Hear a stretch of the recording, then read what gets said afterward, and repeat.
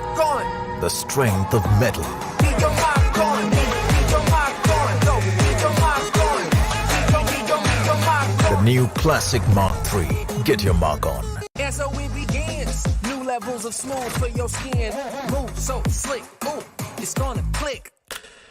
Yo, get your mic on. Yo, get your mic on. Yo, get your mic on. Yo, get your mic on. Get your mic on. The exciting new Mark III grooming range. Get your mark on. The power of steel. Get your mic on. Get your mic on. The strength of metal. Get your mic on. Get your mic on. Yo, get your mic on.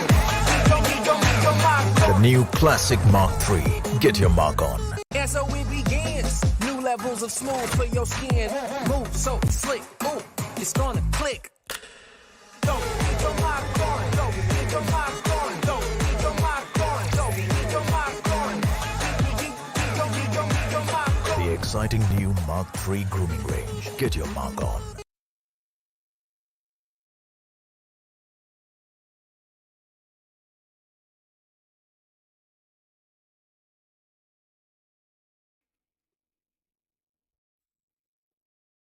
Intense action. Another day, 6 maps, 16 teams. A lot at stake, a lot of points to be earned, and a lot of teams yet to be, pop off and get on top of that table. Welcome, ladies and gentlemen, to Gillette 7Sea Invitational by Skyesports. This is me, as alongside with Sam, once again here to take you through the day for now. I mean, Dash is going to be joining us later, but Sam, before we even head on to the matches, are you okay, fam? I mean, after yesterday's matches, it's gotta be, a lot of excitement, and it unsurprisingly, Enigma once again pulling it off twice at the end of the day.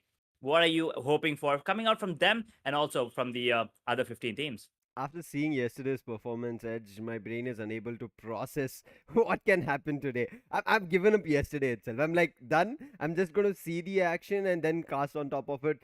Other than that, if I put my brain through another hell show over there, what teams are putting us through, I think my brain is going to be giving up, and you might be seeing me completely dumbfounded and sitting like this. And I don't want that happening on the desk. True.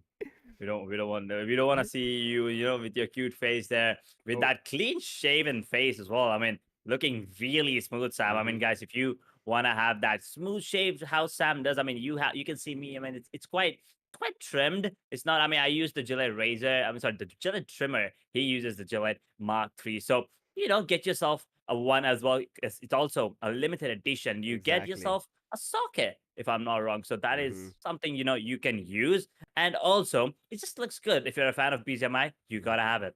Exactly. That's something to flex, and especially limited edition. Who does not want something, not, I would say, in the wardrobe, but to flex when you're walking around with your phone, when you're talking, and everybody starts questioning you, how did you get that? And you can let them know it's a limited edition that you were able to grab your hands on. And as we were talking about, it's going to be, I would say, limited stocks that will be available. But right now, the format of the tournament, how the journey was and is going to be in front of your screens. We started off with the semi-finals, which was from 25th to 29th. There was a break on 28th because it was the Monday, and teams got a chance to play 16 matches each, but there were 24 teams. But now, in the grand finals, we just have 16. These are the finalists. We will be talking about the team specifically. We are done with day 1. That was on the 30th. 31st is today. Day 2 is going to be starting off. Again, nothing specific that we are going to be expecting or talking about today, because again, just like we saw on day 1, something exceptional and new can happen. It can happen on day 2 as well. It can. I mean, we're only done with 1. We still have 4 more beautiful days left. And, this is what they're playing for. 20 huge thousand US dollars. The first team walking away with 8,000 of that. Second place winner, they'll still take home a, massive chunk of 4,000 US dollars. Third place team, they'll be going away with 1,500 US dollars. And fourth to 8th, they'll be going home with 700 US dollars in their bank account.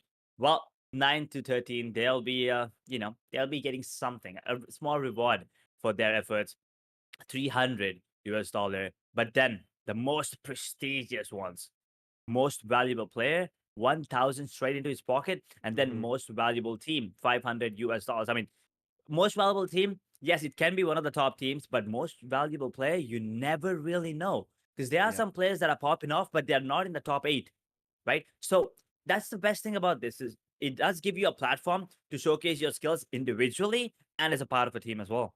Exactly. It's going to be giving you all the chances, and uh, we talk about it, right? Just one specific instance that a player needs or a team needs. They just need a small mistake to be done from these various other finalists that we are having. They will get the chance, but it is not when they expect it. When they expect it the least is when they'll be getting the opening, and I'm looking forward to how these teams will be converting because it's not going to be an easy journey from here on. How tough day one was, it's going to be even more nerve wracking on day two. Starting off, we have the grand finalists and the team details in front of your screens. It's going to be Godlike Esports. We know it's going to be starting off with their IGL Clutchkar. He has been brilliant yesterday. Neo, Zigol, Jonathan, S Power, and as well as Ghatak. Very reliable team, and especially after they're showing their performance from day one of grand finals, I mean, I'm pretty sure the fans out there are having high hopes. Same goes for Soul. There is not complete domination, but they're putting up points on their board. It's going to be consisting of Akshat, Omega, Goblin, Hector, player 5 and player 6, whose names right as now maybe we all don't know, but eventually we will get to know. But right now, talking about SKYLIGHTZ, this team put up a dominant show at the end of the semi-finals. Consists of Somraj Pukar, Vexi, Gamla Boy, and the others, and it did miss out on the other team nonetheless. But right now, you're seeing the next 4 finalists in front of your screen, which is going to be 7C, Revenant, OR, and CHEMIN. I mean, 70 once again, they're putting up some decent performances, throughout the entire journey. It's gonna be Aladdin, Prince, and I mean everyone else. I mean, first things first, Prince was doing a really good job. Then Aladdin, surviving till the end as well. Sarang, Spray God, Savitar, and Ranjit as well. Revenant Esports, Encore, Top Dog, Paradox, Square, Austin, Abotics, new player as well. OR Esports, well, Jelly, the IGL, we heard from him yesterday. Aru, Aditya Atanki, one of the top contenders for that MVP, Player 8, and Anto. Welcome in Esports. I mean, Destro, Delta, Justin, Robin, dope new player. I mean, I have no words Mm-hmm. to describe them because they're just absolutely phenomenal. Everybody's right now phenomenal. Same goes to the next set of team, which is going to be Enigma, Hyderabad, HYDRAS, Team 8 Pit, and Enigma Galaxy. Consists from Enigma's end after getting 2 chicken dinners, Rex, Ege, Evo, Idli, Avi, Viru, and to represent his team itself, it's Enigma Gaming. But now, Hyderabad HYDRAS have Ace Black Carry, Manti Striker, and Maxi OP.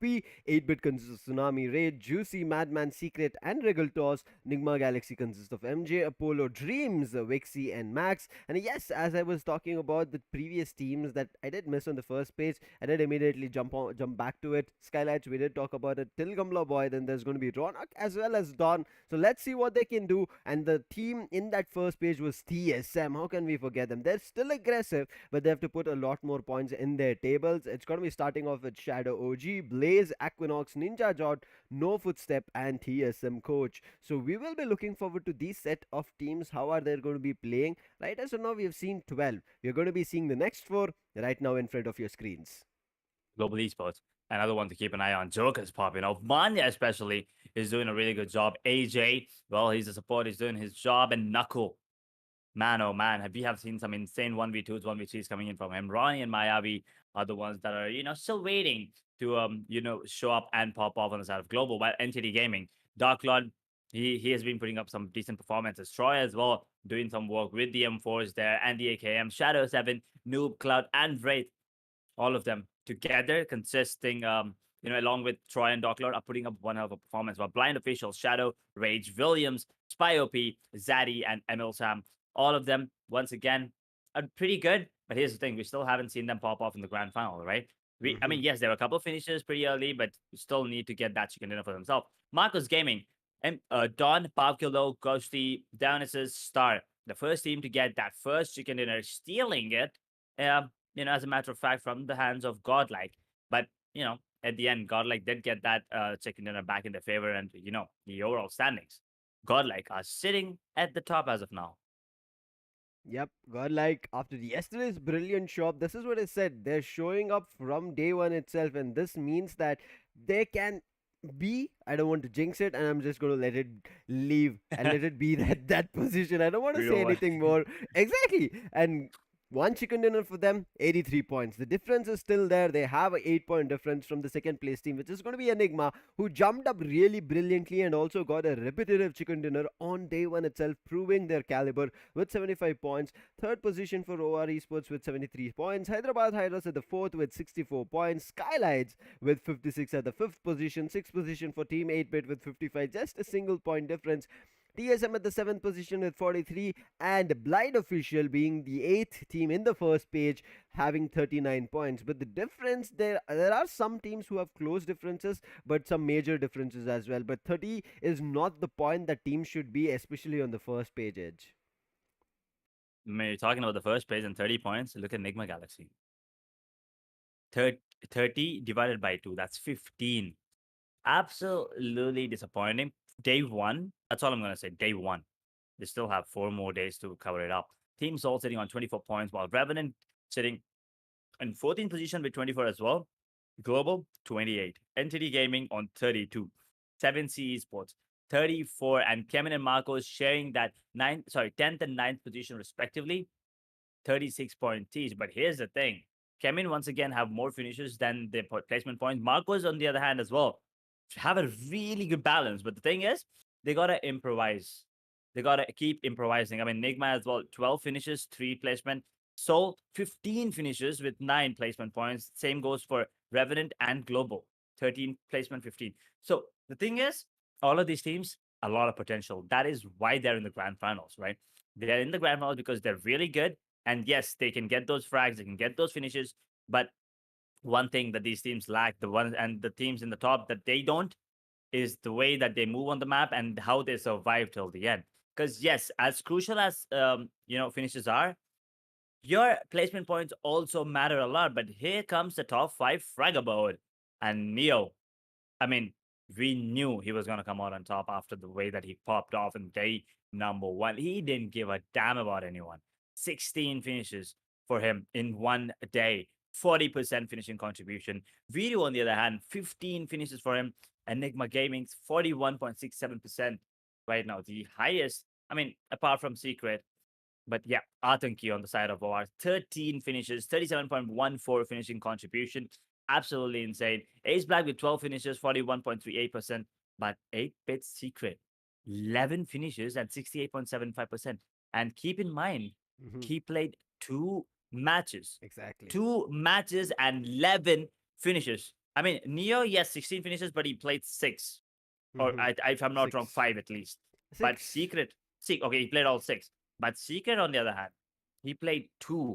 Imagine what would have happened if he played all 6. I mean, there's no stopping this guy. I mean, at least in those 2 matches. So I'm hoping to see him from match number 1 today. But let's see if, I mean, as I said, some teams, they do have the 5 and 6 player coming in as well. It's all about the resting. You got to make sure that everyone's well prepared, everyone's well rested, and also there's enough confidence in that particular pair, because it's all about the points, and you cannot let the other team slip away with the lead. You don't want to, but also I want to put up 1-point edge that Secret did. It's gonna be 9 or 8 finishes in a single match, and then is what you're seeing, a total of 11. So he has done exceptional in one single matchup itself. In the next match also, he got close to 4 finishes, so that is really good. But now it's all about the schedule we were waiting for. It was going to be starting off on Erangel, the classic matchup, not much to talk about, but we will be talking about the teams of what they'll be doing. But then it's Miramar again, Erangel, Miramar, and then there's a twister which comes in between, is going to be Sanhok. And yesterday's twister got Enigma the victory, and Enigma, I would say that was a huge confidence booster for them. They capitalized after that victory immediately in the next match. That rarely happens, Edge. Every time that we see any team getting a chicken dinner and then they get down to the next matchup to play, whether it's Miramar or Erangel, whatever the map may be, they get eliminated very early on. But Enigma, back-to-back chicken dinners. That's the point to see about. And if you're making use of a twister like that, I think teams can actually pull off the same thing that Enigma did yesterday.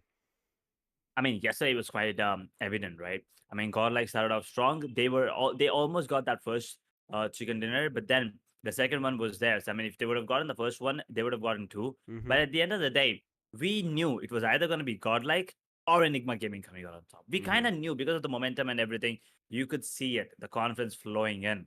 But okay, we have a new stat coming in. Mm. Map chance on the map of Erangel. So Hyderabad Hydras, let's talk about them for a second because they have a really good chance of getting 11 placement points and 7 kills. I mean, this is stats, guys. It's just a Mm-hmm. stats, not a prediction. It's just a statistical, chart that you have. But here's the thing: 11. So Hyderabad Hydras. I mean, if stats don't lie, are the clear favorites here, Sam? Exactly, that's what we are seeing. Hyderabad Hydras, even in semi-finals, we talked about them that they were not performing on day one, but then they started showing us in the end of the day one itself that telling us that we are not out of the game. It was just that we were getting accustomed to it, and now Hyderabad Hydras that are accustomed, they might not be on the top, but they're still in the top of the, I would say, the first page. So that proves us they're doing a lot. Enigma already on the top, especially as we talked about it. OR, very good competition that they were putting up, but it did not work out that they could maintain their lead and stay in the top position at the end of the day. 7C, you can see how crucial they are in terms of, I would say, I would say pushing them towards the placement points rather than the finishes. But then you saw Godlike.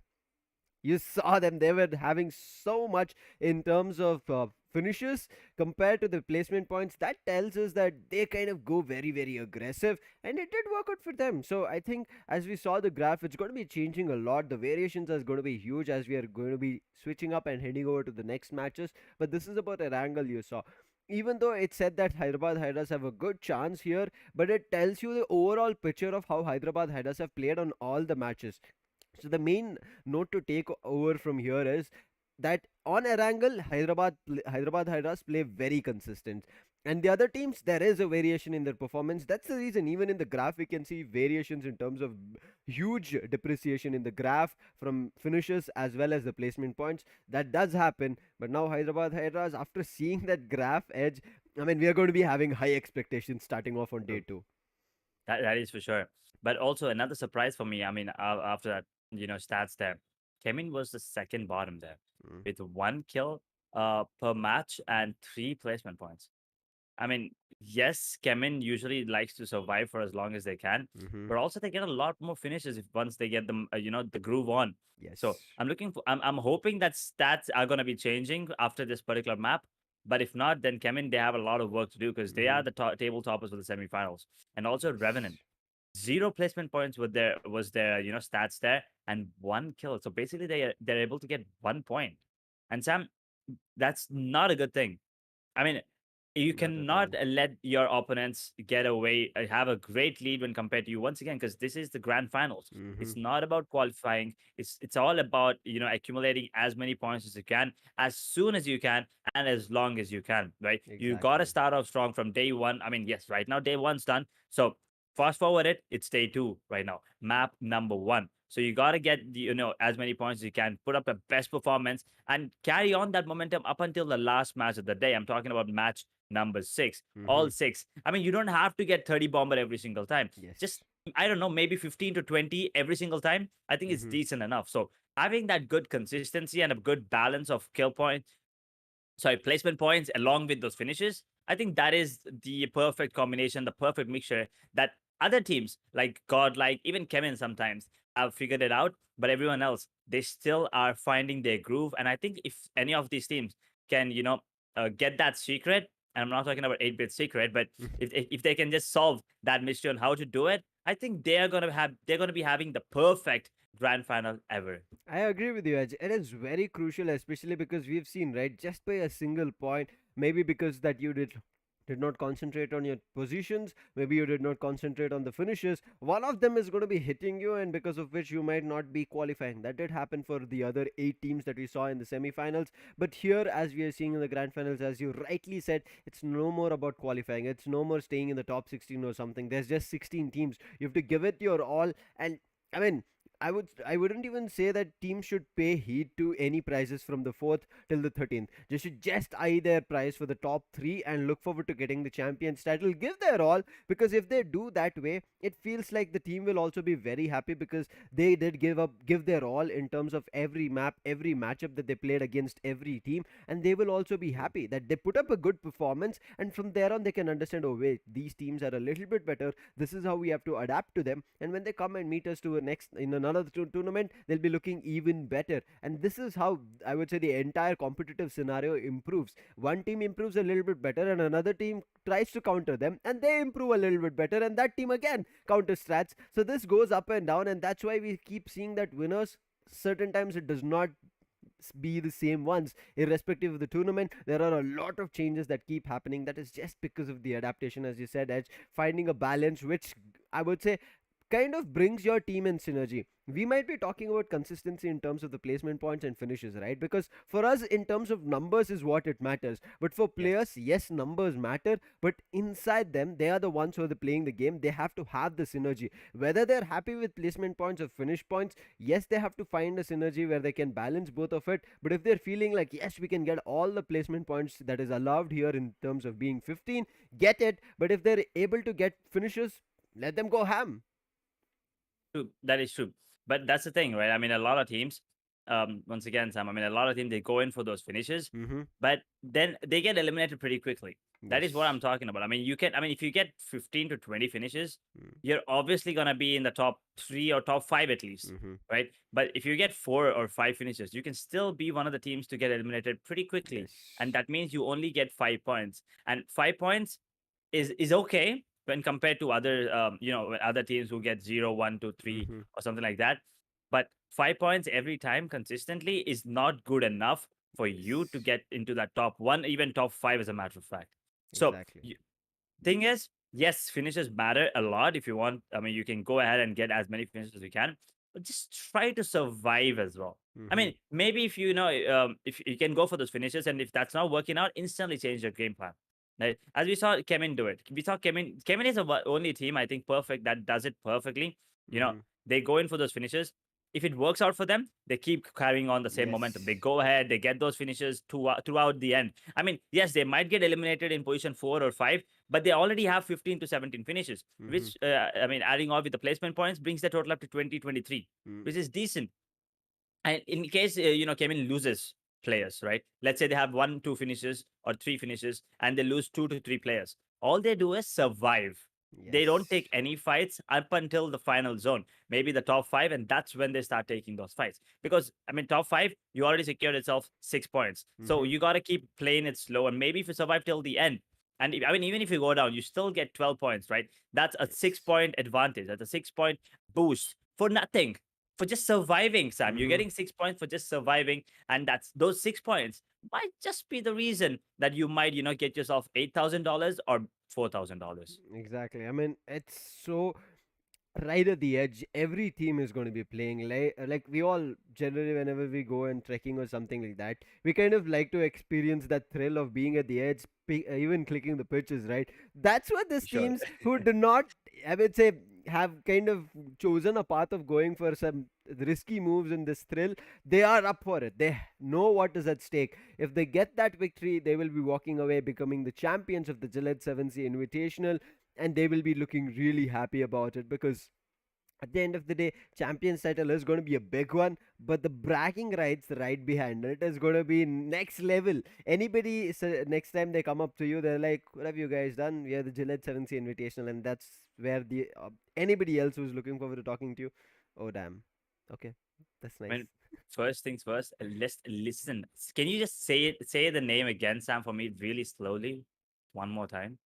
Just Okay, say it. Say it. it's a Gillette 7C Invitational Champions. Invitational, right? The keyword. Exactly. You were invited. That tells you how good you are. And now all the teams, let's take a look at how good their player cams are, and also the boot cams of Team Solomed. Absolutely beautiful. Actually, excited with Hydras, my bad. But absolutely stunning performances coming in from everyone yesterday. I mean, apart from the ones that are at the bottom of the scorecard, everyone else are looking really, really strong. Hmm. HYDRAS as well, you could see it, right? They were doing a really good job at the end of the day, but can they keep up the same momentum and keep up the same pace that they had yesterday? CHEMIN are still yet to pop off, but Sam, once they start getting those finishes, they never stop. Exactly. None of them are going to be stopping. But right now, it's time to start off day two's match one. It's going to be match seven. I would say adding on yesterday's matches. But for you viewers to get your mark on moments, head over to Gillette and check their Mark III limited edition razors. That's going to be giving you the smooth shave that you want and the smooth saves that these teams are going to be pulling off, because you saw their game faces on. They were ready and concentrated. The flight path right now, it's going to be from Novo heading over, splitting and cutting between shooting range as well as Severny. The drops have already started from all the teams, and we will be seeing where there is going to be a drop clash. Drop clash has been some is a consistent thing that you have been seen throughout day one. So I'll be looking forward to if it is going to be happening today as well.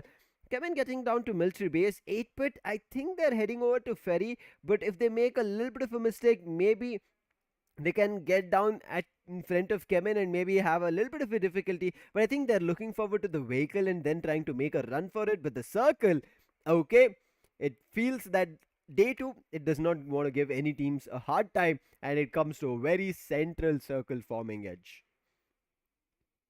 That's a beautiful circle. Pretty default, but I'll take it.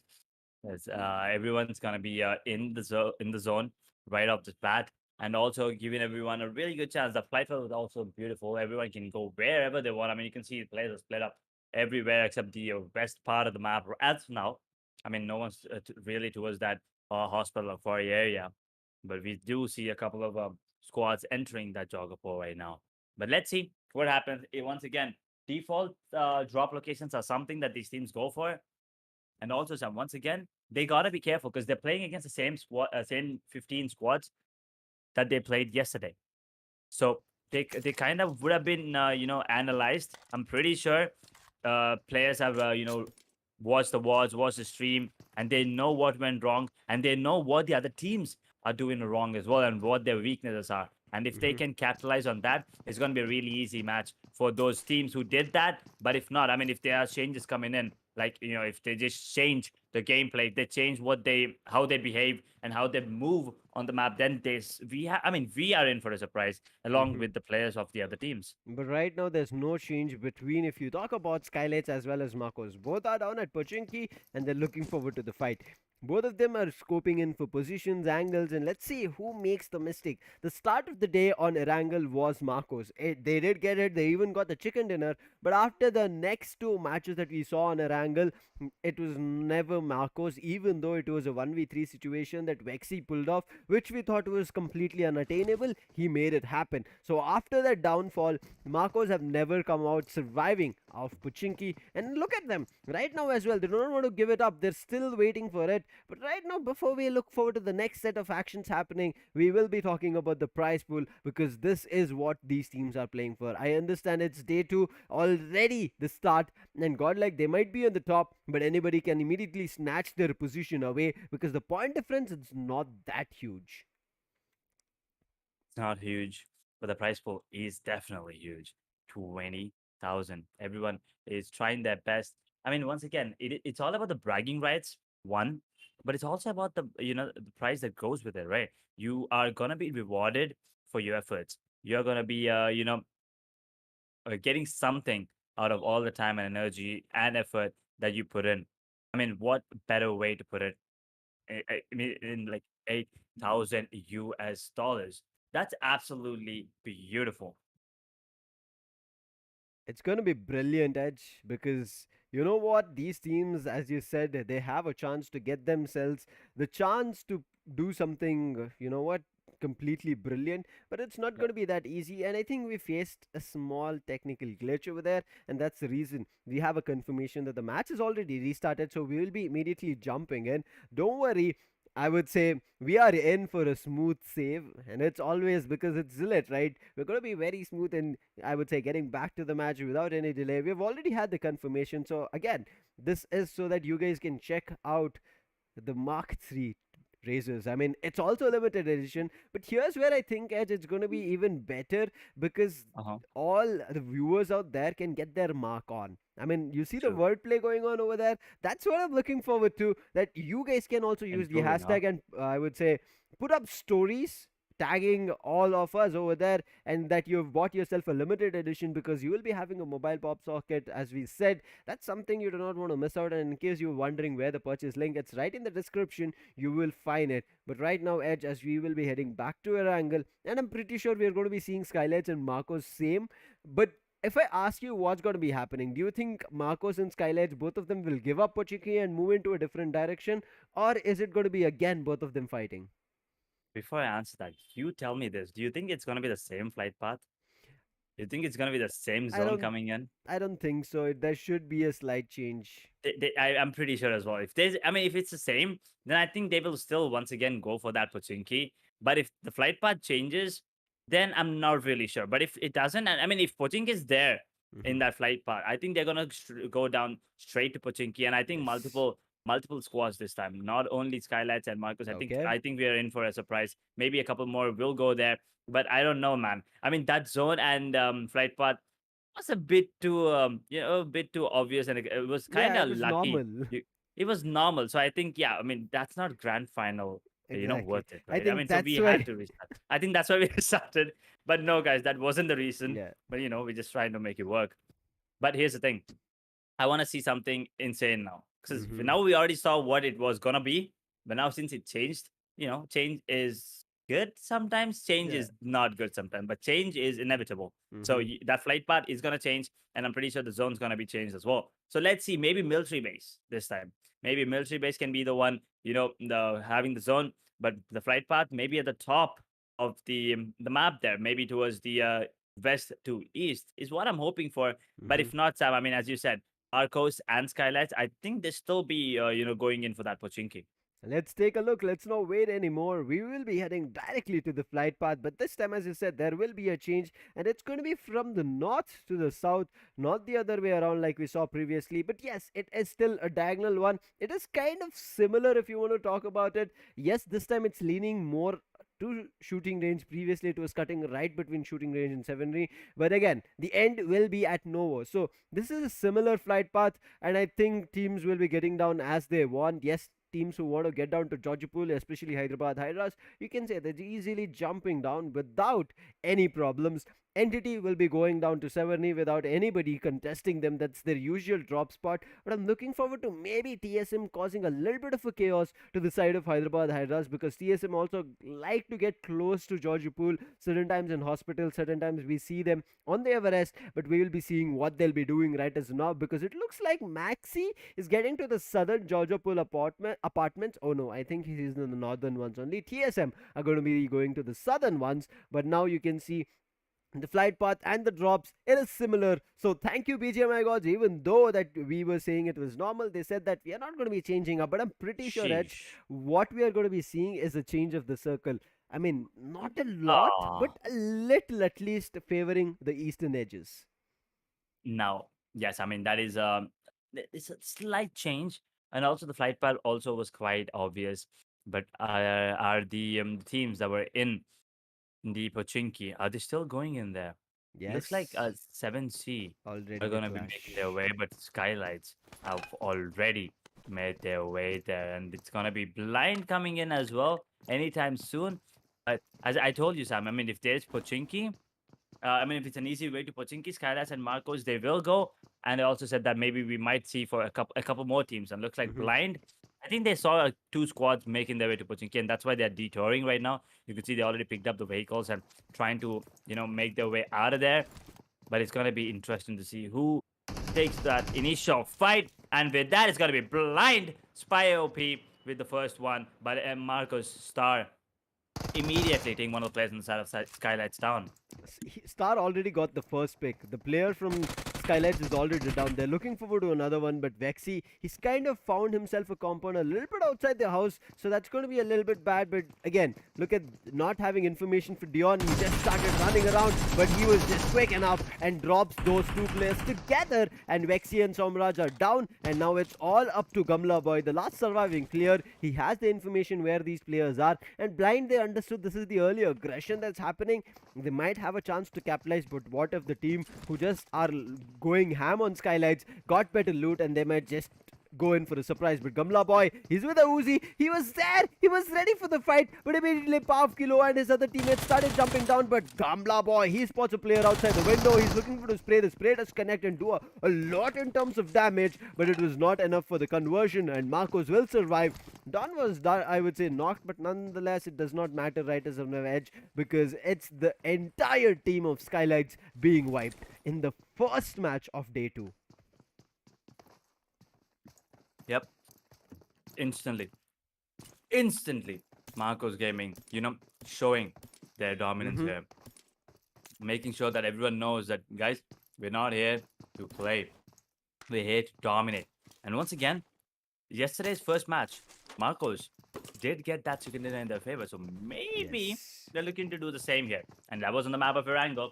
This was on the map of Erangel as well. So I'm hoping. But here's the thing, once again, Sam. I mean, on the other... on one of the maps, I believe, Marcos and SKYLIGHTZ did go head-to-head again, and SKYLIGHTZ did go down to Marcos, but then Marcos instantly went down with 4 finishes. So I'm hoping it's not one of those matches, but Marcos, I want to see that, I want to see this momentum carrying on, because they need to work their way to the, top of the scoreboard. But the question is, where are CHEMIN, where are GODLIKE, and what is ENIGMA Gaming doing? We will be seeing, and we'll be taking a look at what they're doing. But Marcos, they'll be so happy that they have the entire compound of Pochinki for themselves, that they will be reigning stronger.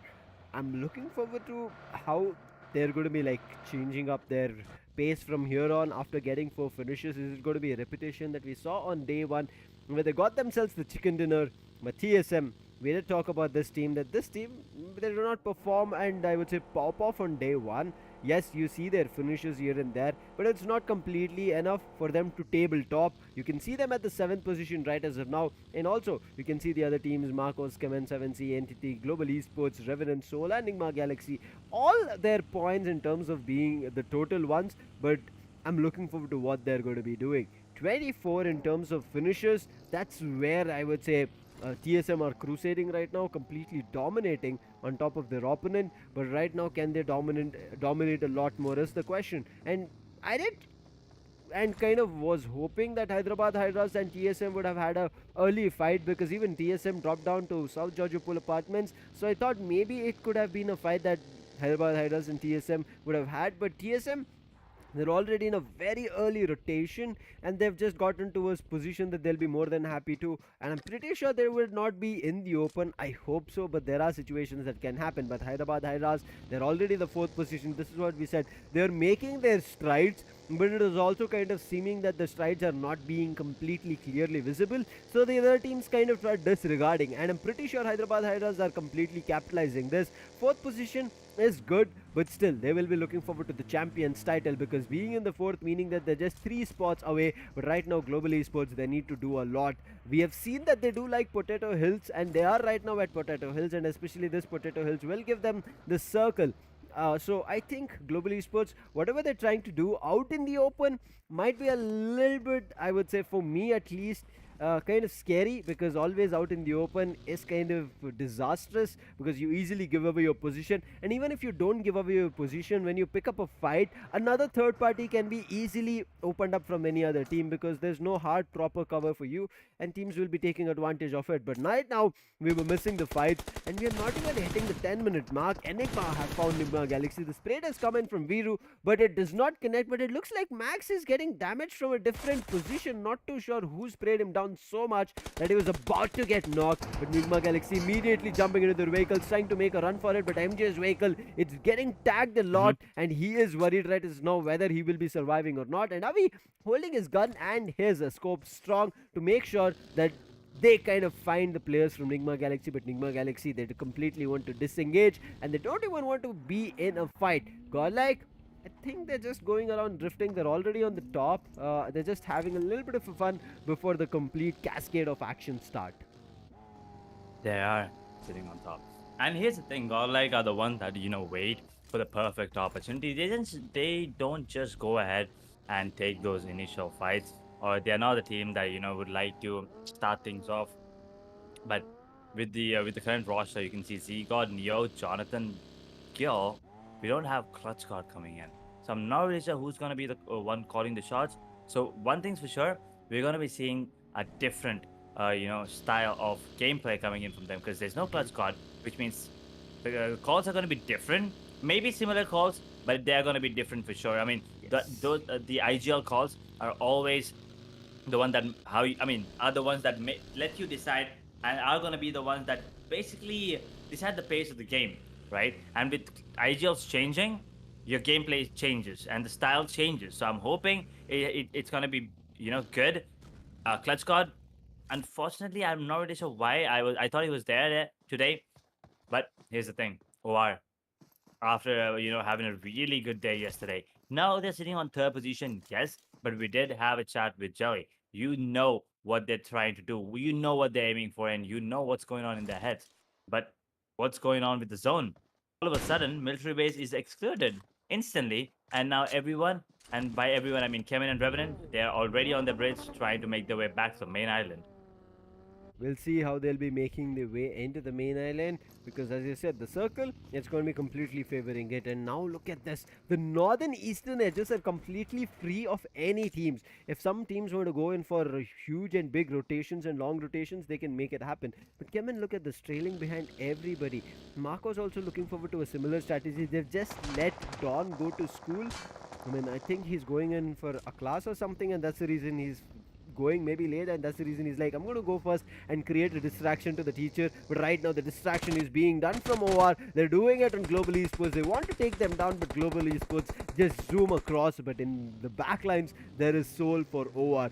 So OR need to be worried about not just the position that they are in, but they are also relaying their information. But in the meantime, Enigma, they've already started off. Hyderabad HYDRAS is going to be the team that they've spotted. But look at this OR, they're still pushing up. They're getting closer and closer to Global Esports. They want to pick this fight, but Global Esports, they do not want to stop. They do not want to hit the brakes, and they're just running. Aditya, in the meantime, this is what I said. He is close to Soul, but it looks like OR, they've taken a decision, not the entire team, but Aditya himself. He's taken the responsibility to fight with Soul, but if he does it, you know what's going to be happening, Edge. There are two players. They can immediately hold him down to a crossfire, but Omega, he's reading it. Omega saw him, and immediately Omega moved away. He's just making his vehicle and trying to, I would say, swiggle his way out, but he does it, but also receives a lot in terms of damage. And Aditya, he set his crosses over there with his red dot and trying to figure a way to completely eliminate him, but Omega gets a dip for himself and immediately gets down. And then you can see it's Goblin who has been spotted from Jelly, and right now the I would say sights that OR are set on Global Esports has turned to Soul.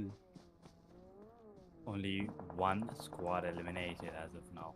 Still, I mean, that was all thanks to Marcos Gaming. Everyone else, well, still trying to figure it out, trying to find a way to take players down. And look at it, Aditya coming out in style, but going out in vain as of now. But Akshat, he has to go back to safety. He has no one to support him as of now. Just Hector and so everyone else. Where are they?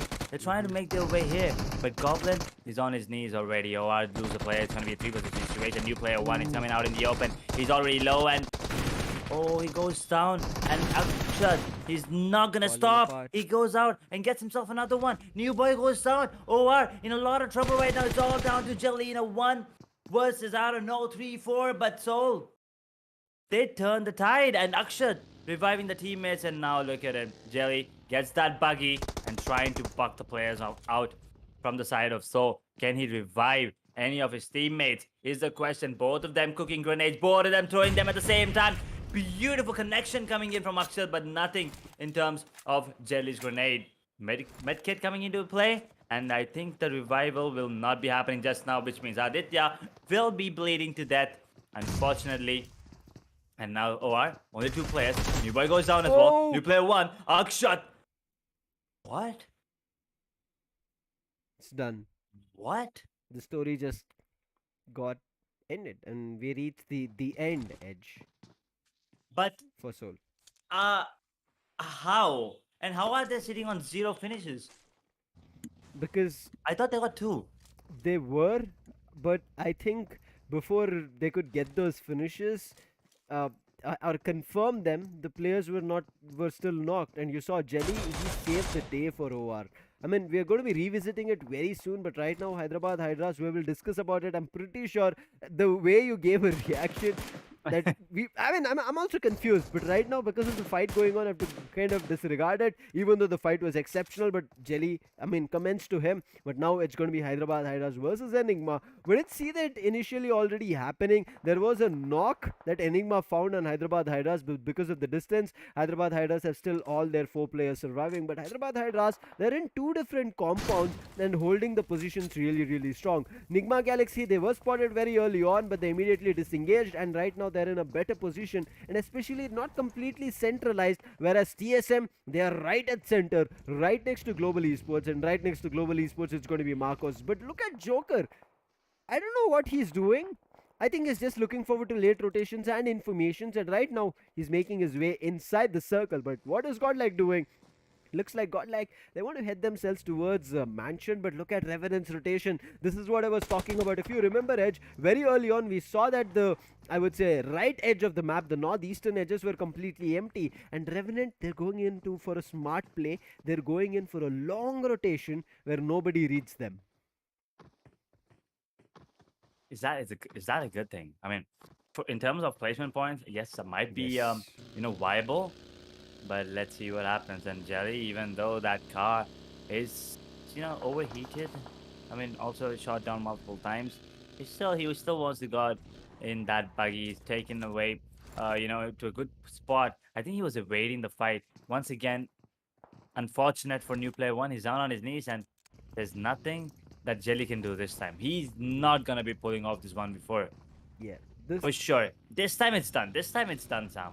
I agree with you. This is going to be too tough for Jelly to do anything, and that's the reason he's just making a run for. He's understood it's not going to Yes. be happening. But Entity, they start finding players from CHEMIN, and Destro, he's out.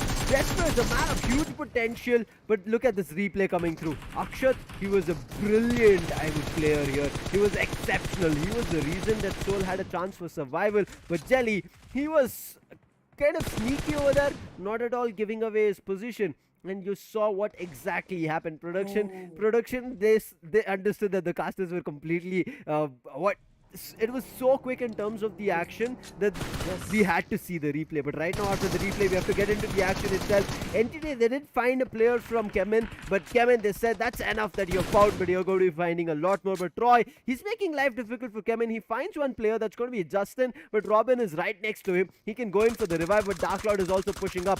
Troy, your health is very low. You just have one first aid kit. He has to patch himself up, but he's committing for a push, and I think Troy might get knocked in the play zone. I'm not too sure. Oh, he barely manages to survive. But right now, Robin unfortunately eliminates Dark Lord, and Dark Lord was not in a good position where Troy could have covered him up. And now it's all up to Troy, the last surviving player. There is Shadow, who is about to just bleed off and die, and Troy is just pushing up. Troy, he needs to go in for that revive, otherwise he'll just lose another player. And in the meantime, CHEMIN, they've also found a revival on the player who was down, that was Justin, and it's back to a 2v2.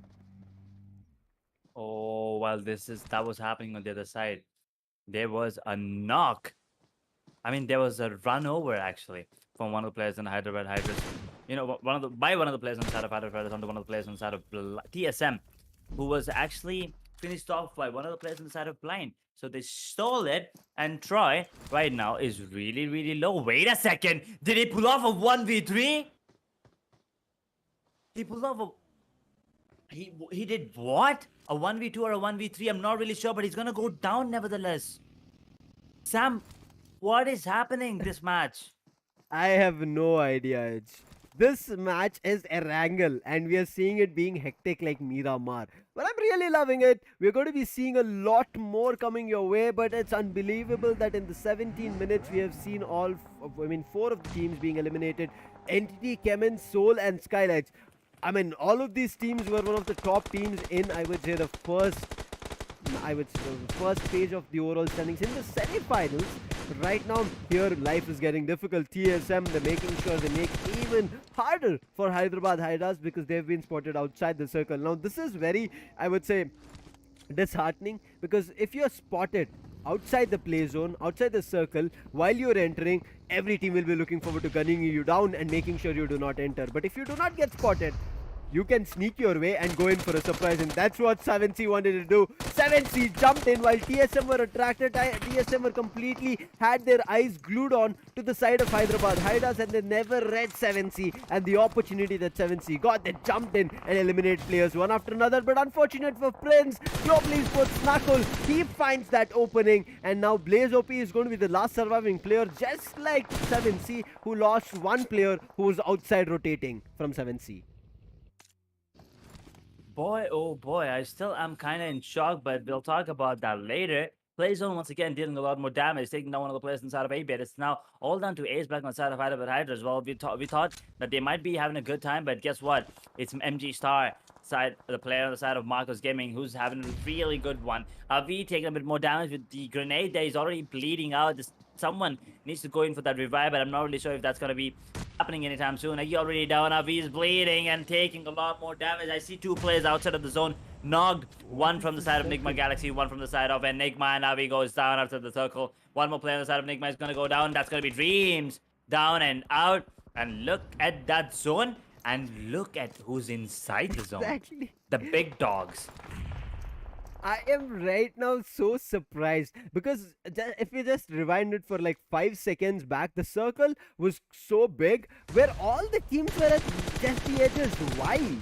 I have that question, I would say, lingering in my mind, that why were the teams completely at the edges rather than trying to make their way in? And look at this, Godlike, now they're going to be having a one hell of a show that they will be trying to gatekeep every team who wants to enter. 7C, they are kind of coming in between a difficulty because there is another team, Sarang, who had just gone down. The revive has been kicked in for him, so he'll be surviving. Marcos on the other end, finding the last player from OR. That's going to be the end for OR as Jelly falls apart with 4 finishes for the team. A brilliant try coming in from OR, but the timing was a little bit off. But now Enigma, they're coming under difficulties. Yesterday's, I would say, 2 back-to-back chicken dinners did work, but today it's not looking like they are in the race because there are grenades being exchanged, and Enigma, I guess they have the last surviving player who's going to be Evo. He's getting hit with a play zone damage, but is still looking forward to doing the damage. But look at this, Max makes the right decision. He understands that there is no way that he can save his players. Picks the buggy, even though the buggy is completely, I would say, gone. He will be able to get that buggy and make his way in. But in the meantime, Evo, look at him. He's just wrapping up those finishes that he can and also patching himself up. I just hope he does not go down to the play zone. He is patching himself up, going to the next clear, grabbing a little more loot, and again looking forward to heading his way inside the circle. But look at what Max is doing.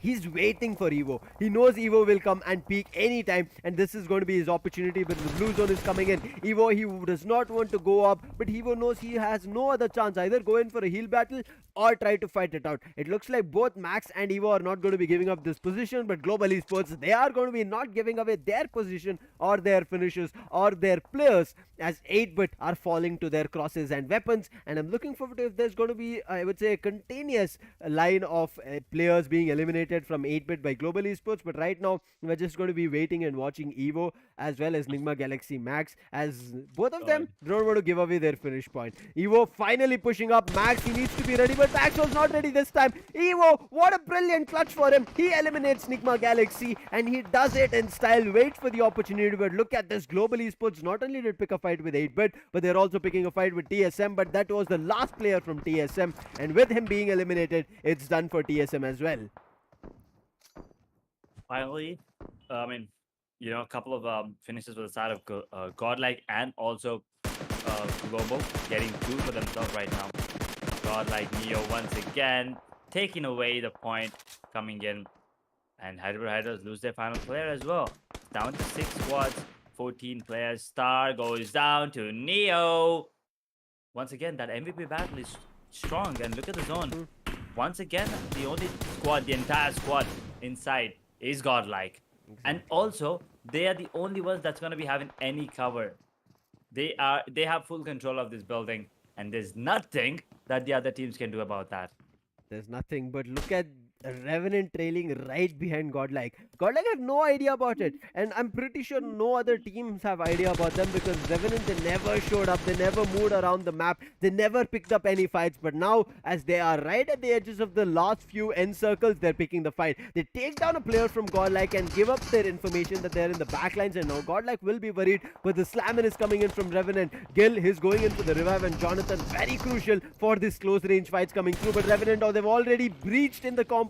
They're already inside the house. They're going to be making life difficult. But Paradox, he falls to Gil, and Gil is looking forward to a lot more. Gil maybe even looking forward to a finish, but Gil, he immediately understands that the house he had already seen the players from, there should be a lot more coming in. A grenade comes in from Z, got it, connection Kiowa. Jonathan is just waiting with his UMP. It looks like he's making his move. Top Dog is ready along with his other two players, but Austin Botex falls to Jonathan. Now the last surviving player, the grenade is in. The grenade should be finding one, and Top Dog, what can he do? He's trying to rain down grenades, but this push coming in from Revenant did not work at all, and it's going to be Neo finishing it off. And as you said, the MVP is still going strong. Boy, oh boy. I mean, while all this happening, the play zone took down the last surviving player on the side of Marcos. How about Revenant? Man, oh man. That was supposed to be their fight. They came in strong, but once again, the building and the positioning and the utility. The grenade, barrage there coming in was absolutely beautiful. And Jill, once again, just finishing off the player on the side of 17. Easy. It's easy now for God. Like you can see, I told you, right? They take it slow, and that's what they're doing. Now they're up to 8, maybe even 9, because even Gil, he doesn't want to stop. He wants to get that 4th one. 2 players on the side of 8-bit, 2 players on the side of Global Esports, but there's 4 on the side of Godlike, and Joe with that mini 14, I believe that is in his hand, is absolutely popping off. Knuckle steals that finish, and 8-bit Madman is like, you know what, if you do that to my teammate with a grenade, I can do the same to your goddamn teammate with another grenade.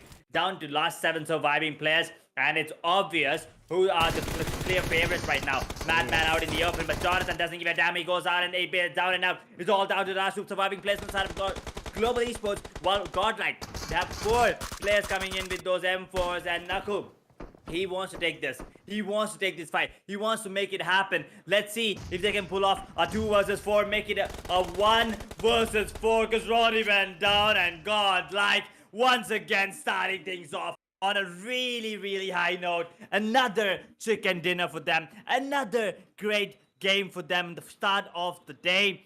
Absolutely beautiful performance. A bit of luck coming into play there. Thanks to BGMI guys, the play zone. But guys, Godlike, they are now a force to be reckoned with.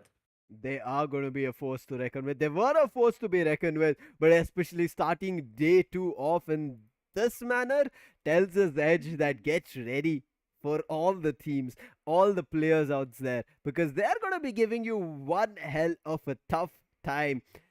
But what a play coming in from Godlike. I mean, I'm going to be pretty sure saying the mark moment that we see at the end of the day, that was between Revenant as well as Godlike.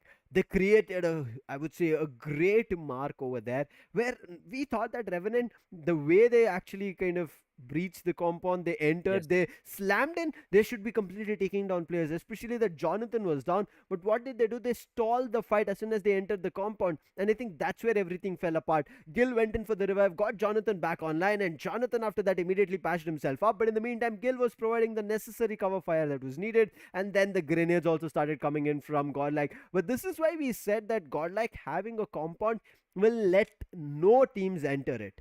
That's what happened. Just imagine when Godlike were there was 8-bit, there was 7C, there was Global Esports. These 3 teams could have also entered, but Godlike kept raining on them. They kept shooting on them because of his Global Esports, 8-bit as well as 7C never even thought about entering the circle, and they were just fighting outside the edges of the circle. And Godlike, when this push came in from Revenant, they were able to easily manage themselves to pick this fight with Revenant rather than anybody else, and they were completely paying attention to Revenant, and that's the reason everything worked in the favor for Team Godlike. But this fight, Godlike had 0 finishes, Edge. When we saw, they were always at the center of the circle, moving around the compounds, getting themselves to a better position. But when the 6th circle formed, they fought with 7 to 8 different teams, and right now they have 11 or 12 finishes in total. Damn, especially to make it from 6th and 7th circle to get to those number of finishes tells you what Godlike were packing in terms of the heat. But right now, I'm pretty sure even our viewers want to witness the action that happened again once more. But it all started here where Marcos as well as SKYLIGHTZ fought out, but it was unfortunate that SKYLIGHTZ, they started losing players one after another, and it started from Star eliminating a player. But look at this, Akshat was kind of the savior. He did so much damage. He started eliminating so many players. Even though his teammates were getting knocked one after another, he was providing cover from various different directions. But Jelly was the surprise. He came in out of nowhere, and Akshat could not read that, and Akshat was not ready for the fight. And while Akshat was coming back, OR Jelly finished him off. I mean, here's the thing. Here's the thing that happened there. OR Jelly was using hip fire, and the player on the side of Soul, he was using ADS. That is where things went wrong. But look at him, Carry just ran over a player. But that finish was stolen by one of the players on the side of a blind. I believe Shadow took it. But that was the the start of the fall for the players of HYDRAS. Look at this, TSM. We're all over them, right? They did lose one player at the start, but after that, it was a downfall for HYDRAS, and also TSM were caught off guard. Not really sure what they were doing there, but whatever it was, 7C had their number, and ENIGMA. Well, it looked like it was their game as well, but unfortunately, their positioning was just not great this time. Going outside of the zone and not losing the players there. Unfortunate for that. Unfortunate for them, but as you said, Evo at the end coming out in the open and trying to get that finish was absolutely beautiful to watch. On the one of the players on side of NIGMA, if I'm not wrong, this one on the to MJ and Max later on was beautiful. Yeah, this one onto Max was just too clean. But here's the thing, he did go down to the play zone at the end, unfortunately. But I mean, if you take a look at the zone right now, Sam, Godlike were always in it, thanks to BGMI gods. Thanks to BGMI gods, thanks to the strategy, thanks to the planning, because we know Godlike for being a team who completely rush from the start. But this time they thought that let's wait for the fights to come to us and we'll just look forward to the center holes coming through, and that's how they worked. And look at this, Jonathan, precise spray, even though Austin Botex connected the bullets, but it was Jonathan that Austin Botex could not dodge his spray, and that started to be the end for Revenant, and they were completely wiped out. Clean and crisp. It was, I would say, less than 30 seconds we saw Revenant completely being eliminated. That's how clean and strategic was the finish and elimination coming in from Godlike. But look at this, grenades being rained between Godlike as well as Global Esports. They were exchanging the blows, but then Godlike said enough is enough. You've had fun for a long time. We've let you fight against each other. Right now we are going to be finishing you off. Grenades just completely rained on Global Esports as well as 8-Bit, and starting off really strong. Not a 30 bomber, but as I said, 11 or 12. It's going to be 11 finishes as a confirmation for me as well, and a total of 26 points for Godlike. Global, not far away. Yes, it's not a 20 point that they have, but 5 finishes and 17 points, meaning that Global also want to make their mark. But look at this 8-Bit with just one finish. Because of the placement, because of the position they got eliminated, they get 10 free placement points. That's what you do. That's what you do when you lose your players, right? You survive for as long as you can, sneak your way to the top. But I mean, 7C, 3 finishes, 11 total points. Marcos, on the other hand, once again, started off really strong. Just couldn't keep up with the same momentum. Only have 4 placement points, bringing the total up to 11. Revenant Esports, they should have gotten those finishes onto the players of Godlike. But here's the thing, I don't know if people noticed this, but Top Dog actually took down his own teammate with the grenade. What? Paradox went down there in that fight between Godlike and Revenant, by the way. Ooh. It was that crucial fight, that pivotal moment, and Top Dog took down his own teammate. Unfortunately for them, they're sitting on 9 points. Enigma sitting on 5. NIGMA also sitting on 5. OR Esports, I mean, 5 as well for them. Blind sitting on 4. TSM, NTT, CHEMIN all sitting on 3. HYDRAS, no finishes, but still sitting on 2. Team Soul sitting on 2 finishes. But the one that we did not see coming, SKYLIGHTZ.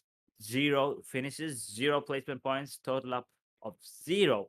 But what does this do to the teams at the top on the overall scorecard is the thing that I'm actually, wondering right now. Because one thing's for sure, Godlike are still going to be sitting on top.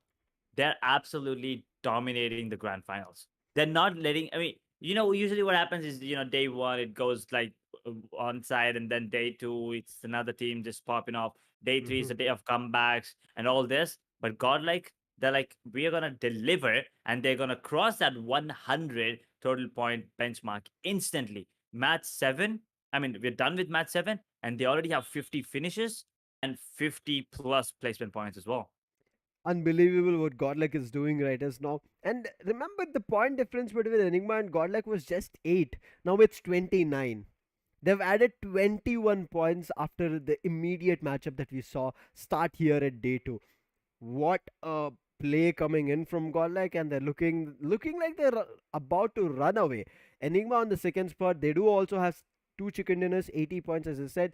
OR will be having 78 at the third position. Fourth position for Hyderabad HYDRAS at 66, clashing with Team 8-Bit with 66 points. But 8-Bit, as we said, they did put up a brilliant performance, not in terms of the finishes, but at least they got the placement points for themselves. And you can see 43 in terms of placement points, highly leaning over there. SKYLIGHTZ, even though they did not get any points, look at them, because of the performances that they put up, they have 56 points and they're still at the sixth spot. Seventh position for Marcos with 47 and TSM with 46, 1 point away from Marcos. But here's where Blind did make their entry. They were in this page, but after this performance, this matchup that we have seen, especially with Marcos making their move and 8-Bit also getting a little bit up, pushing other teams down, Blind have gone down 3 spots.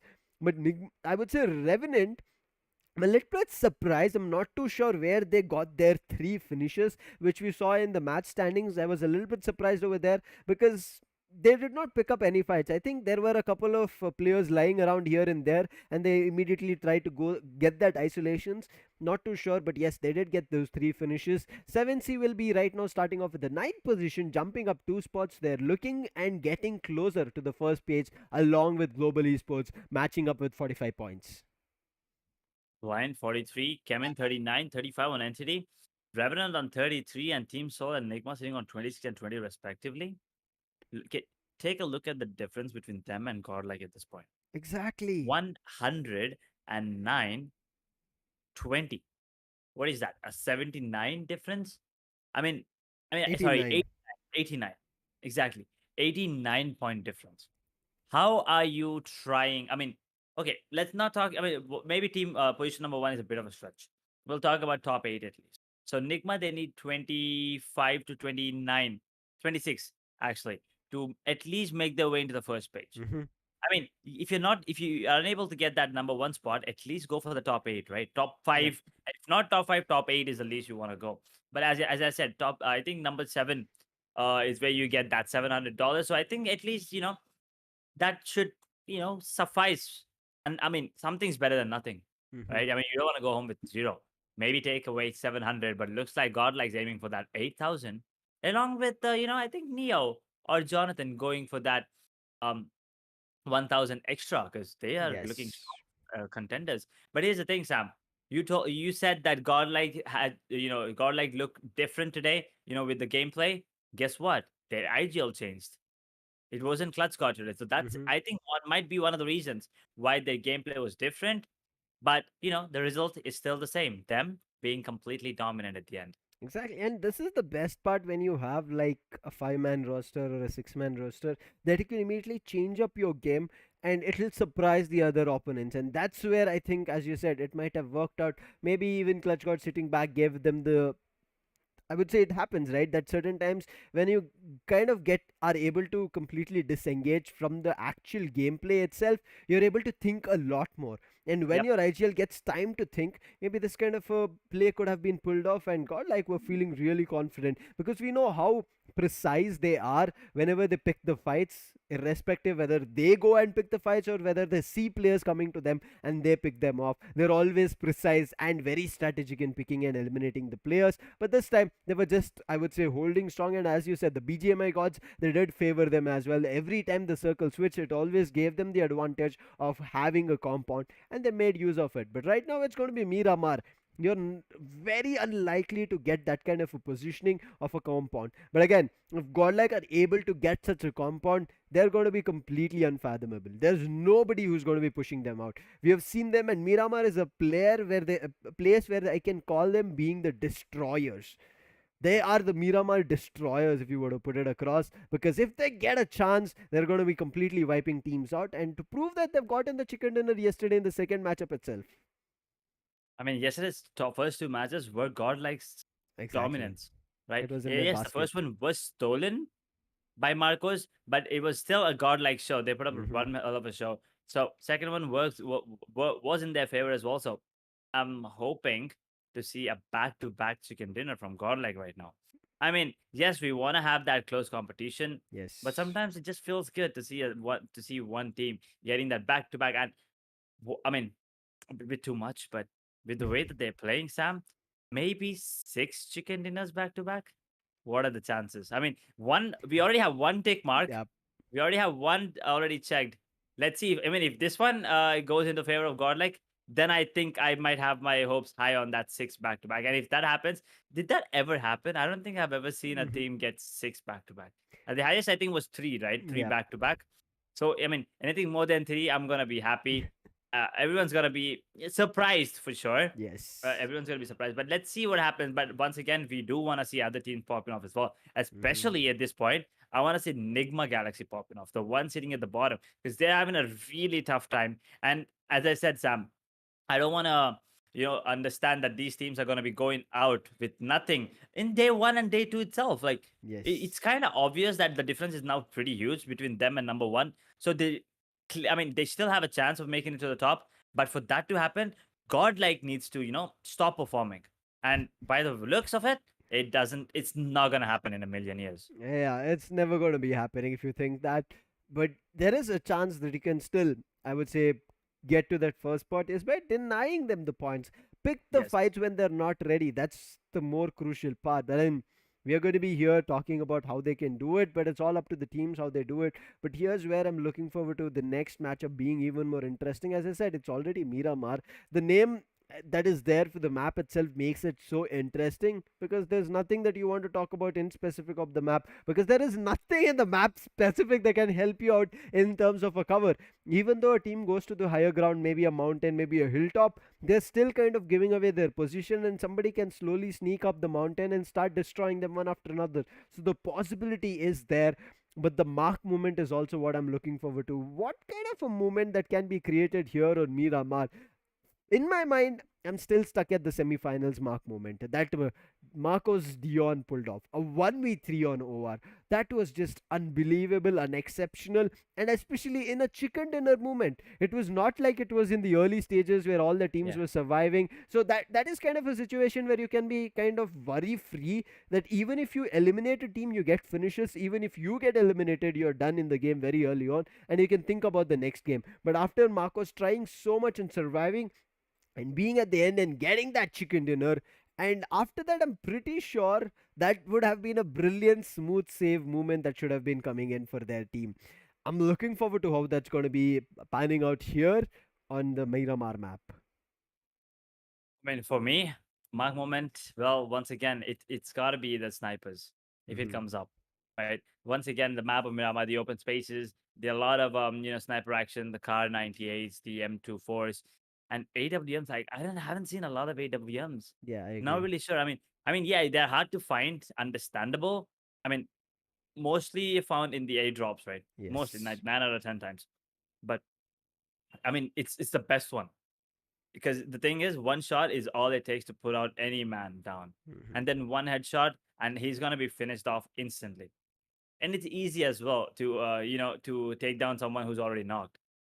So I'm looking Yes. forward to see, and that's gonna be my mark moment if it happens. But once again, Sam, how much do you like? What's the scale on 1 to 10 that you think that Godlike are gonna be taking away this one? And also, what do you think are the chances for the side of Nigma Galaxy to maybe not chicken dinner, but at least in the top three? Mm. I think Godlike they're going performing really well, so that should cascade over here. But we'll be talking about it a lot more as we are heading over to the game phase movement, right? As of now, that these teams are going to be having as the players you're going to be seeing. But as you asked about Nigma Galaxy as well, the probability is there. But again, as I said, to get their game faces on, get those points on, they have to deny points for the teams in the top. Not only Godlike, they have to deny points to Enigma, they have to deny points to OR, they have to deny points to SKYLIGHTZ, they have to deny points to TSM. Every team over there, Hyderabad HYDRAS as well. But what you guys can deny a couple of the other ones out there is by grabbing yourself a Gillette Mark III razor, that too the limited edition with the mobile pop socket for BGMI edition. Get your hands on. The description has the purchase link, and don't forget to tag us as well as with your hashtag get your game face on. But right now the flight path, it is going to be surprising and as well as unfavoring for Ooh. so many teams because it's going to be completely southern favored. It's very highly unlikely, especially in Miramar, to have this kind of a flight path because it's just covering the southern island where generally nobody goes. Very rarely we see teams heading their plays over there, and most of the teams generally either get down to Los Leones and just above it. Very less we see teams getting down to Puerto Paraiso, Valle del Mar, Los Egos, even the prison. I mean, we have seen, I would say, in terms of you put the probability, I've seen teams get more number of times to La Cobreria than to prison. So I don't know what is going to be working out here. And the circle also, what a surprising and Whoa. devastating one. Completely Eastern favored. Los Leones is also, I mean, in the next few circles, I'm pretty sure Yeah. Los Leones is also going to go out. I mean, usually on the map of Miramar, you don't expect to see a lot of water bodies in the zone. Well, here it's almost a 765 to 35 ratio, if you ask me. But that was the shortest flight path ever Yeah. I've seen on the map of Miramar. And you can see there's no one on the top half of the map. I mean, they're making their way now, SKYLIGHTZ, and I believe Revenant's trying to, make their way there as well. But as soon as SKYLIGHTZ understand that the zone is not in their favor, I think they're going to take that long route and the long rotation to El Hazar because that's where they want to make their way because that's the only place in the zone right now that's kind of empty, right? Junkyard's going to be occupied as well. So let's see how these teams are going to be approaching this one because I mean, Sam, as surprising as it may be, this gives out now this thing is going to tell us how creative the teams are going to be, and you can see already Godlike trying to make their way towards, I don't know, San Martin, or maybe they're trying to go towards water treatment or whatever it is. They want to get that loot in them, in their inventory, and also they got to be careful because once they're done, and Pukar has to be careful as well. Okay, um, unfortunate crash landing, but as I was saying, while I was talking, I already see a finish. Was that a Okay. finish? I That I was a think finish. so. Yes, TSM have a finish, and I think they spotted a player who was isolated, and they took advantage of it. And who was that team is what I'm looking forward to. But right now, looking at Blind's perspective, This they've was not lost global. anybody. But look at this, Ninja Jot can be isolated. I'm not too sure if Rage spotted him over their edge. If Rage did, he can go for an isolated fight and pick that player off. But look at this Shadow OG. He's coming up close. He's looking forward to eliminating Rage, and Rage has no idea about it. And everybody from TSM are moving Oh in one after no! another. Rage, he's going to be caught. I mean, he might come into a Rage movement, but with so many players out, especially circling him, it's going to be very difficult for Rage to make his way out. There's no one from the side of Blind even close to him.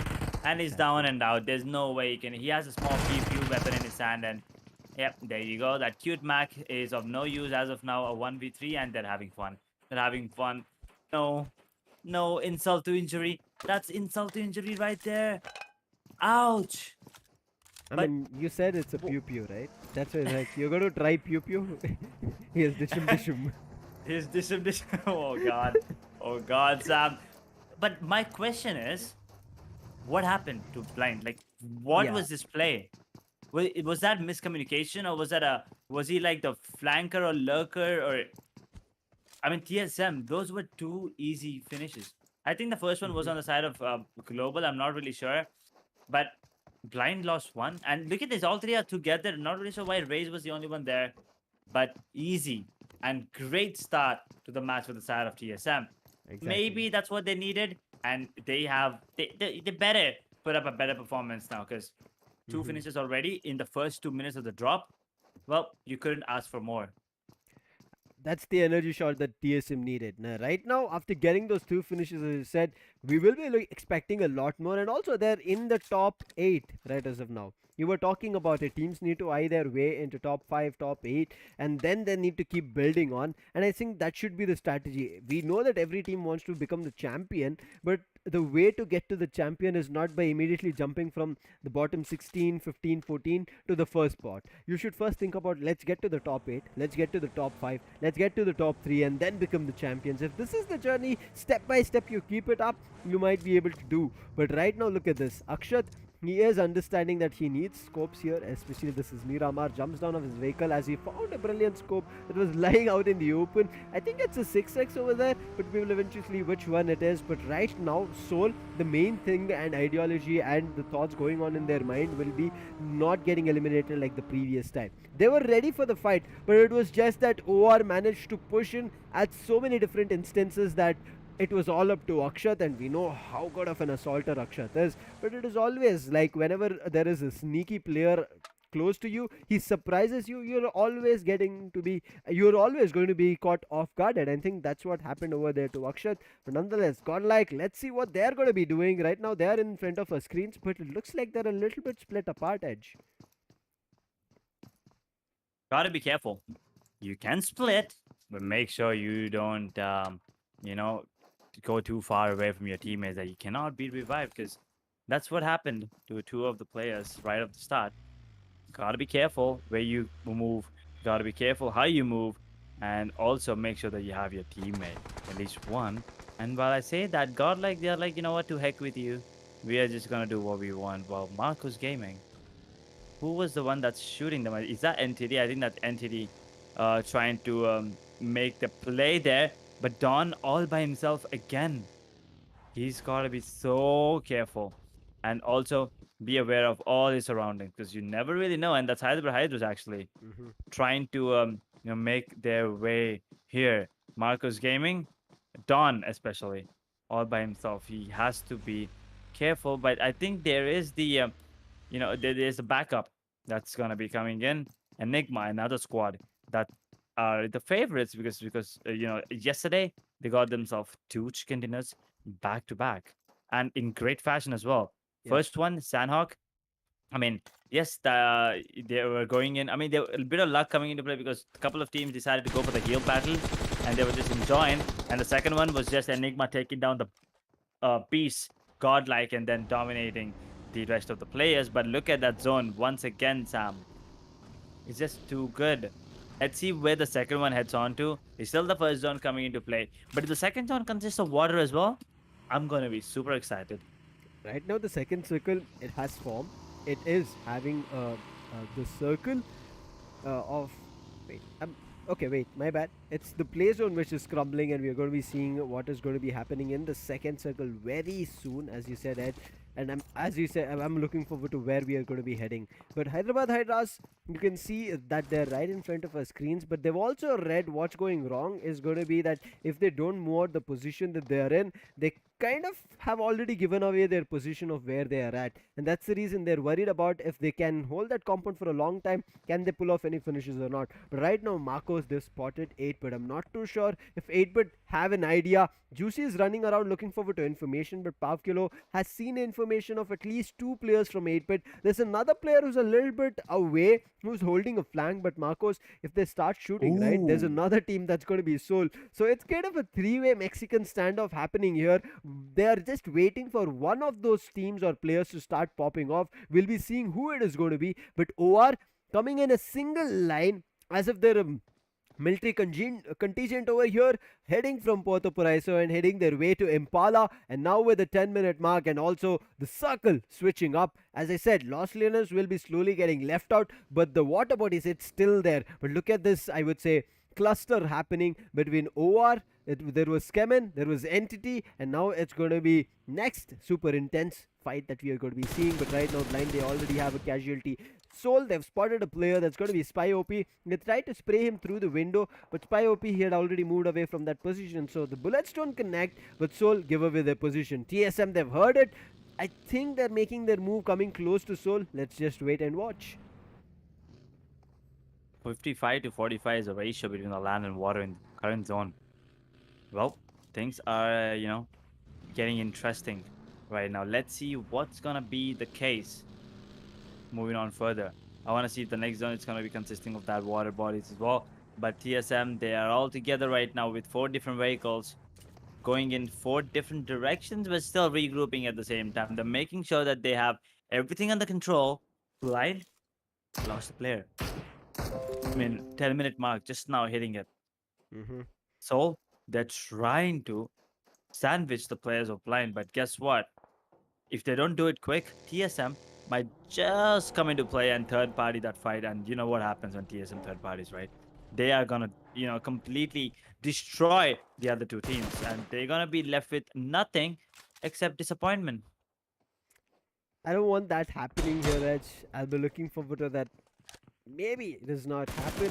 The Soul, they've spotted TSM. It's not TSM going in for the fight, but because of the ridges, immediately TSM get to the dip and save themselves. But right now, what is going to be happening is just to wait. And finally, Omega finds that knock on Shadow OG. And Shadow OG, I guess he was isolated. He was just moving around the lands of Miramar, trying to figure out a position where I would say the next campsite for TSM could be. But look at this immediate peek into a window, and Goblin sprays the hell with the headshot, eliminates in terms of a knock on Emilsam. Yes, Emilsam immediately can call in for a revive. The teammates are playing together in the compound, in the house, so it's not going to be that difficult. But TSM, look at them, they will not be happy about it at all. But Goblin, he has his crosses ready. As soon as they come to peek up, they're going to be doing the damage. But look at this, Godlike is looking for to push up, but unfortunate, Z-God gets knocked. It is from TSM, sorry, from NT. An immediate knock and finish, unfortunate. But wait, what? CHEMIN as well as Entity were fighting to just pick off one player, and right now in between this, Godlike, they're getting a little bit too flustered. Now Jonathan is also knocked, the vehicle is also about to burst, and Troy gets one finish for his efforts that he was doing to pull off on Z-God. Now CHEMIN as well as Entity making life difficult for Godlike. Now it's all up to the last 2 surviving players, Neo as well as Gil. I hope Neo and Gil make a retreat, make a move that is a little bit further away, and especially as we did see the riverbeds and the river edges in this circle, the second circle, I think we are going to be seeing a lot more action at the side of the river. And Godlike, I think that is also going to be a good spot to hide and hear all the noise and the sound cues that they want. They gotta be careful. Whoever it is, they have to be, sensible and make it work. Second zone. Sorry, I think that's the third zone now coming in, but it also has a lot of water in it. I mean, still, maybe it's 15%, but still a bit of water bodies there, Sam. And I want to see those, water fights happening. But right now, it's gonna be Godlike losing a couple of players. They gotta be careful. They gotta make sure that it works out in their favor. Coming out of fresh off of a victory, things. I mean, we are expecting, really good game from them, but look like everyone else are trying to take them down, while Global Esports, they want to take down Enigma right now.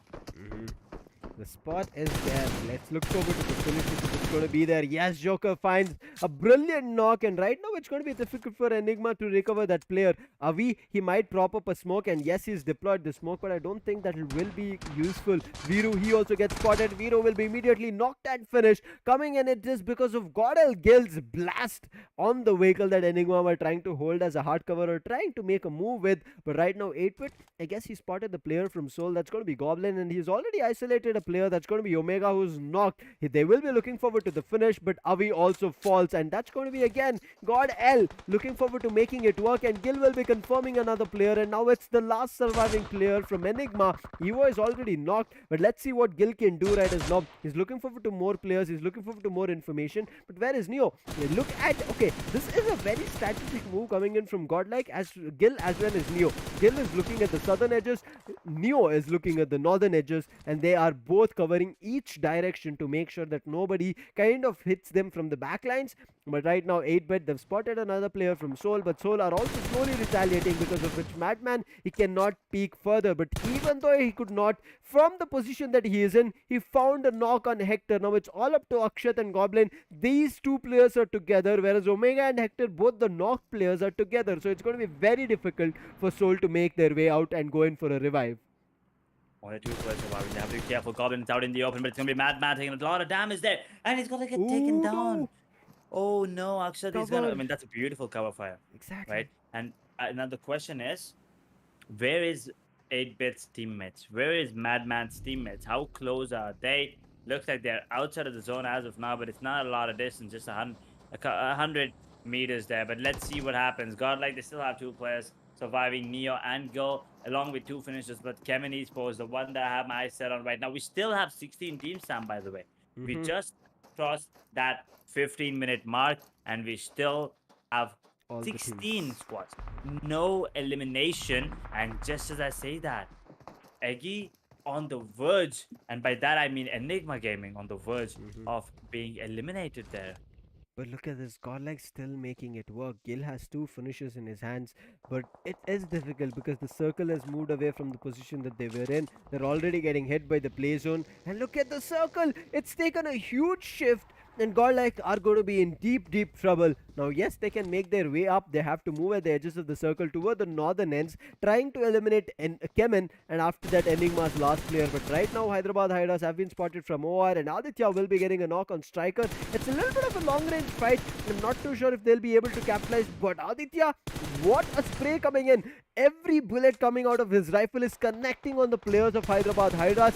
After one knock, he's not found another one. But Carry, look at him. He was so damaged. One single bullet, if it would connected on Carry, maybe he could have gone for another knock. But Aditya, he was connecting every bullet, irrespective whoever was coming in the line of sight. He was connecting with all of them. And Hyderabad HYDRAS, they would have committed their first aid kits to patch themselves up and look better. But right now, Spy, a self elimination. Is it No. what we are seeing?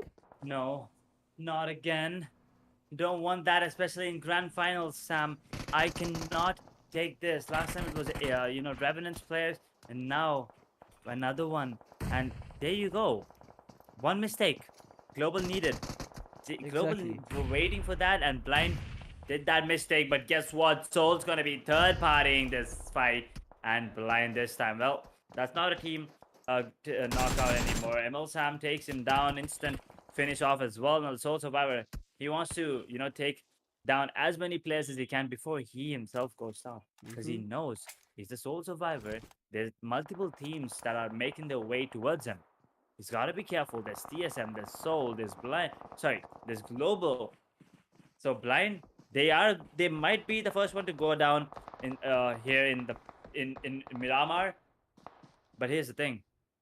They want to get as many points as they can. Never mind. I think okay, wait, who was eliminated first? Oh, it was Blind who went down first, and then Enigma went down. That happened so quickly. I thought for the second that Enigma went down first, but guess what? Doesn't matter who goes down first. You still get 0 points each. Unfortunate, but right now look at Hyderabad HYDRAS. The position that they're in, they found a knock and a finish on CHEMIN. That was Justin. Justin is out of the board. We saw numerous times that Justin was one of the last players who survives for CHEMIN, and right now him being eliminated, meaning that maybe the last hope for CHEMIN is out. But yes, they still have players going on for them. 8-Bit, after they started popping off on Soul, right now they're looking forward to fighting out with SKYLIGHTZ. Unfortunate Soul, they just have one player in terms of a casualty. The other players is surviving. But Marcos, they just found a player. I think that was Goblin. They did spray him out. But look at 8-Bit. They did not capitalize on Soul, but they're capitalizing on SKYLIGHTZ. But in the meantime, Entity, they are capitalizing on Revenant, and that's Revenant out of the game. They were trying to go in for a sneaky play previously. This time, nothing worked for them, and they got completely eliminated. But look at the circle. It's just favoring 4 teams. OR, Hyderabad HYDRAS, Marcos, and Godlike, who have sneaked their way in right in between various different teams. What is happening to the side of Entity right now? I think Shadow? this is the clash between them and Revenant. But now Hyderabad HYDRAS, they are capitalizing. It's a third party. I mean, Shadow bled out completely. Unfortunately, there was nothing that he could do. But Hydras, yes, they are taking those fights. But here's the thing that they're doing better. They have their teammates back every single time. And there's only one player down. He's going to be back on his feet. Solo's a player as well. They're trying to take this fight against... Is it TSM? Looks like it is TSM. No, it's actually Global Esports AJ that goes down to Akshat. And there's only one more surviving player. Knuckle. Now, what can he do? What is he thinking of right now? Because if he goes down now, he's gonna get 0 points as well, which is not what they want. Yes, they have a couple of finishes, and by a couple I mean 4. But high striker FTW takes on one more player on the side of Entity, but Somraj, he goes down. SKYLIGHTZ is not having a good day today whatsoever.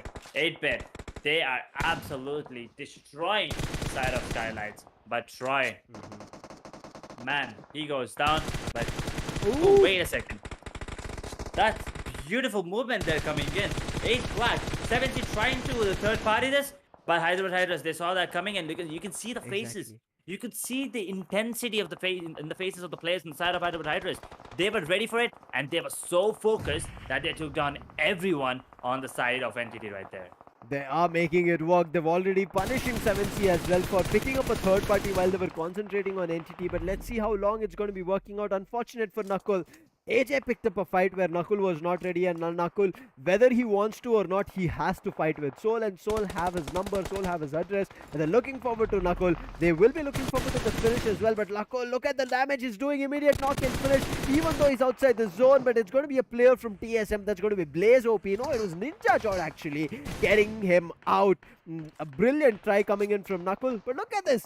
8-bit, they are just popping off one after another. They did find a fight and they're converting. 7C trying to retaliate, but look at this. Hyderabad Hydras immediately turning the cards around and making sure the players fall. Ace Black and Striker might be out, but the number of players from 7C, it's just going to be one. Sarang is the only surviving player. Hyderabad Hydras concentrating on the revive, and then they'll be looking forward to making their way in. But look at this. Robin, he's also the last surviving player. There might be Delta PG, but Delta PG is already knocked, and Gil, even though they're the last 2 surviving players, they're doing a play that shows us they're dominating on Miramar. TSM, he'll be finding a player on Soul, and not only one, they're finding multiple with the grenades, and they're doing the damage. Unfortunate carry. I'm not too sure what just happened. It was NIGMA Galaxy. 2 players, Dreams and Vixie, assisting each other. Immediate knock and finish coming in. I'm pretty sure Hyderabad Hydras will be shocked after that, but Hyderabad Hydras will be seeking revenge.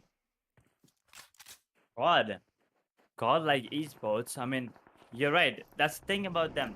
Every one of them is absolutely phenomenal. Everyone performs when needed. Everyone steps up when the side needs them the most. And right now, the IGL, the star player, Aquanox, what can he do? And what can he do is take down CHEMIN Esports, Robin. And that's going to be another finish and an extra 2 points for the side of TSM. Get as many as you can, son, because every single point counts at this point. But Marcos, they still have, still have to get some finishes because they're sitting on 0. And just as I say that, 1 for them right now. But NIGMA Galaxy, Sam, they're the ones at the bottom of the scoreboard. Yes. 7 finishes and they still have 3.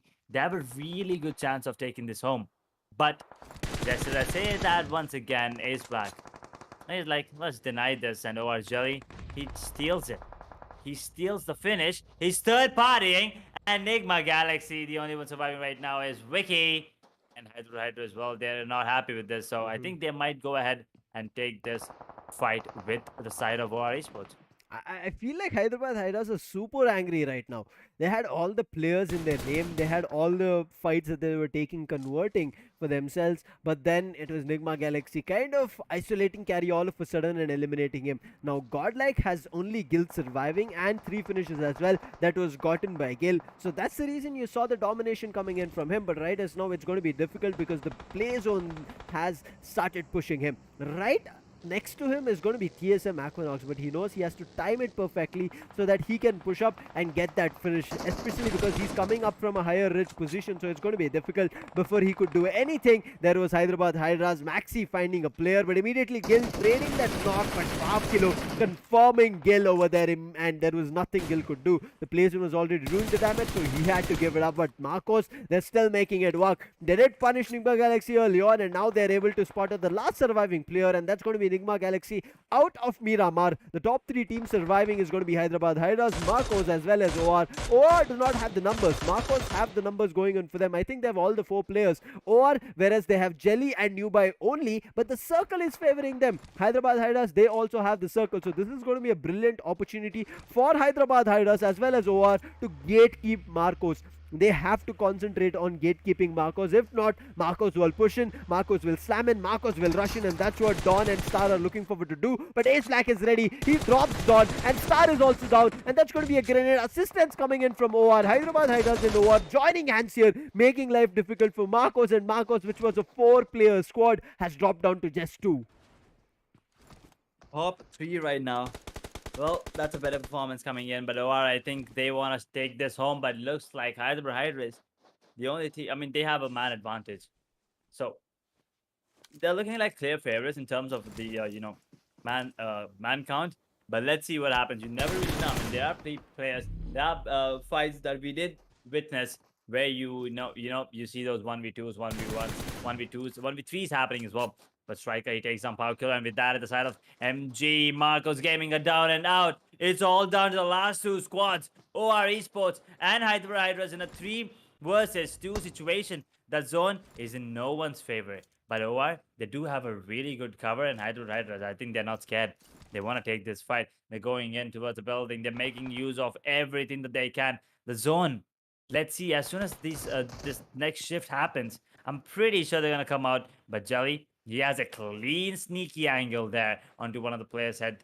So I'm not really sure if they're gonna be taking it. I don't think they want to go and give away their position and maybe face the wrath of grenades, because you never really know. But look at this ridge and the smoke as well. Now they're going to be hiding behind the vehicle that has already exploded, and it's safe because they cannot deal any more damage. But that zone in the next 10 seconds is going to be shifting, which means everyone needs to come out unless it's in the favor of OR. Because if it is, then OR might have an upper hand there.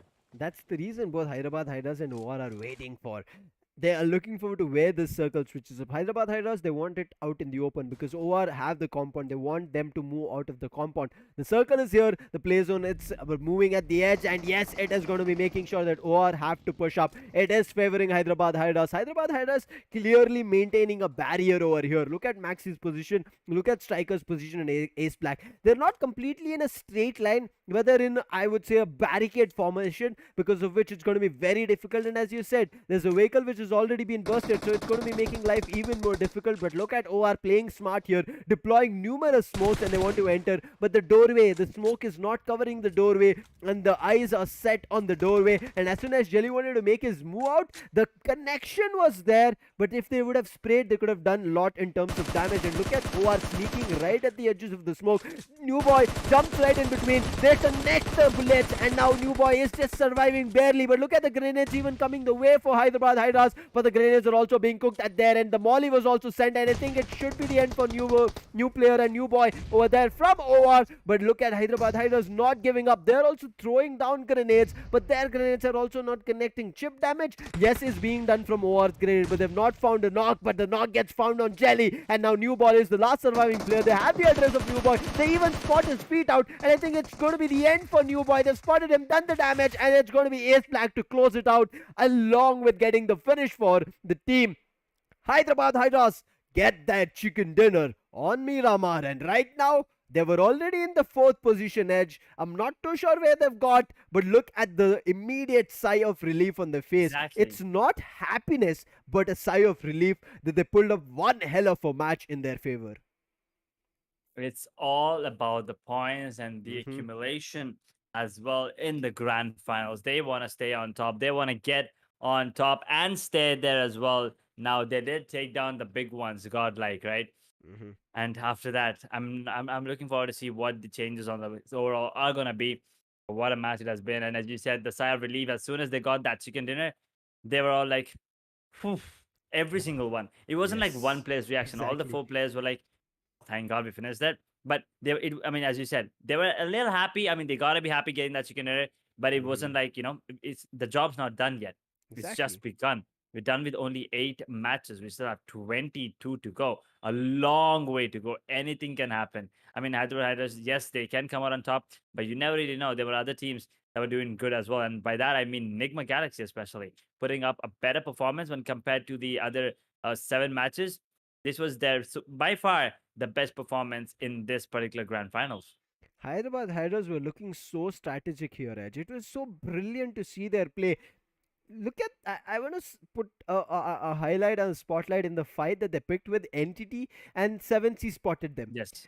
That time they immediately retaliated on 7C, and 7C said, okay, we understand, we are going to be backing off, we are not going to be picking a fight with Hyderabad Hydras. And Entity were completely clean swept over there, and they could not do anything. Hyderabad Hydras got those finishes, but then Nigma Galaxy wanted to say something, and that's where also even Hyderabad Hydras damaged them. But right now, let's immediately head over to the highlights itself, where we'll discuss a lot more about the action.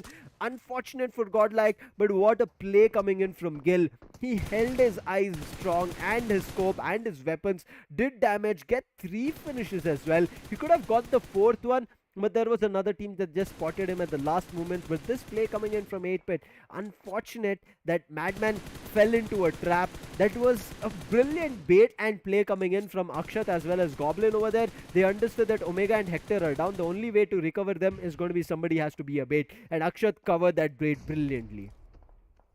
It was all a lot of teamwork coming in from every single person on every single side. But Blind here, Emil Sam, you can see he wanted that finish before he went down. He knew for a fact that he was going to go down. So, might as well just do whatever you could, get as many finishes as you can, get as many points as you can before going down. But this fight, as we were talking about, Hyderabad Hydras and NTD, while 7C were coming into, third party this. But also here, Soul Hector and just AJ from the side of Global running back and forth. The Ringa Roses. Well, guess what? It was Global going down there, but Riders taking down NTD all by themselves, and also 7C were actually, as you said, retaliated by Hyderabad Riders. Was absolutely beautiful to watch, taking down multiple players, but then pushing them back in the end and taking them down. 7C, I mean, if you want to go for the want to go for the best, you better not miss.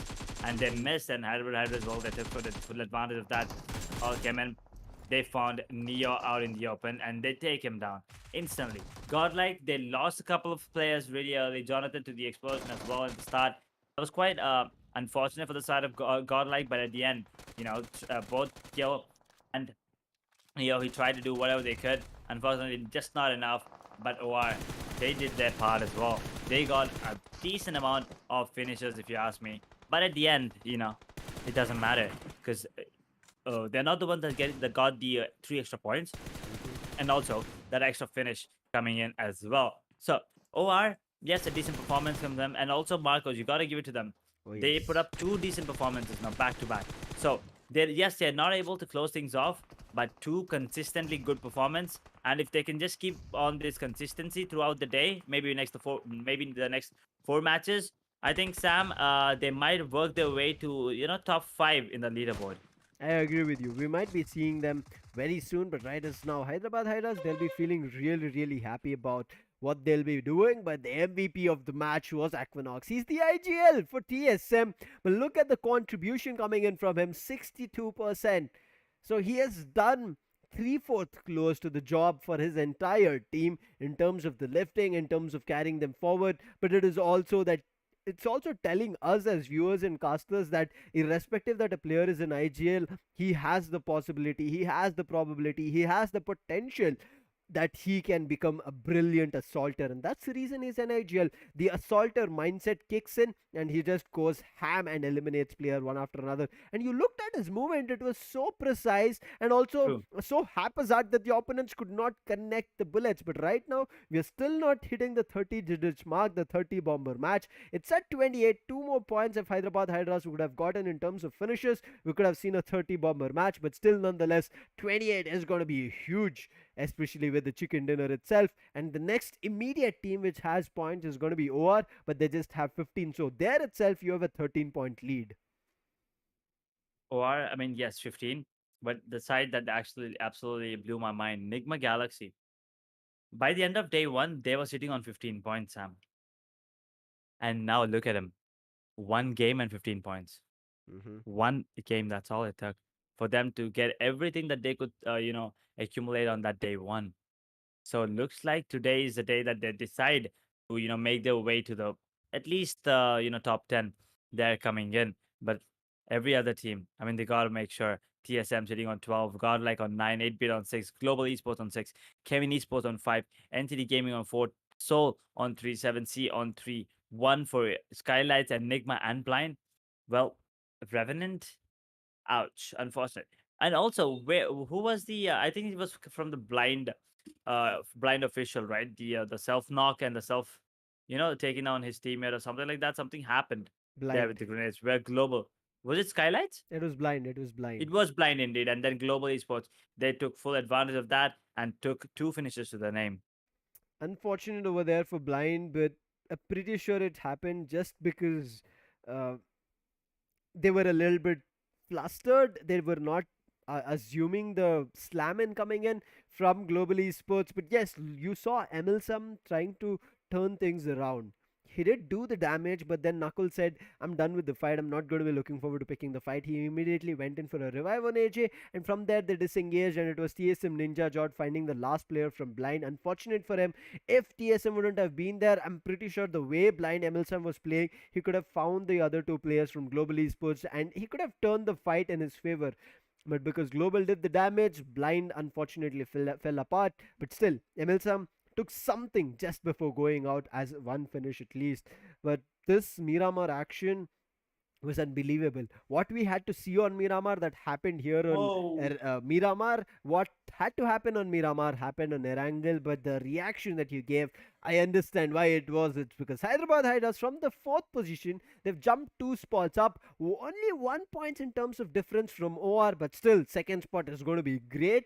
And godlike, even though they did not do a lot in terms of the damage, look at them. They are still walking away with the difference. They're still running away with the difference, and that's just because they got the lead.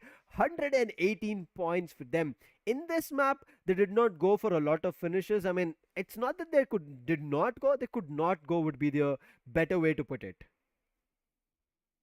true. I mean, they lost two players pretty early into the match. Mhm. So, I mean, when I said pretty early, it was pretty early into the fight, but they still have a really good lead. If you ask Exactly. me, that's still a 24-point lead. Hmm. And Hyderabad Hydras, well, 94 total points right now. OR Esports sitting on 93, but I mean, Enigma sitting on 81. But look at that. All the top four, three teams have two chicken dinners, and Hmm. OR, they have nothing, Nothing. and they still are on top. Now, that tells you how beautiful they're playing right now. 8-bit, on the other Yes. hand, 72 total points. Everyone's doing a great job. But here, Global now slowly making their way back. But the team that I'm interested in, NIGMA Galaxy now from 16th to 14th spot. What is gonna be happening is gonna be something that I'm so confused. You said this right? Nigma Galaxy were one of the teams in the bottom, but right now they've jumped up. But look at this, Soul. They have fallen down, and also they've come down to the last spot.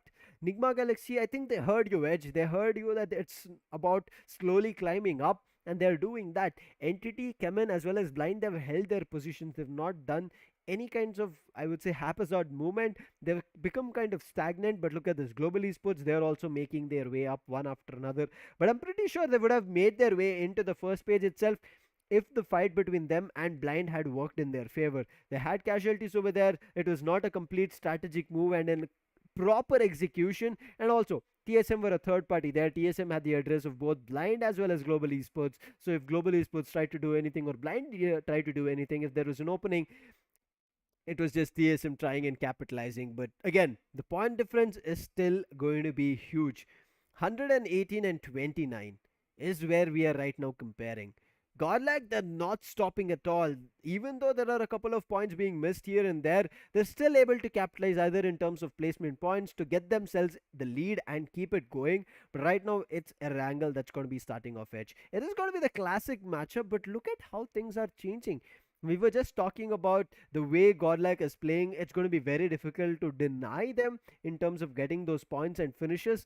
But teams have found kind of a chance that they can change. You see here that there is a chance. What they've done is they're going to be denying Godlike all the four players surviving, because if they survive, Godlike will have a chance to do a lot in terms of the damage, and that's the reason in Miramar they did not do the damage, just got placement points. That's the thing. Godlike doesn't, I mean, whatever they do, they're still in that top five. That is, yeah, consistently sitting on top five. That's got to help them. But once again, let's take a look at the map. A chance for Erangel. Take a look at where Revenant jumped to. They were at the bottom, and Hmm. now they're somewhere, eighth. I think that's 10th position. or 11th position, something like that. But here's the thing: from a 0 to 1 kill and 2 placement points is what they could, try to get it. Those finishes, I'm sorry. But yeah, Hydras 9 for them. And then Hydras also 6 finishes and 9 placement point. Once again, the stats are in the favor of Hydras. But Hmm. also Godlike made their way to the top now, Exactly. to the second position. 9 finishes, the highest for any team right now, along with 8 placement points. That's a total of 17, by the way. That just beats Hydras 15 as well. Hmm. This is just looking so good, and especially the changes coming here. I mean, would you even believe if we said that Skylights is one of the bottom teams in Erangel? They're unable to perform.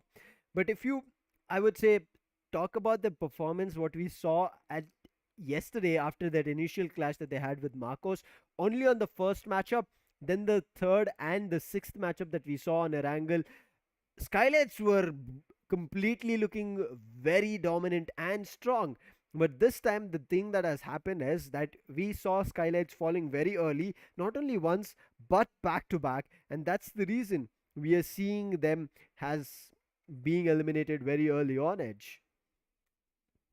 That is not a good thing. That is not a good thing for the teams at the bottom. Mm-hmm. And also, uh, a lot, I mean, Skylights especially. The team, I think the only team that got themselves 3 chicken dinners. Unfortunate to see them not performing here. Not having a great time as of now, at least. But let's Yes. see. I mean, they usually pop off really late, right? I mean, it was the last day as well where they got themselves the groove. I mean, CHEMIN as well on the last day of the semifinals was the time where they absolutely popped off. As there was Mm-hmm. no stopping them on that day. They cruised their way to the top and Oh, stayed there. yes. So, I mean, Godlike's doing that as of now. They're staying at the top. They've been holding on to that position for, let's say, I think 5 matches already. I think from the start. I don't think they ever dropped down, right? I think Mm-hmm. from match number 1 to match number 8, that is up until now, they haven't changed their positions. Everyone else, like 2 to 16, it did change, but that number 1 spot has been holded off by Godlike. So There was let's see OR if at one point Edge, but then there got like, was. yes, yes.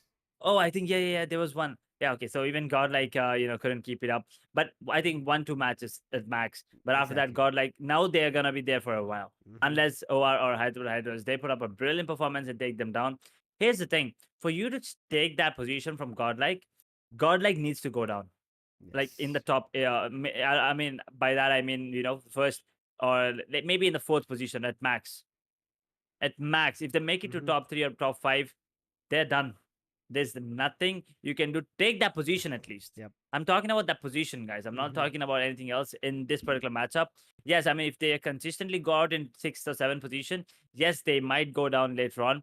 But as of now, if you want to take down God, you got to make sure that you, I don't know, you got to team up or you got to just catch them off guard, do whatever. Because this time you could see God, they were not in great position. Mm-hmm. They were caught completely dumbfounded. Jonathan Yes. behind the vehicle, he went down to the explosion. Neo was caught completely off guard. And then the only surviving player, Gil, he couldn't do a lot, right? I mean, the positioning was bad, and also it was just the overpowering manpower coming in from other squads. So that is how you take down God. You split them up and you take them down. Divide and conquer, fellas. Because if God sticks together, it's gotta be quite hard for everyone else. Exactly. They will be getting their hashtag game face on right as of now, Edge. After what happened on Miramar, they'll be looking forward to getting that on. But also, our viewers can have a chance to get your game face on, especially as we said, it's going to be with the Gillette Mark III razors along with the BGMI edition. It's a limited edition that you're going to be able to find. I think it's going to be difficult to spot it out on stores, so you can still purchase it online. The link is right in the description, and especially if you want to get yourself a smoother shave, especially like these smooth saves coming in from various different teams, especially just like we saw Hyderabad Hydras getting that smooth chicken dinner for themselves, the way they got it, you can also get yourself a very nice clean look coming through. So make sure you check it out, and even if you purchase, don't forget us to use the hashtag get your game face on along with tagging us, and we'll be looking forward to your stories as well. But right now, it's time that we head to Erangel. There's just a couple of moments. The flight is getting replenished, but along with that, even Darshita will be joining us here, as we'll be looking forward to what she thinks, especially that we were missing her here on, I would say, Miramar, because she loves the water She bodies, loves it. Yep. especially on Miramar. Yes, eventually at the end it got denied, so let's not delay any further. Let's head over to Erangel and let's call back in Darshita. Here I'm excited, and I guess you guys were waiting to hear from me on what I think about this overall map. So here I am with all my predictions and everything. But right now, what we have on screen, ladies and gentlemen, that's going to be the fly path for the third map of Grand Finals Day 2, starting right from the upper areas of Stalbert down there to military base. I mean, Edge. If we divide this fly path part, the map gets divided into somewhat like not exactly 60-40, but somewhere nearby, right? That is true. It is kind of like 65 35 or something like that. I Nearby, yeah. I want to see the zone once again. True. Let's have that water party. Let's see that parties going on. Let's see those underwater just players hiding there. A lot of players drowning. It happened multiple times. We've seen some cars in the water floating, trying to hide in trying to hide in the water as well, the players. But that just brings out the creativity in out of the players. But 3, 2, 1, and the zone is absolutely beautiful. As a bit of a lot of military base. Ferry Pier is still there, Quarry is there, Gatka's there, bit of hospital, but a lot of water. Around 35 to 40% water again. Be true, Edge, and that is going to be interesting at the same time. Now, out of all this happening, I'm looking forward to the love story that we have seen happening between SKYLIGHTZ and Marcos. But Oh, yes, I thought you were SKYLIGHTZ talking this about me time. and Sam. No, I was not. Probably Sam out there going off the desk will be like, okay, never mind. We won't be discussing that right now because we have Shadow, and the way this man has went boom with that vehicle, that's gonna be really amazing to watch. And I guess he took one down. Yeah, he did. They got one finish out of all that happening. You're talking about. Sam, if you see, we saw something on the screen right now. Edge, I guess he's missing being here on this, but nevertheless, I'm talking about SKYLIGHTZ Gaming and Marcos Gaming right now. You see, there's a split now. SKYLIGHTZ Gaming, they have understood that if the entire grand finals they intend to have a fight with themselves in Pochinki, trying to dominate Pochinki, it could just affect them real bad. Yep. There you gotta be careful, but there's already a knock and a finish as well. Really True. quick, fight happening, but Striker's gotta be careful. Ooh, he almost went down as well. Team TSM have already gotten themselves one finish, and Gamla Boy, he has to be careful. There's Equinox and another player, Shadow, that is, right next to him. HYDRAS, fresh off of a victory. Well, guess what? They already lost the player. That hurts. It's pretty unfortunate for the team out there. But on the other side, look at that. Ace Oh. Black. The pressure is already seen, right? After losing one of your players, you are 3 players down, and after that, you need to decide on what can be done. There's a lot of pressure that Team Hyderabad Hydras have right now. Look at them.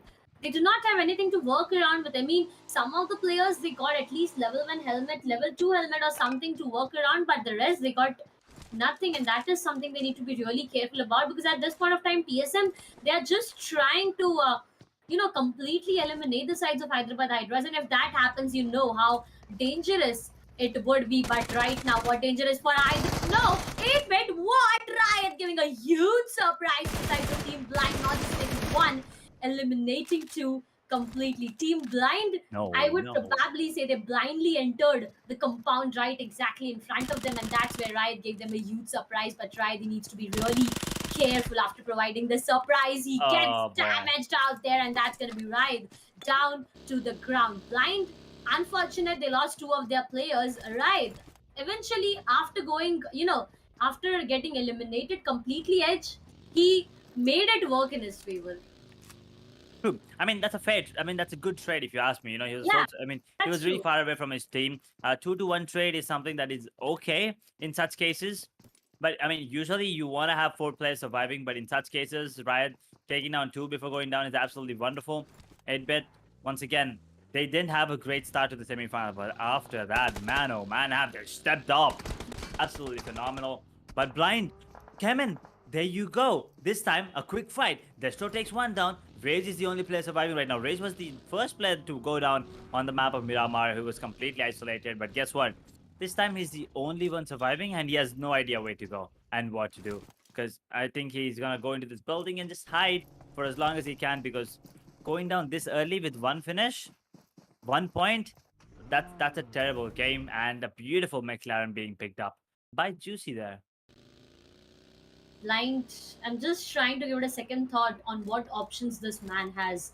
I mean, there's no other option, right? He just can wait there because it was 8-bit and it was CHEMIN tying up hands and eliminating 3 of their players. That's pretty unfortunate for the entire squad out there. CHEMIN ESPORTS, the way this team has been popping off in semifinals was something that got me real high on hopes. But right now, looking at them in the grand finals itself, Edge, I'm a bit confused. I mean, this team, you know, right? One player falters down and the entire squad goes off, and that is something that is getting repeated again and again. We do not see CHEMIN on top as we did during this time of semi-final. So maybe that is something that I've been missing. But as we know, the actions are straight for 4 to 5 days. We can see them popping off any other day. But again, Edge, I have one question for you. I mean, is it only me, or do you even feel like this Erangel is turning out to be a mess or a chaos for all the other players out here? This is different. Yeah, I This mean, is sort different. of. Exactly. This is not the Erangel we usually see. This is not the kind of gameplay coming in from anyone. Because we are not seeing teams taking the fights. We're taking multiple players. Multiple players taking those initial fights and then dropping down a couple and then backing off. How often do you see that? You don't. How often do you see these beautiful cars on the streets? Let me tell you, you don't. But Jonathan, that's a beautiful ride. Not really sure what it is. It looks like a Lambo. But yeah, 59 players still in. 7-minute mark just hit. Still a lot of time. So why are you taking this fight? I mean, you cannot be serious with it, because that's not a great scope that you have. But he's still looking forward to see if he can get anyone. A bit of panic there coming in from AJ. Flips around, front flips with his car. But here's the thing, Darsh, with the weapon. I mean, with this fight that Soul's trying to take, they're gonna lose a lot of ammunition, and they gotta go ahead and stack it once again. So not really sure if that's a wise decision, but they gotta be careful. That's all I'm saying. Definitely need to be. Right now, looking at what the circle is turning around to be, Edge, it's gonna get difficult for the players only if it goes to the bridge out there. Because look at that, everyone, they're having their eyes right on the center itself. No one wants to play on the edge. Only the teams, I guess, that are just entering the zone pretty late or are far away from the play zone, they may decide to play on the edge and then take a rotation itself again when it comes to the upcoming zone shrink. But right now, everyone has their eyes on the center itself. We right now have our eyes on 7C. That's going to be Spray God, Aladdin Prince, and Sarang out there, the 4 surviving players. On the other side, we have TSM. Beautifully started their day with 1 finish. The man just went with the vehicle and he was like, I don't need a gun. My vehicle is enough to, take players out, done and dusted. And that's the way TSM have started their day. So I'm looking forward to what more plans do TSM have right now, because right besides them, we do see some players, and that's no other than Enigma. So chances are really high of having a fight once again between TSM and Enigma, but it depends on who will make it out of that fight alive and survive till the end. Gotta be careful. Gotta be cautious, and also make sure that you get enough points. Because right now, Godlike, they're cruising away with the points. True. And very true. I keep saying Godlike, guys, not because I'm biased, but because they're the ones sitting on top. And it's the grand finals. Everyone wants to get that #1 spot. I mean, if it was semifinals, doesn't really matter if you're in 1 or 16, you're still going to be qualified. But here, everyone's aiming for that 8,000, along with the bragging rights of being called the champions of Gillette 7Sea Invitational, right? I mean, everyone wants it. Everyone's going for it, but not everyone's going to be getting it. And the zone looks like I'm going to be getting what I want, at least for now, because there's a lot more water still in play. A bridge in play as well. So Revenant, they got to be careful, because look at CHEMIN. Look at the position. They're gatekeeping that bridge, and I think Revenant is going straight into that trap. But CHEMIN, they gotta be careful. There's 7Cs, Blind, and I mean, Blind only has one player left. But there's Global as well there. So they gotta be careful, but I think TSM has spotted a couple of players inside of ENIGMA. And this might be a brawl that we were waiting for. Waiting for past 10 minutes, Edge, because the 10-minute marker is done. Okay, so right now we're gonna have a lot more of happenings in in this specific time period, because right after 10 minutes you got to see a lot more of fights. Now looking at the overall Erangel, the way it is turning out to be, I feel like somewhere down the line, because of the play zone playing a different game right now, it's gonna get players into a lot of mess, because some teams they are far away from the players, but Somraj will be taking Jelly down there, and Vexy, he won't even wait one single moment to confirm Jelly completely. Now Team OR and Team SKYLIGHTZ Gaming, they got themselves into a fight where Team OR has lost one of their players. They need to be careful. They need to retaliate rather than fight. Vexy, look at the vehicle. The limits of the vehicle are done, but on the other side, we have Entity Noob taking TSM Ninja Jord down to the ground. Now TSM, they prolonged the fight. They waited too long. Ninja Jord, he was a bit far away from his teammate, and that's where he gets punished. Aquanox, he's right behind. There's Shadow OG as well, but Edge, how much probability chances do you think TSM have to get out of that fight? Well, looks like none right now. It's going to be Darklaw taking down one of the players there, and he's going to be confirming that finish onto Ninja Jord. But TSM, Shadow OG is here. Aquanox is trying to make his way, but Blaze OP, he's kind of far. But, oh, beautiful grenade coming in. Darklaw's out in the open, but he's going to be cooking up a grenade, and he's going to be throwing it back at the players now. No real connection. And now TSM, I think they got to retrieve. But Entity, they're not going to let them do that. Noob takes one more. And although there are, players that have taken a lot of damage on the side of Entity, they're still trying to make TSM pay. Aquanox, are they retrieving? Oh, Player no. offline? I mean, one player was stuck out there in the open and he isn't moving a muscle. I don't know what's going on. He gave up. He gave up. Oh my god. Well, that's happening. The gatekeepers, CHEMIN, they're trying to take down the players on the side of Revenant. And look at this, CHEMIN. They are looking confident and also really on the bright side here. CHEMIN, they are looking good to take down Revenant. And let's take a look at where the zone shifts. And Revenant, now they got to make their way back in pretty quickly.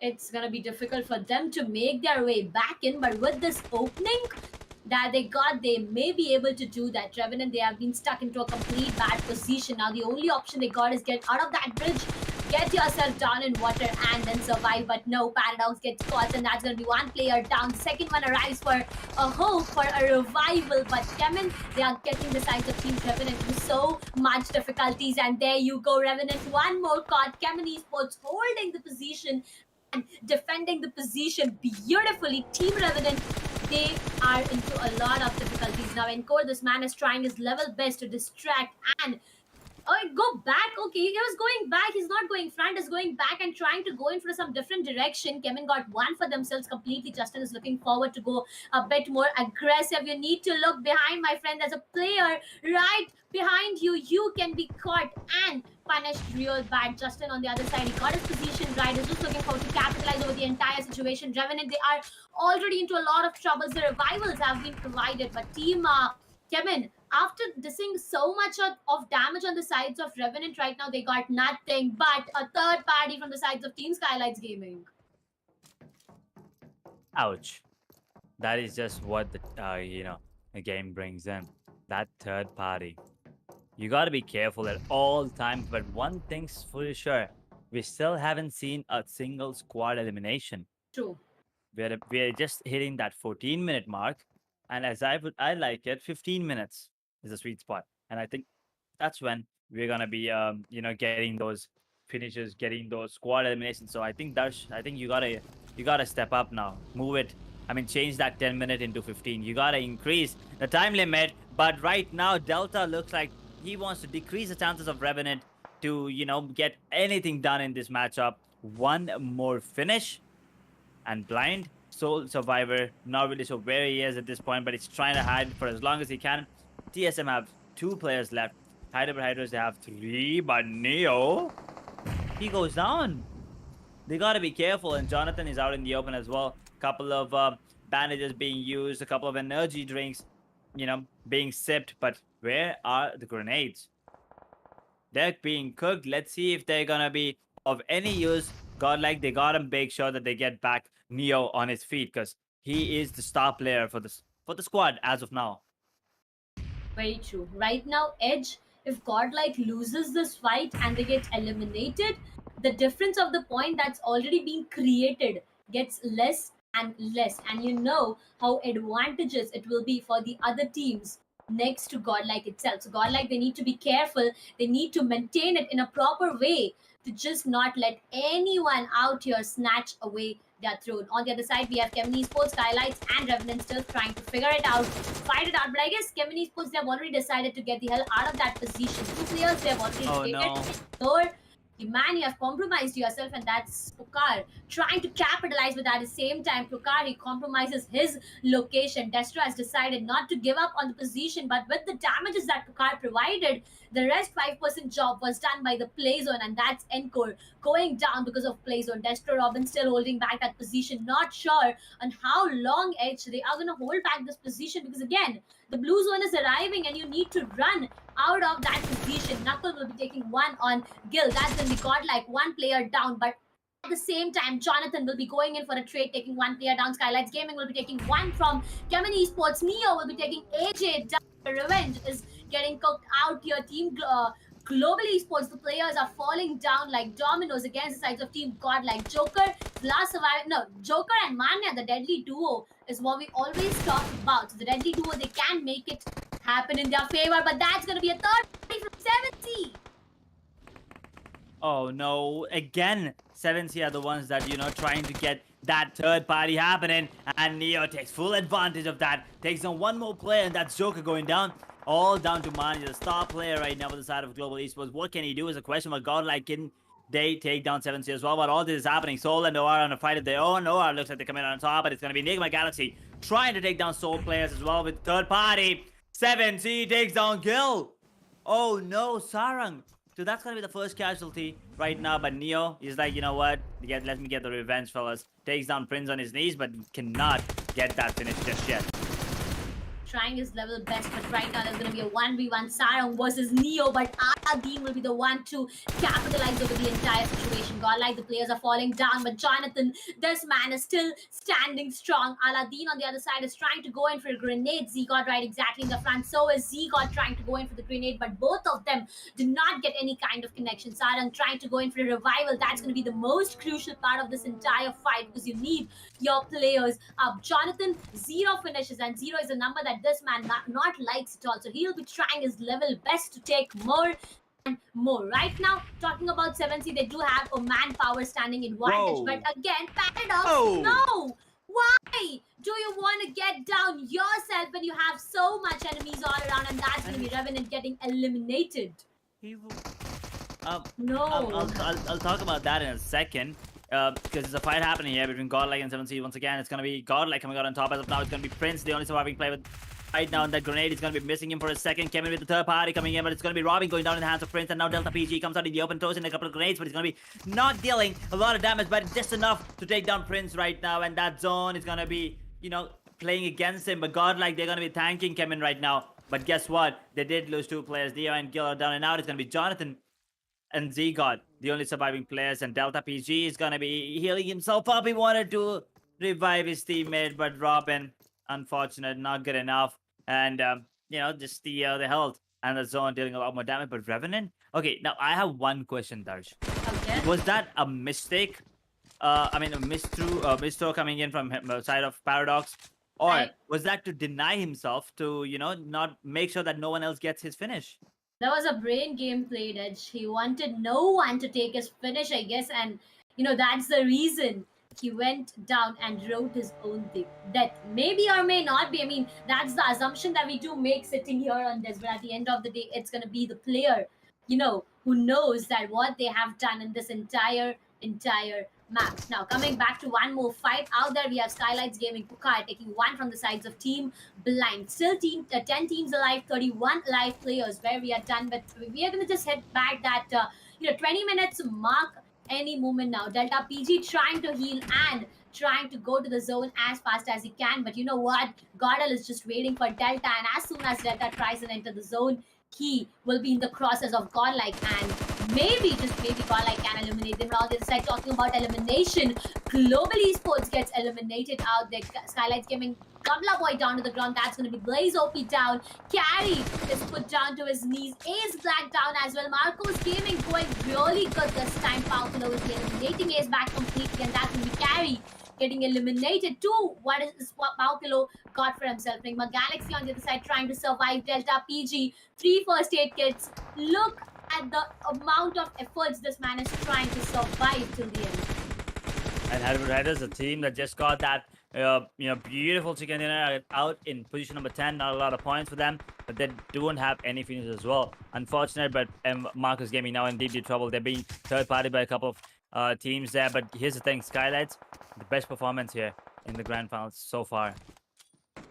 Right? Very true. I mean, especially in today's matches at least.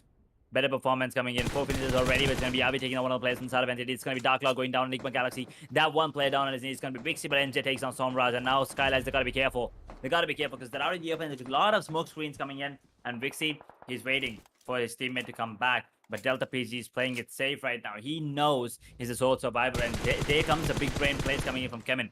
This is why they win a lot of tournaments. This is why they're at the top of the scoreboard most of the time. They survive if they lose players, and that's exactly what they're doing. And Noob takes down the last player on the side.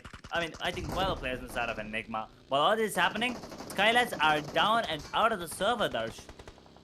One more squad getting eliminated. 8 teams, 19 alive players. Enigma versus Entity is what we are having on our screens right now. Rexy's being caught. Shadow is really low on his HP. Well, his helmet, look at the damage his helmet has taken at this point of time. His helmet is all like, no, my friend, I cannot take any more. Gets eliminated, and that's going to be one more score out, done and dusted. Enigma Galaxy on the other side trying to go in for the zone itself, but who they have in middle is CHEMIN Esports. Entity gets eliminated. 7 teams still alive, trying to figure out a way to get the hell out of that position, migrate inside the play zone, because that's going to be the most important. TSM Aquanox inside the play zone. Delta PG and GODLIKE, they are being the neighbors right now, but GODLIKE, they have decided to shift aside and choose a new neighbor for themselves. On the other side, we have Marcos and 8-Bit trying to enter the play zone, and look at Juicy. This man is just dominating things out there, trying to go as aggressive as possible. But I'm liking the way Enigma Galaxy is playing it. Look at that. They got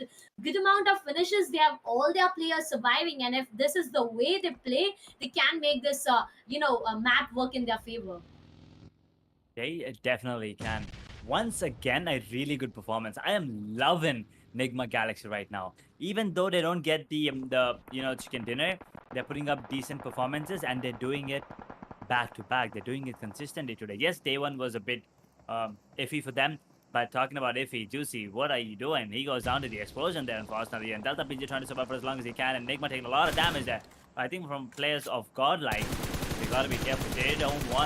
They shouldn't be engaging them, but Juicy, he's really low. Is he revived already? I doubt. I think so too. I think he's revived. So if that's the case, then he's okay for now, and he's moving. So it's gonna be TSM versus 8-Bit, and Madman takes one down. GODLIKE with the frags there onto Enigma Galaxy. Madman's down and out. GODLIKE Zigot takes on Apollo. Now Enigma Galaxy, they have finally met their match. GODLIKE. Oh, wait a second. There's 8-Bit coming in for the third party. This is unfortunate. This is such unfortunate for the side of Enigma Galaxy. They were looking really, really strong, but guess what? Everyone are coming against them. But Zigot is down on his knees. Jonathan, the star player, has 3 from 0 to 3 in no time. Can he make it 5 or 6 is the question. But Zigot, the zone will it be against him? But Vixie is going to be the one taking him down, and MJ takes down one more player. Enigma Galaxy, man, oh man, 7 finishes to themselves. Huge, it's huge. We got 3 teams with 7 finishes. That's Enigma Galaxy, 8-Bit, and GODLIKE. Now, Jonathan, his location has been compromised, and that's going to be a 1v1. Now, there was play zone right exactly behind. Jonathan want to be able to capitalize over the entire situation, and that's going to be GODLIKE getting eliminated. But guess what? On the 6th position with 7 finishes. So again, they are running away with points no matter on what position they are getting eliminated. On the other side, talking about Enigma, 7 finishes for them, a huge one. TSM with 3, but Aquanox is the last surviving man, and he needs to be careful as much as he can. Enigma Rex on the other side will be taking 1 from Enigma Galaxy. Now the squad was dominating till now. Edge is getting decimated from a lot of teams because we saw Godlike and 8-bit tying up hands together. And before I say anything more, that's going to be Enigma Galaxy getting eliminated. That's done for Enigma Galaxy and the 5th team to get eliminated. Top 4 teams, top 6 alive players. That's Enigma, that's 8-bit, that's CHEMIN ESPORTS, and that is TSM. Juicy with that grenade, trying to capitalize, trying to get a connection, but I guess he gets himself compromised out there. Now, Enigma Rex is trying to go in for some predictable sprays on the location he feels players will be like, but unfortunately he gets denied for everything. This is game for Enigma. This is Enigma's game. They're the only team with multiple players. 8-bit has 1, CHEMIN has 1, TSM has True. 1. True. There's no way. I mean, unless Delta PG here takes down Viru on the side of Enigma, then they might have something. This is a free shot. Why is he not taking it? I think he wants to play it really safe and get as many placement points as he can. Trying to sneak his way. He's really far away from the zone, 52 meters to be precise. But here's the thing. TSM Aquanox is really, really low, and I think Viru is going to be the one landing that final blow onto him. Not really sure. But a lot of grenades are being thrown, and 8-bit Juicy steals it from the hands of Enigma. Down to the top 3, and Delta PG, man oh man, this is why Kevin stays on top. Juicy goes down, it's all down to Delta, 1v3. I think you should just stay out now, fella. Just stay out and just deny your finish, or else maybe get maybe one extra point. He already got 6 to 7 for his squad. They're looking everywhere, but they can't find him. He's out in the open. He stood up and is running. He's hiding behind the drop. Fair enough. Oh but my god. everyone spotted him. Everyone on the goddamn server, everyone on the goddamn planet saw him coming, and they're just circling their way right now. Enigma, what a way. What a game for them.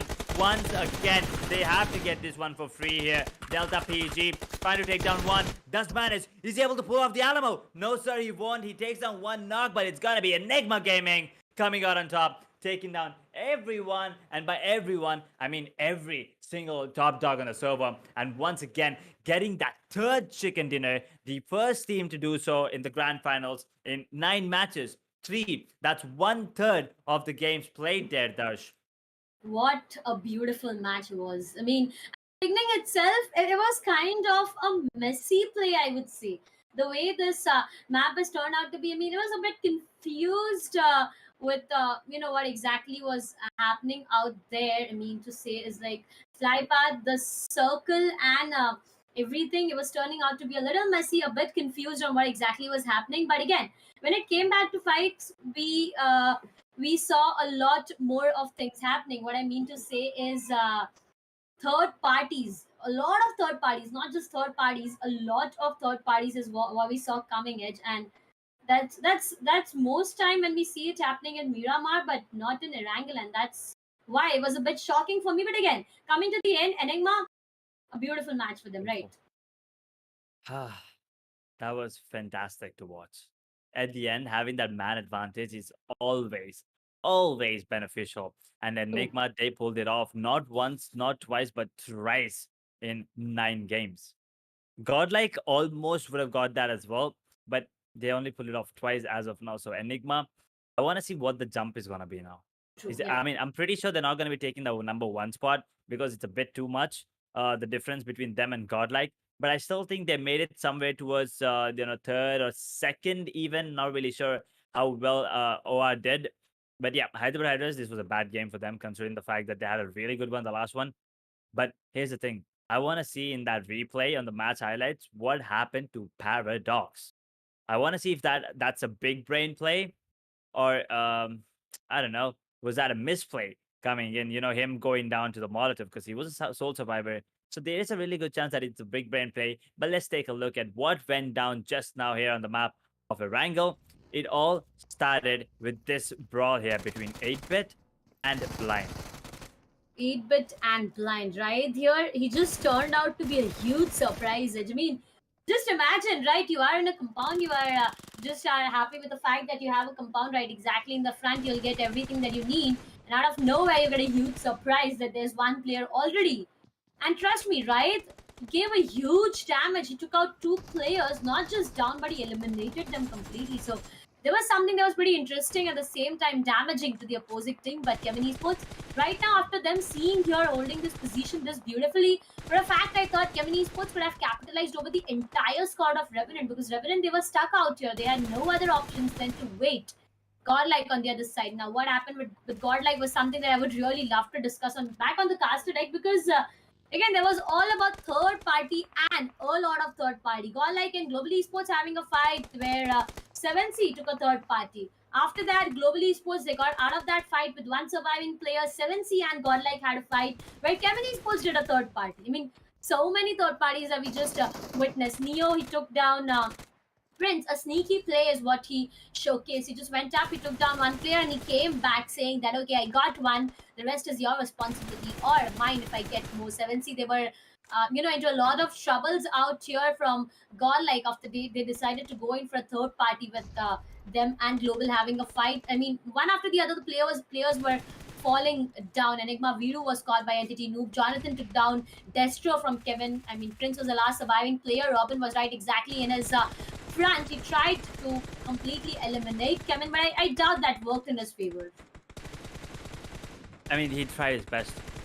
I mean, whether it's gonna be working in his favor or not, the secondary thing. He did give up. You know, he did give in his best. But Enigma Galaxy, you gotta give it to them once again. They are playing really well. I mean, what were they doing up until now? Like, what were they doing yesterday? I mean, it's okay. I understand some teams take a bit longer than other teams to, show up. But the thing is, Nigma, now they need to put up these similar performances every single time for the next 21 matches, I guess. So that's the thing. I mean, if they would have been this consistently, decent since yesterday, they wouldn't have to try hard every match. But now they gotta make their way to the top. And for that, 15 to 20 points are mandate every single match. And that's what they're doing. They're delivering it. The last 3 matches, they played really, really well here, Darsh. Very true, very true. Like, look at that now. Right now, even we have them on our screens with 9 finishes. But again, what happened was they were out, out of the play zone, and that's the reason there was a kind of gatekeeping that happened where Enigma eliminated them completely. 8-bit Juicy, the man who was trying to survive as much as he can, he got eliminated, and at the end we came to a situation that was a 1v3. Yes, Delta, he took down one player from the sides of Team Enigma, but again, there were 2 players trying to go ham over Delta, and that's where CHEMIN Esports lost everything. But coming back to the match standing itself, that's going to be Enigma with #1 and a total of 25 for them. 8-bit, we have them on the second position with 19. So the difference again is of 6 points only edge, and 6 is a huge difference. But at the same time, we have seen matches with 28, 27 total points. So 6 points covering it up can be easy. 9 and 19 on 8-bit. CHEMIN Esports, on the other hand, did survive till the end, but not a lot of finishes, which brings the total up to 15. But next is the team that excites me at this point. NIGMA Galaxy with 9 finishes and 6 placement points brings the total up to 15. TSM, 3 finishes, 11 total points. Godlike did a really good job. I mean, couldn't stay alive for longer, but 4 placement points is what they could get. 7 finishes, thanks to Jonathan at the end. 11 total points. Marcus Gaming, 3 finishes and 5 total points. Entity Gaming sitting on 4 finishes and 5 total points as well. SKYLIGHTZ with the same. 7C sitting on 10th position with 4 finishes and no placement points, bringing the total up to 4. Blind with 2, OR with 2, HYDRAS with 1, Global Esports with 1. But Revenant, another disappointing performance from them. Another game with 0. And Team Soul, well, they are the team at the bottom right now. They are the team in 24th position. NIGMA stepping up. I mean, everyone else, even Entity is stepping up, 7C is stepping up, Blind is stepping up. Now it's time for Team Soul to step up, because if not, they are going to be in a lot of trouble. And the jump from Enigma is beautiful, because they also have crossed that 100 threshold. Godlike still sitting on top, and, once again, have a really good lead of 15 points. Huge one, Edge. Huge one. But look at the balance. 68 placement points, 61 total finishes. Now, we always talk about having a balance between placement and total finishes. I guess this is what we mean, what Godlike and Enigma even is showcasing us. 55 for placements, 51 for finishes. This team, they are aggressive. They are not even trying to be aggressive. This team, they are showcasing they are aggressive. But at the same time, they are making sure that this aggressiveness don't lead them to an early elimination and are securing placement points. Now, that's where everything needs to sum up with. Enigma Gaming 2 positions up. That's going to be 106 total for them. Hyderabad HYDRAS and OR tying it up and shaking hands with the total points they got. That's going to be 95. 91 is what 8-bit got, but that's done. After that, we directly have a 30 points difference where we see TSM on 69, and that's huge. That's really, really huge. I mean, once again, I mean, CHEMIN, yes, CHEMIN did have a really good jump from 12th to 3rd position, 9th position right now, I'm sorry. 59 total points. 7C still holding on to that 10th position with 52 points. Global Esports on 52 as well. NIGMA Galaxy. NIGMA Galaxy. When the day started, they were on 15, Darshita. 15, and now they're on 50. Yes, it might sound like I'm making a big fuss out of it, but the way that they performed yesterday, I did not see this kind of a boost coming in from them.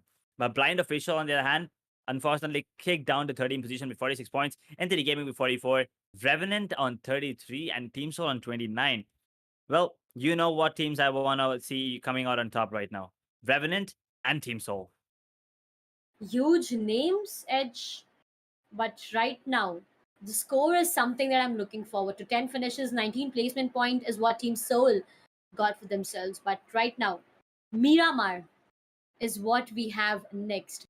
Ladies and gentlemen, if you joined us late and if you did not know what has happened in the previous 3 maps, we started out off on Erangel, where Godlike, they did a beautiful job starting it on a real good note. On Miramar, we had Hyderabad HYDRAS, and then coming to the 3rd map, it's all about Enigma getting their victory for themselves. But right now, again, when you come back to the match schedule on what the entire day, it's all gonna be like. It's gonna be Miramar once again. The time of your expectations, Edge. I mean, I know that, right? It's gonna be Sniper once again, which you do not see no matter what. I'm looking forward to if we can see that. But again, we have the Miramar map chance right in front of our screen. Would you love to split it apart and let our audience know about it, Edge? I mean, holy cow, look at that, placement points coming in from Godlike and 11. also finishing points per match. 6 and 11. That's average, by the way. That's average. This is not like the highest or the their best performance. This is just the average, and the average adds up to 17, which tells you how dominant Godlike is performing. And by the way, this is the stats coming in from only finals, fellas, not the semifinals. OR, on the other hand, 8 plus 6. Decent, but once again, let's not focus on the one that are at the top. Let's focus on the one that are at the bottom. Enigma, 0 placement points and 2 finishes per match, along with Revenant sitting on 0 and 3 finishes per match. I mean, after what Enigma did, I don't think that's going to happen again. But let's see, you never really know. I mean, yesterday also, actually, Enigma got that chicken dinner on Sanhok and Erangel. Even today, it's on Erangel. So on Miramar, they're not having a good day. So let's see, maybe today is the day that they pop off. Maybe Revenant can get some, placement points as well. But the teams that I am looking forward to, as I said, Revenant and Soul, because they're at the bottom, and I want to see that close cut competition. So I'm hoping, and I'm going to be rooting as well for Team Soul to get that chicken dinner. Lot of fans out there are waiting for their favorite teams to, climb up. It's all right now, right now the fights that we are talking about, the placements that we are talking about, the only reason is all of them are about unlocking the prize pool. Now, previously, as you said, semifinals, it doesn't really matter on what position you were. It was #1 or it was #16. Doesn't matter. You get qualified to grand finals and you unlock beautiful prizes. But right now, the race is all about the bragging rights of Gillette 7Sea Invitational, and that's a huge title, ladies and gentlemen. So all these teams are looking forward to, have their eyes on the #1, #2, or I'm not even two. I mean, I would just keep it to #1 until the second last day, where teams know that the difference is getting huge and huge, and it's difficult to cover it. So let's not just hope for #1. Maybe 2 or 3 is something that we can work around True. with. But right now, the race, the marathon, is all about the bragging rights and the titles of Gillette 7Sea Invitational, as I keep on saying about it. But the matches are getting intense. The entire situation, the battlefield is more interesting and it gets more amazing as we are going to head ourselves towards the Miramar actions. It's gonna be hot once again because it's a desert True. and it's hot out here as well. I mean, what, 34, 35 is the temperature right now, and I can feel the heat both in game and outside as well. But here's the thing: can I get that sniper action once again? Can we see some water bodies on the map of Miramar? It's kind of, you know, less likely to happen, but it is always a probability, right? We've seen people drown on the map of Miramar. How often do you see that? Very I rare, mean, and it does happen yeah. sometimes. The only fact that people drown in water is maybe you are really thirsty when you are put up in sand dunes and you do not find water for yourself. So maybe that's the only reason that, the hopes are really high. That was a bad joke, I know, but right now I just couldn't get myself anything else to talk about what you put forth. But that was true, right? I mean, it gets us really shocking to see people drowning in a map where there's no water, or Exactly. maybe 5% Very water. nice.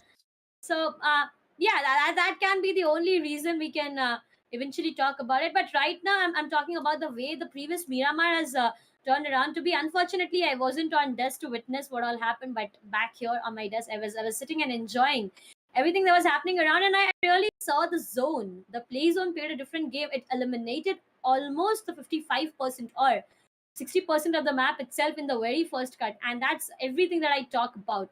Having a huge map, I mean, we always say, right, Miramar is a huge map to play. And imagine you get down and you are like, okay, the 60% map gets eliminated. We are left with 40%. What's the use of playing a huge map? True. But once again, Dash, before we head on to the match itself, let me ask you this. Okay. Do you think we might have a repeated winner in this match or the upcoming 2 matches? I mean, the 3 matches that are left for the day. Do you think we might be, looking at a second, a team that getting the second chicken dinner for the day? I'm not talking about, the other teams. I'm just talking about Enigma, Godlike, and HYDRAS. What do you think? They can get themselves another one here? Only reason Edge say yes is because of Enigma. Now I still remember they got two back to back for themselves the previous day, right? So yeah, there are chances that we may see that happening. But again, the level of competition, it gets on increasing, it goes on high and high with each and True. every passing map. So again, we were hoping, I mean, we started off grand finals with a hope that, we may have different winners on each different map, but at day one itself, Enigma denied us. Enigma did deny us. I mean, for 5 matches, it was like, yep, guys, we got the Yeah, sixth one. true. But We then were at the happy. end, we were happy. And then at the end, Enigma was like, boom, pam, punch to the face. But then, I mean, it is what it is. And now Enigma, 3 chicken dinners. They can get themselves fourth as well. It's gonna be beautiful to watch. But as I said, I'm looking forward to see those snipers coming into play. I haven't seen that action happening for a really long time as of now. So let's. I want. And I don't mean Car 98s, VSS, or even the Mini 14s. I want to see AWMs. That is what I want. I don't understand how hard can it be. How hard can it be to find an AWM? Come on, guys. I mean, I'm pretty sure at least one player out of 64 will find an AWM. Maybe some action. I'm hoping our observer, our Mr. Observer, can just catch that moment. Just make me happy with that one thing. But that's all I'm asking for. I don't even want a water body zone or anything. And I'm sure Sam is also looking forward to see that AWM True. coming to play. But I just heard that in my headphones out here. This I just heard his voice, but I'm sorry, exactly. Edge. I'll be a bit harsh this time and say that I guess you will need to wait more and more. Not just the fact that the map has not started, but I really don't see an AWN coming this time. True. But also talking about, I mean, talking about, just hearing his voice. Sometimes I hear his voice as well. Like, in my head, it's just him True. saying something in the back. It feels like a ghost is talking to me. But yeah, I mean, Okay. it's like, it's just him. We've been together. I mean, all of us have been together. We've been casting for quite a while now. So even when you guys are not there, I feel like, oh wait, oh shit. Oh my bad. Oh oops. But anyway, it feels like Okay. you guys are still talking to me. I can still hear you in my dreams. Is that scary? Is that scary? I guess. But let's see. But I mean, back to the game. My expectations are Team Soul and Revenant to put up a better performance coming in. Because once again, last time that Miramar is going to be played today, right? After this, we have Sanhok coming in and Erangel coming in. So the only chance and the only surprise element that these teams have is to, get that open plots for themselves and also get those fights initially. Team Soul and Revenant are the ones that I'm talking about because Team Soul, they're really good with their mid range to close range combat. So let's see if that's going to be happening. But with that, the flight's already in air and the players are ready to jump down. We are ready to see what is going to happen next because this is again a fly path, a bit similar to what it was previously down there to Los Leones and the further areas to Ladrilla. So maybe the hopes again are high regarding the cut that we witnessed, but you don't know if we see a central shift out of nowhere, a central zone out of nowhere covering San Martin, Picardo, Power Grade, Graveyard, the four most beautiful areas. Impala out there, the compound that I always have my eyes on. Not just Impala, that's El Pozo, or there's El Azhar. These are some places that I always, seem to be a bit more interesting to me compared to those specific places of Los Leones, maybe San Martin, maybe water treatment. I mean, the common places that we always keep talking about. But right now, all I'm waiting for is the circle. Will it be playing a MVP role? Not really a decent one coming Ooh. our way again. No. I mean, there's a bit of water Yeah, still there, but that's pretty. It feels like the zone kind of followed the flight path as well, right? I mean, look at it. Everyone's in the zone. Like 80% of the teams are already inside. I mean, unless they take a vehicle and make their way towards up north or in northeast, everyone in the zone already. Let's see some drop classes, shall we? I mean, I want to see some insane fights happening right off the bat. It doesn't look like it's gonna happen. I mean, SKYLIGHTZ and Revenant might go head to head along with 7C, maybe third partying and so, and Team TSM bringing up a fight maybe. But it looks like everyone else on the side of NTD, Marcos, and OR, they're playing it safe. They're going to take their sweet time. And as I said, the final time that Miramar is going to be played today. So whatever plan that they have in their heads, they got to execute it very well. last time. Now, this is where I get a second thought of this beautiful second half of the day. I always keep on saying, right, the second half of the day is going to be the most crucial and beautiful one because you got to play three different maps. And how? First, go to the biggest map, then to the smallest map, and then to a classic experience. Now, this is something that gets me really interesting throughout this second half of the day. On the other side, you're talking about some drop clashes happening. Not exactly drop clash, but somewhere nearby, I see the sides of Enigma and Godlike. They are kind of neighbors to each other right now, but there's going to be TSM joining the party as well because they got their vehicles right and they are looking forward to a compound. But both of these teams, they got nothing. They are completely in an open area. Godlike, they can get eliminated on an early stages if they continue to go in the same areas where Enigma are going. Because look at that edge. Enigma, they do have something to play around. And from the sides of Godlike, I guess Gil is the only one having a VSS. Nah, now VSS. I don't want to see a VSS Okay. play coming in. I know it's a sniper, but not the auto sniper, the semi-autos, the autos. Let's go for those bolt action sniper rifle. That is what I'm interested in. Let's see. And once again, no drop clashes, as you said, Tarsh. Everyone's taking the sweet time. Everyone's making sure. While okay, safe landing. Okay, that's good. By Enigma, some stunts going on there, and it's all about having fun. I mean, you cannot perform. I mean, if you are enjoying what you do, you are gonna be great at it, right? You gotta love what you do. You gotta enjoy what you do, and that's how you're gonna be performing great. Yes, you might not be consistently doing well, but if you're doing something and you don't like it, I don't think you will be performing as much as you would like. True. Very true. I mean, I just saw a stunt from the sides of Team Enigma, and I just wrote driving license done right. No, no problems, no difficulties, nothing. It's Miramar. You're able to handle your vehicle properly with stable. So yeah, you can go further with it.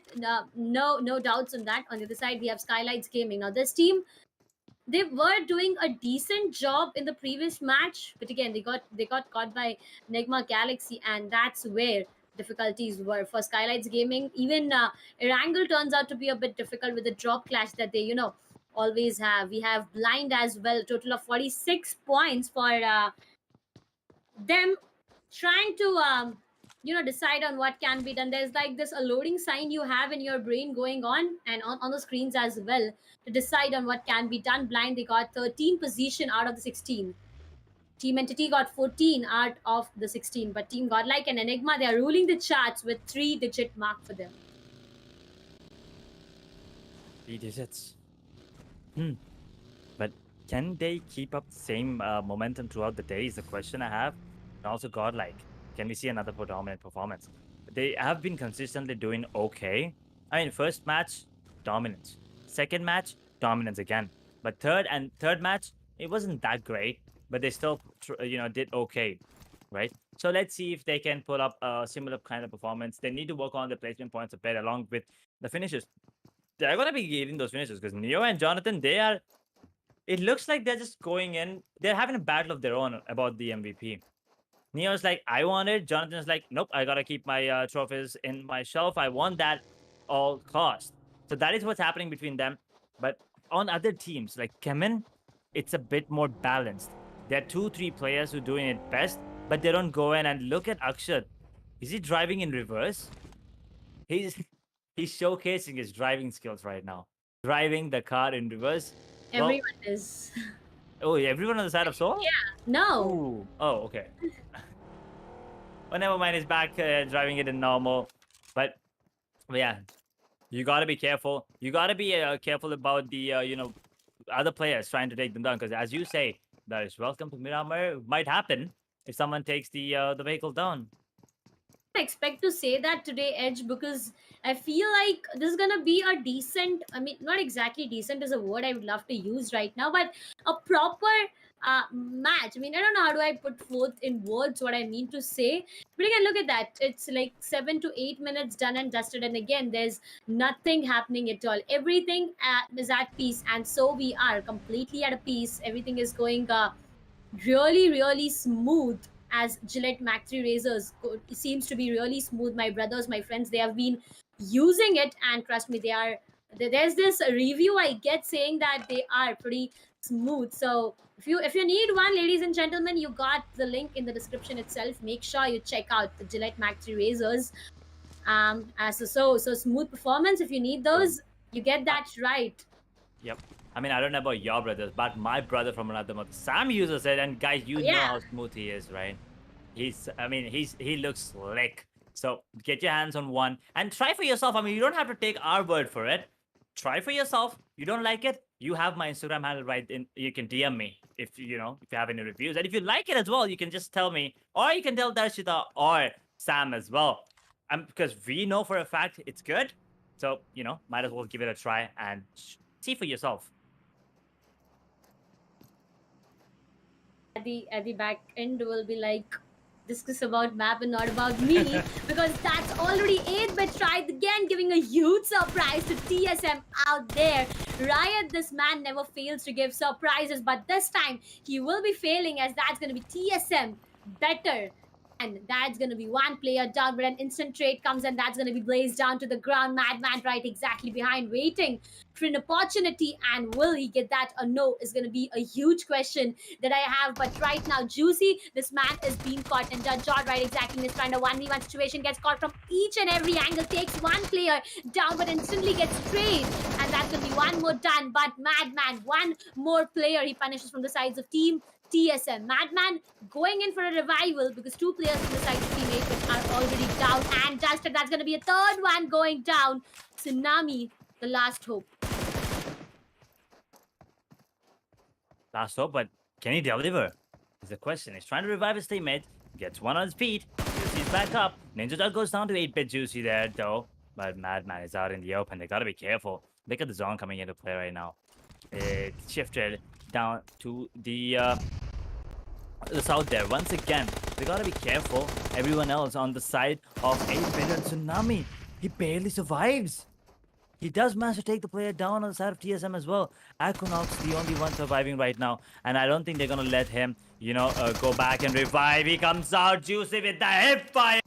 Takes him down. And that's the squad of TSM. Right on time as well, Darshita, as you like it. 10-minute mark. And one squad is already gone home. Be 3 from 8-bit Juicy.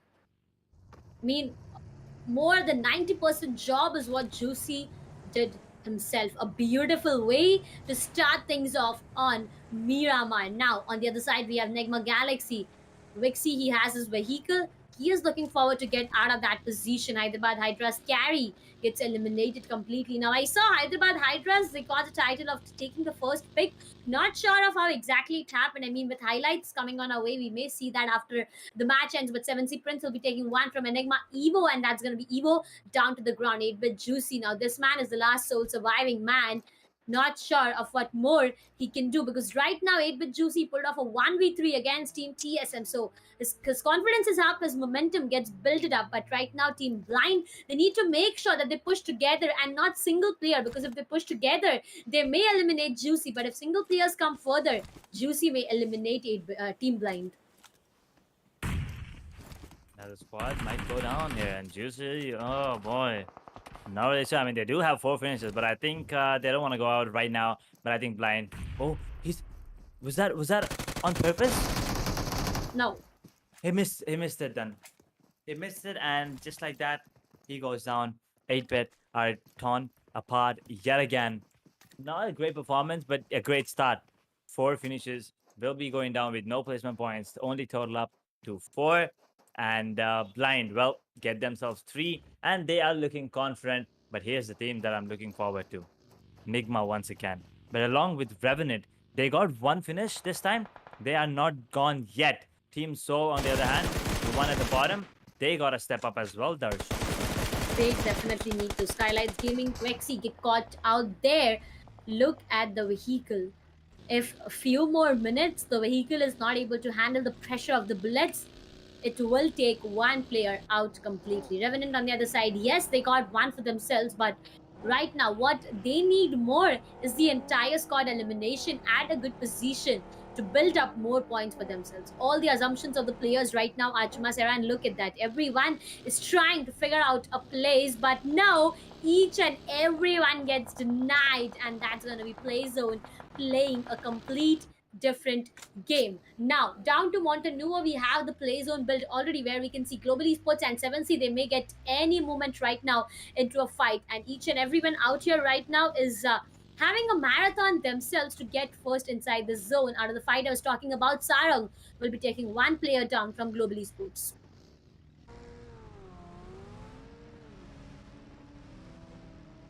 Okay, I guess we are facing Oopsie. a bit. Okay. I was My bad. yeah.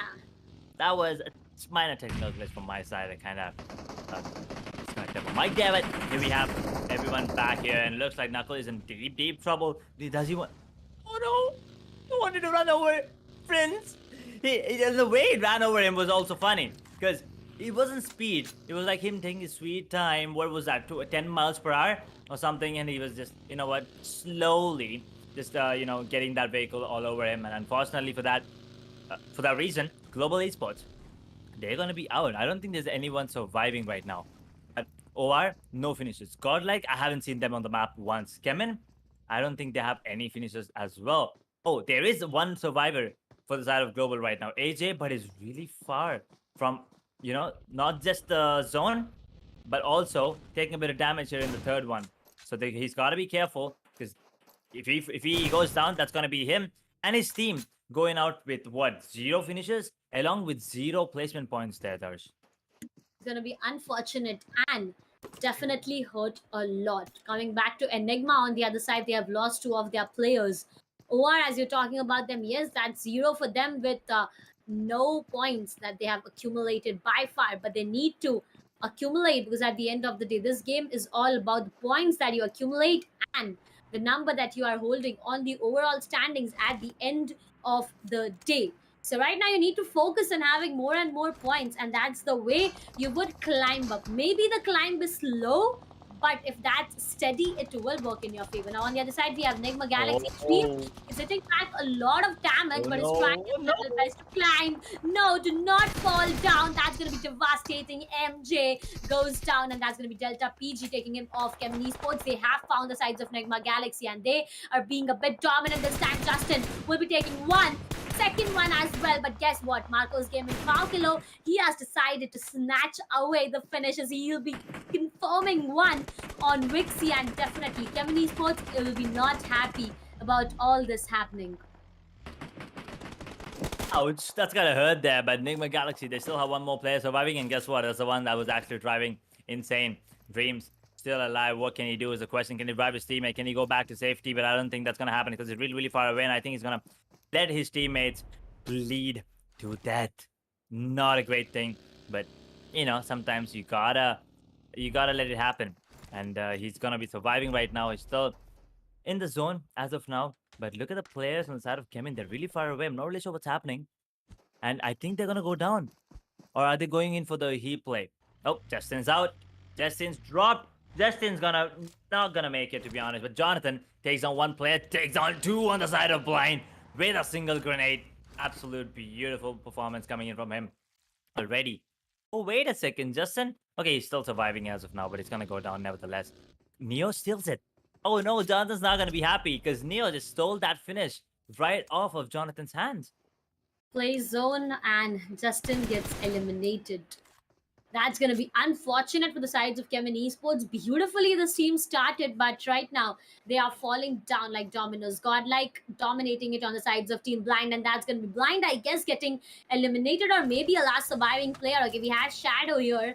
Zaddy is still down to the ground. Jonathan, he did a beautiful job. 2 finishes that he took in his name. I guess third may get to his name because I just doubt he got one confirmation, but we got a confirmation that Global Esports gets eliminated completely. Soul on the other side with 0 finishes, trying to completely eliminate the sides of Team Marcos Gaming. Don, he is down to the ground. That's going to be Omega trying to go in for a grenade. Goes boom, and I guess Akshat will be taking Dino down there. Omega will be confirming Don, and that's the entire squad of Marcos getting eliminated. But at the same time, after getting 4 finishes, Team Soul trying to fight it out with the sides of Team OR as they are really nearby, and that's Enigma Galaxy Dreams as well that Goblin found right now on the other side. Blind, they made a way out of this fight. Zaddy, he got revived back, but I doubt Jonathan will be happy with the fact that he just got 2 for themselves. He's looking forward to the third one, but the Ridges will be helping Shadow, and that's the reason. Jonathan, he needs to make a way out of the situation. Where is his entire team? What? Where? Exactly. No. Wait, what? He's in between 2 squads. He's gotta be so careful right now. Alone. Jonathan, he's so far away, but Blind and Noah, they're trying to, sandwich Jonathan right now. If that's happening, oh, while this is happening, NTD might come into 4th party him. Jonathan, you gotta be careful. I don't know if you can read this, but you are in a lot of trouble, my friend. I know you're one of the best players, but I do not think that you can take this 1v12 all by yourself. And all this is happening while Enigma Galaxy, they lose their final player, and we're down to 10. Zaddy takes on Jonathan, and I think with that, that's gotta be his end. No, not so early, not so early, because that's going to be a cover fire provided. Jonathan is surviving on magical HP out there, Edge. Look at the cover fires being provided from the sides of Team Godlike. Team Blind, yes, Zaddy tried his level best to eliminate Jonathan, but the teammates were like, I got your back, don't worry, but again, play zone, hurting Jonathan real bad, and that's going to be Jonathan down to the ground. Only few seconds, and if Neo carries Jonathan on his back, they can make it work in their favor, but what's difficult right now is Blind, because they have decided to not let Godlike take this entry. Now, I doubt Jonathan will be able to survive, and as I say, we got a confirmation that Team Godlike Jonathan gets eliminated. Neo down. Oh, God, like they're losing multiple ones. Neo is down and out. The only survivor is Zegon. Just like that. That was a bad. I told you that was a bad fight. And God, like they should have avoided that at all cost, but Same time he gets punished, and that's gonna be one more out. Entity, they are falling down. CHEMIN Esports, they are falling down. Soul, they are even falling down. There's a lot happening, and out of all that, Enigma gets eliminated completely. 7C on the other side, they got 7 finishes for themselves. As their name says 7, they decided to take 7, but not for a longer period of time. Will they continue with 7? That's gonna be 9 in total for them. Gamla Boy on the other side will be going in for a grenade. Delta PG is the man, is only surviving, goes in for a grenade. This grenade can cause a lot of problem. Does eventually Delta PG with the help of grenade will be taking 1 on Gamla Boy, and now SKYLIGHTZ Gaming need to decide on what can be done, as one of their players is not just down. Second one eventually goes down. Delta turning out to be a monster, confirming all that comes his way. He needs to patch himself up, because that's going to be a 1 versus 1. Somraj not sure of the position. Delta is holding. Aw. He could have eliminated and pulled off a 1v3, but Somraj is better this time, and that's going to be CHEMIN Esports getting eliminated. boy, that hip fire is just always better sometimes, close range than the ADS, and I'm not really sure why why the players sometimes go for that. I think it's just panic, just the pressure to come into play as well. It's going to be 7C spray guard going down now. Revenant, they still have 4 players surviving, and it's a better performance coming in from them throughout the entire day. I'm really happy to see, and the final player on the side of GODLIKE are down and out. GODLIKE, we wanted a dominant performance. Well, guess what? They were dominated by every single one on the server, and they went down, unfortunately. And now we're down to 5 squads, 15 players left. Soul looking really confident as well, trying to take down multiple players. Revenant did lose one. They are on the verge of losing another one. Soul and Revenant, the 2 teams that I wanted to come out on top, are already in the top 5. They definitely are top 5 teams with 15 live players. SKYLIGHTZ Gaming, they're holding a disadvantage, I would say, right now, because they are having a lower ground disadvantage in short. On the other side, we have Revenant still surviving with 3 finishes, where they got 2 players in disadvantage. They can, revive back 1 player, but on the other side, we have an explosion, and Prince will be the one facing that explosion. That's going to be Prince down to the ground. So the probability chances, I feel like having the chicken dinner OR can get it, because they have all of their players surviving, and right now they are looking really good. Revenant on the other side is trying to take the players of 7C down. Their Prince will be revived back to his life. Austin Vortex gets caught as 7C. Sarang is trying his level best to take Austin Vortex. It's a lot of damage, but that eventually is not working in the favor of 7C. Omega gets caught. Fire all around over to him, and that's going to be Team Soul getting eliminated on the 5th position. OR are the one to capitalize over the entire situation, and trust me, OR is looking good right now. Don't tell me that was possible. Don't tell me I No. cursed Soul there, because I wanted them to come out on top. Unfortunately, that's not going to happen. It's going to be Revenant, though. They still have a really good chance. They're already in the top 4. They still have 3 players alive with 3 finishes to their name. Let's see what happens. Player 8 from the side of OR is dominating right as of now. 7C, they have 3. OR, they have 4. With the man advantage, they got to be the favorites. And Revenant lose another one. Paradox on his knees right now. You got to be careful. 7C, they're not letting anyone breathe. They're not taking 1 fight. They're taking 3 different fights with 3 different squads, and they're still somehow making it work. Paradox on his knees, getting patched up, getting healed, but Prince goes down to Austin Bot X. Now, gotta be careful, Sombra out in the open, but it's still... What? Oh, never mind, I thought that was him, but it's Kyoya from the side of Revenant that takes down one of the players inside of 7C. Prince goes down to Austin as well. Paradox takes on Aladdin. And 7C, they are down and out with 9 finishes. A good performance, but just not good enough. So now, Revenant are my personal favorite right now. Okay, so we have 3 teams, 9 live players. I'll be going with OR. So, not exactly OR even, because look at the situation. We have Revenant, we have SKYLIGHTZ Gaming, and we have OR. Now, Revenant, they have decided to...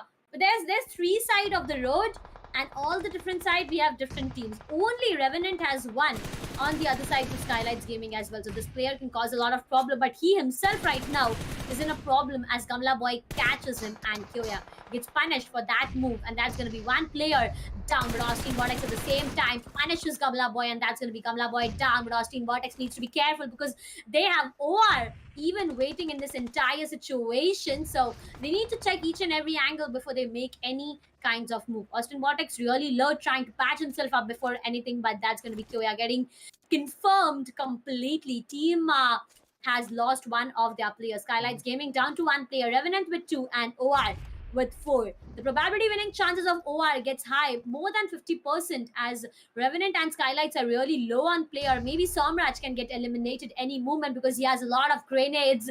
He has his location compromised with Aditya. He takes one on Austin Vortex, and now the chances of OR winning it has increased. OR wants it. OR wants it. They missed it the last time, but this time looks like they are looking confident. And look at that position coming in from Austin. He's out in the open. There's no way he can be revived at this point. I mean, if it's not OR, it's going to be Somraj taking him down. And I think that's what he's going in for. There you go. Seals the finish from the hands of OR. And now it's a 4 versus 1 on the Revenant side versus 1 on the SKYLIGHTZ Gaming. OR clear favorites. Unless Revenant and SKYLIGHTZ, the sole survivors, they pull off something absolutely incredible, absolutely miraculous. But is that gonna happen? I don't think so, because OR, they're already making their way. Oh, wait a second, it's a 2 versus 3 now, and I say 2 because I'm counting Revenant and SKYLIGHTZ as a single team. As of now, OR, they lose a player to the play zone there, Aditya. But here's the thing, even Paradox is outside of the zone. He has to go crawl 11. Oh, Somraj steals another one. That's 2 steals. 2 points extra by Somraj and SKYLIGHTZ. They're gonna be happy. They're gonna be some happy faces in the boot camp. But right now, it's all down to last 5 players. What are they gonna do? Oh, our esports. How are they losing this? How are they so patient is one question. But what are they gonna do right now? Paradox is right in the zone. No way. 28 meters? This is not looking good, OR. I think that's it. The zone's in the favor of OR here, Darsh. Right now, I have a lot of questions in my mind, Edge. And the first question is, why the hell in this world Aditya went down because of play zone? Now, we'll be discussing more on that later on, because right now, SKYLIGHTZ Gaming and Revenant, both of these players take 1 down from OR. Anyone from SKYLIGHTZ and Revenant can win it, because look at Somraj. He has a clear-cut vigilance on the sides of OR. Jelly is holding back a drop that he already has. New player is trying to climb up. I have the same question of why OR is being this patient, but again, you know for a fact that Team OR needs this victory. We all are in a lot of suspense right now of what's going to happen. Somraj, he is outside, and all that he can do is go down, down, and down completely as he gets eliminated. Paradox finds 1 player, but couldn't capitalize on that. And I guess it's OR. 1, 2, nope. New player 1 was down, but instant trades back and forth. Ladies and gentlemen, we got a new winner again, and that's no other than Team OR. Another one. And another new winner. Congratulations, OR Esports, for getting themselves a beautiful chicken dinner once again here on the map of Miramar.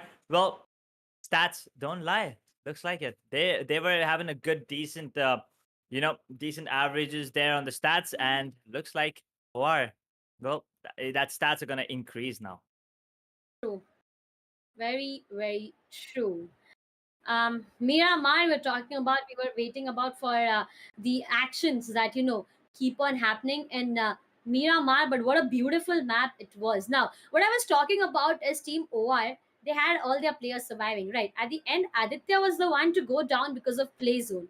I'm not yet completely sure of what exactly happened there and why did Aditya went down because of play zone, because OR, they got a direct entry to the play zone, right? You look straight in front, you got the play zone, and you have 4 players surviving, so the cover fires, they are provided, right? So that's where the question arises. But again, Team OR, even after losing one of their players, they survived and they got themselves a victory. Now, why I am emphasizing so on Aditya is the only reason is if Aditya could have was alive, it could have been a complete experience. Like, you got no of your players dead and you got the victory as well. So that's the reason I'll be emphasizing more on Aditya right now. But again, doesn't matter at all, because Team OR got that chicken dinner. They got it really right and in the most amazing way. But this map, how it all started was 8-bit and TSM. Now, previously, I still remember Riot was the one to give a huge surprise to HHF, if I'm not wrong. But this map, 8-bit, right? He tried to give a surprise to TSM as he was waiting down waiting down too long, I would say, to Yeah, a bit too much. take TSM out. And what happened was, TSM capitalized over that, and the entire squad of 8-bit got eliminated. I mean, as you said, I mean, as you say, from day number one, they shouldn't prolong the fights. They need to, take it, finish it off, and then move on to the next one. But let's take a look at what just went down in the match highlights right here. As you said, it all started, I mean, impeccably here with TSM taking the fights there between them and 8-bit. 8-bit looked strong, right? But TSM, they were not going to go down without a fight. But on the other hand, it was HH and NTT taking those fights as well. Absolutely beautiful start to the map. And that 10-minute mark, I think that was when we had the first squad elimination. And I think it was TSM going down. It was okay, but and TSM had a fight, then was blind. We had a lot of things happening. Global Esports, they got themselves into a fight, and the moment you were talking about Prince, it took it really smooth and soft. But on the other side, we had NIGMA Galaxy and CHEMIN Esports getting into a fight where players of NIGMA Galaxy, they were caught, and I guess Marcos was the one to steal. Yeah, Marcos Paukilo was the one to steal away all those finishes from the sides of CHEMIN Esports. And I guess after that fight, I really didn't see CHEMIN Esports. I mean, 7C versus CHEMIN Esports was the fight that we showcased, and I guess CHEMIN got eliminated out there. OR and GODLIKE got into a fight. CHEMIN Esports Robin was the one trying to survive. It took one from Revenant. Then I guess they tried to capitalize. They eliminated as much as they can, but they started to fall off. And then was Entity and 7C getting into a fight. Prince, he was down, but at the same time, trade came and both of the teams had one of their players down. But Spray God, he ended things off in a beautiful way. Once again, I mean, for CHEMIN, unfortunately, this wasn't the game that they were hoping for. Delta PG did manage to take down a couple, get himself a couple of extra points there. But at the end, it was once again him going out and trying to get that finish, but then Somro just too good. And instantly he revived his teammate as well, but yeah, it is what it is. Unfortunate for GODLIKE as well, they were completely caught off guard. And if you remember, there was a fight between them, Blind, NTD, and OR. Not really sure what they were thinking, but whatever they were thinking of, it didn't work out in their favor, and unfortunate for them. But you gotta give it to the side of Revenant. Much, much better performance coming in. And also Team Soul. Both of them survived till top 5. And I think then Soul went down, and then Revenant were there in the top 4. Absolute beautiful performance coming in from them. Yes, it's not great, but guys, hear me out. They were having much, much worse performance before this. So, it's the boost. It's the confidence boost that I'm looking forward to. Also, it's still day 2. We still have 3 more days after this. And I mean, we still have 2 more games left for the day. But even after that, we still have 3 more days. And with that, we have a familiar face. 7C Spray God, MVP of the match. 6 finishes and a contribution of 66.67%. A huge contribution, Edge. I mean, 66.6% is a huge number. Pray God, he did all the heavy lifting. He just did everything that he can for his entire squad, and he gets rewarded as the Gillette MVP of the match itself. It was a beautiful match. 7C, they could have capitalized. They could have made this map work in their favor, but at the end of the day, it really didn't work in their favor, and that's where I guess even they got eliminated. But OR, a beautiful one for them, a victory that was much needed, and they got their hands on the victory well. Now that's all that happened in the map itself, but there's one more thing I want to talk about, and that was about GODLIKE and Blind having a fight. But we'll go to Castless and talk about that more. Let's have a quick look on what this map was like for OR. They got 22 total points, a decent number that OR accumulated for themselves in this entire match number 10. Pretty well. And I want to see how close now the distance is between them and NIGMA and GODLIKE, because they are the top 3 as of now. But also Revenant Esports, that performance, I don't really need to say anything else. 19 total points. Beautiful performance coming in from them. And once again, I'm just comparing them to their previous performances. That is why I'm calling it beautiful. I know OR did better, but Revenant did much, much better when compared to the previous ones. 7C on sitting on 17, SKYLIGHTZ on 16. Team Soul did really good as well. 13 points for them. GODLIKE only 3 finishes, 7 points. CHEMIN sitting on 6. if we expect a lot more. Entity on 5, Blind Official on 4, 8-bit on 4, Marco sitting on 2, Enigma, NIGMA, HYDRAS, and TSM all sitting on 1. Global, did not see that one coming. 0 points, but NIGMA had a really good day today. First three matches, they had really good scores, around 10 to 15 every single time. But this time, well, I mean, not every day is a Sunday, right?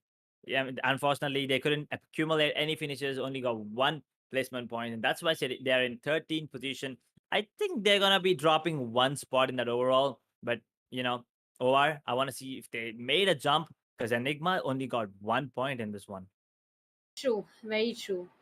Global on 0 is something that we as casters didn't see coming, because you remember, right? Global, they showcased a huge domination in the semi-finals itself. I mean, I still remember them taking more than 17 finishes, and that was a huge one, right? 34, 33 points, the highest till date in the entire journey of semi-finals is what Global has showcased us. And right now, seeing them directly on 0 is something that we do not really expect from such a talented, a young talented team, I would say, of global esports. But right now, we need to focus on the overall standings as well, because that's going to be godlike still sitting strong on the first position. Enigma edge has been pushed down to the third, and OR gets 2 spots up. That's the second position from them with a total of 117.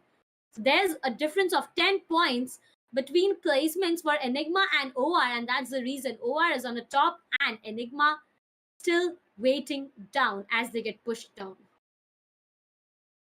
I mean, Godlike, they still have a 19, is it 19-point difference? Absolutely beautiful. And also, OR, yep, that's a good jump, but Enigma is still catching up. It's still the same. You can see it's only 10-point difference, and all those 10 points were placement points as well. HYDRAS, on the other hand, pushed down to 4th position with 96 points. Teammate bet 95, much better performance compared to the semifinals. SKYLIGHTZ Gaming sitting on 78, TSM sitting on 70, but 7C now coming up into the first page with 69 points. But look at the difference once again here. Look at the difference between them and Godlike is what I'm saying. A lot. Almost what, 70? Almost 70-point difference there. Absolutely insane. Actually 60, something like that. But yeah, that's huge. And also, it's not like they played less matches. There's another team who played more matches. All of them played 10 matches. Absolutely beautiful. But then, where is Revenant? Okay, they made a jump from 15th to 11th. 52 total points. Beautiful performance. Team Soul, they did okay. So they're catching up, but they still need, now they got 13, right? They need to keep getting 13 or even like 15 to 20 points consistently in the next 2 matches for them to have a good day. And even after that, I'm not guaranteeing them a spot in the top 8. I'm just saying they might have a chance into coming in strong tomorrow as well, because it's all about the momentum. Marcos Gaming, on the other hand, 67 points, Darsh. The second side of overall standing is always something that is a point of concern edge. Because at this point of time, you see, right, we are seeing all red marks. There's just Revenant who has climbed up. Team Soul, it's like they are remaining on the same position. But is the position good? No, it is not, right? It's the 16th position. So they need to get the hell out of that position, and rest all the teams, they are going down and down. Now, Global Esports went down, Nigma Galaxy went down, Blind went down, Entity went down. So much, has happened in the second sides of overall standings. We see a lot more. We expect a lot more from the sides of these teams that are already on the second side, because they have proved themselves really good in the semi-finals itself. So right now, all they have their focus on is Sanhok, because this map, it always tends to be the map that either gives advantage to one team or it splits the advantage to all the teams. So right now, with the fly path and the zone that we may have in few minutes next, we will get to know on what the situation is and how things are going to turn around. And the entire day, it's started off with Godlike, then Hyderabad HYDRAS, then Enigma, and the previous one, it was OR. God, oh God. Erangel, Godlike. Miramar, Hyderabad, HYDRAS. Erangel again, Enigma. Miramar again, OR. No repetitive winners. But yesterday, Sanhok and Erangel were the ones where we got the repetitive winners as Enigma. So I'm hoping Enigma might pull it off again, which makes it 3 games for them. Three victories for them in the same day. Or maybe some other team can do it this time. Because even yesterday, 8-bit was putting up a great performance. Kevin put up a great performance on the map of Sanhok as well. And let's see, since we have only played that map once. I mean, it's going to be second time today. Not really sure what to expect from a lot of these teams, and I'm not quite sure if they were able to analyze what the other team's strats are, right? So let's see what's in store for us. But what are you expecting from the map of Sanhok here? Anything but no heal battle. That's all that I'm looking forward to, because when it comes to heal battle, we already see players, they take a lot of health kits for themselves in the beginning itself, but the joy of having fights on your screen is something else, right, Edge? you Yes. you enjoy, you really look forward on who can be better with a 1v1, who can be the best with a 4v4, and a lot more. So yeah, heal battle is something that I'm not expecting, as in Miramar I keep on saying anything but not lostly honest. So here I would say anything but no heal battle, no doctor, no snakes all around, just a pure battle that I want to witness right now, because Sanhok, as I said, is all about either one team dominating or either the entire lobby being lit. So I don't know what is going to be the case, but there's always like small mistakes that these teams are making, and that's something that they need to calculate. Now at the end of the match, it's all about calculating the points, but calculating the small mistake that the teams intend to do, because right, one mistake can give you a huge cut, and Yes. if that cut is, you bleed a lot. But with Gillette Mac 3, you do not cut yourself this bad. So maybe a chance of saving yourself, as these teams are saving themselves at the back end. You can check out the descriptions for the Gillette Mac 3 Razor. You got the link in the description itself. Make sure to check out. And Edge, now that you have asked me what I do expect, I'm the one being here for the first time on Sanhok itself. So I want you to answer the same question.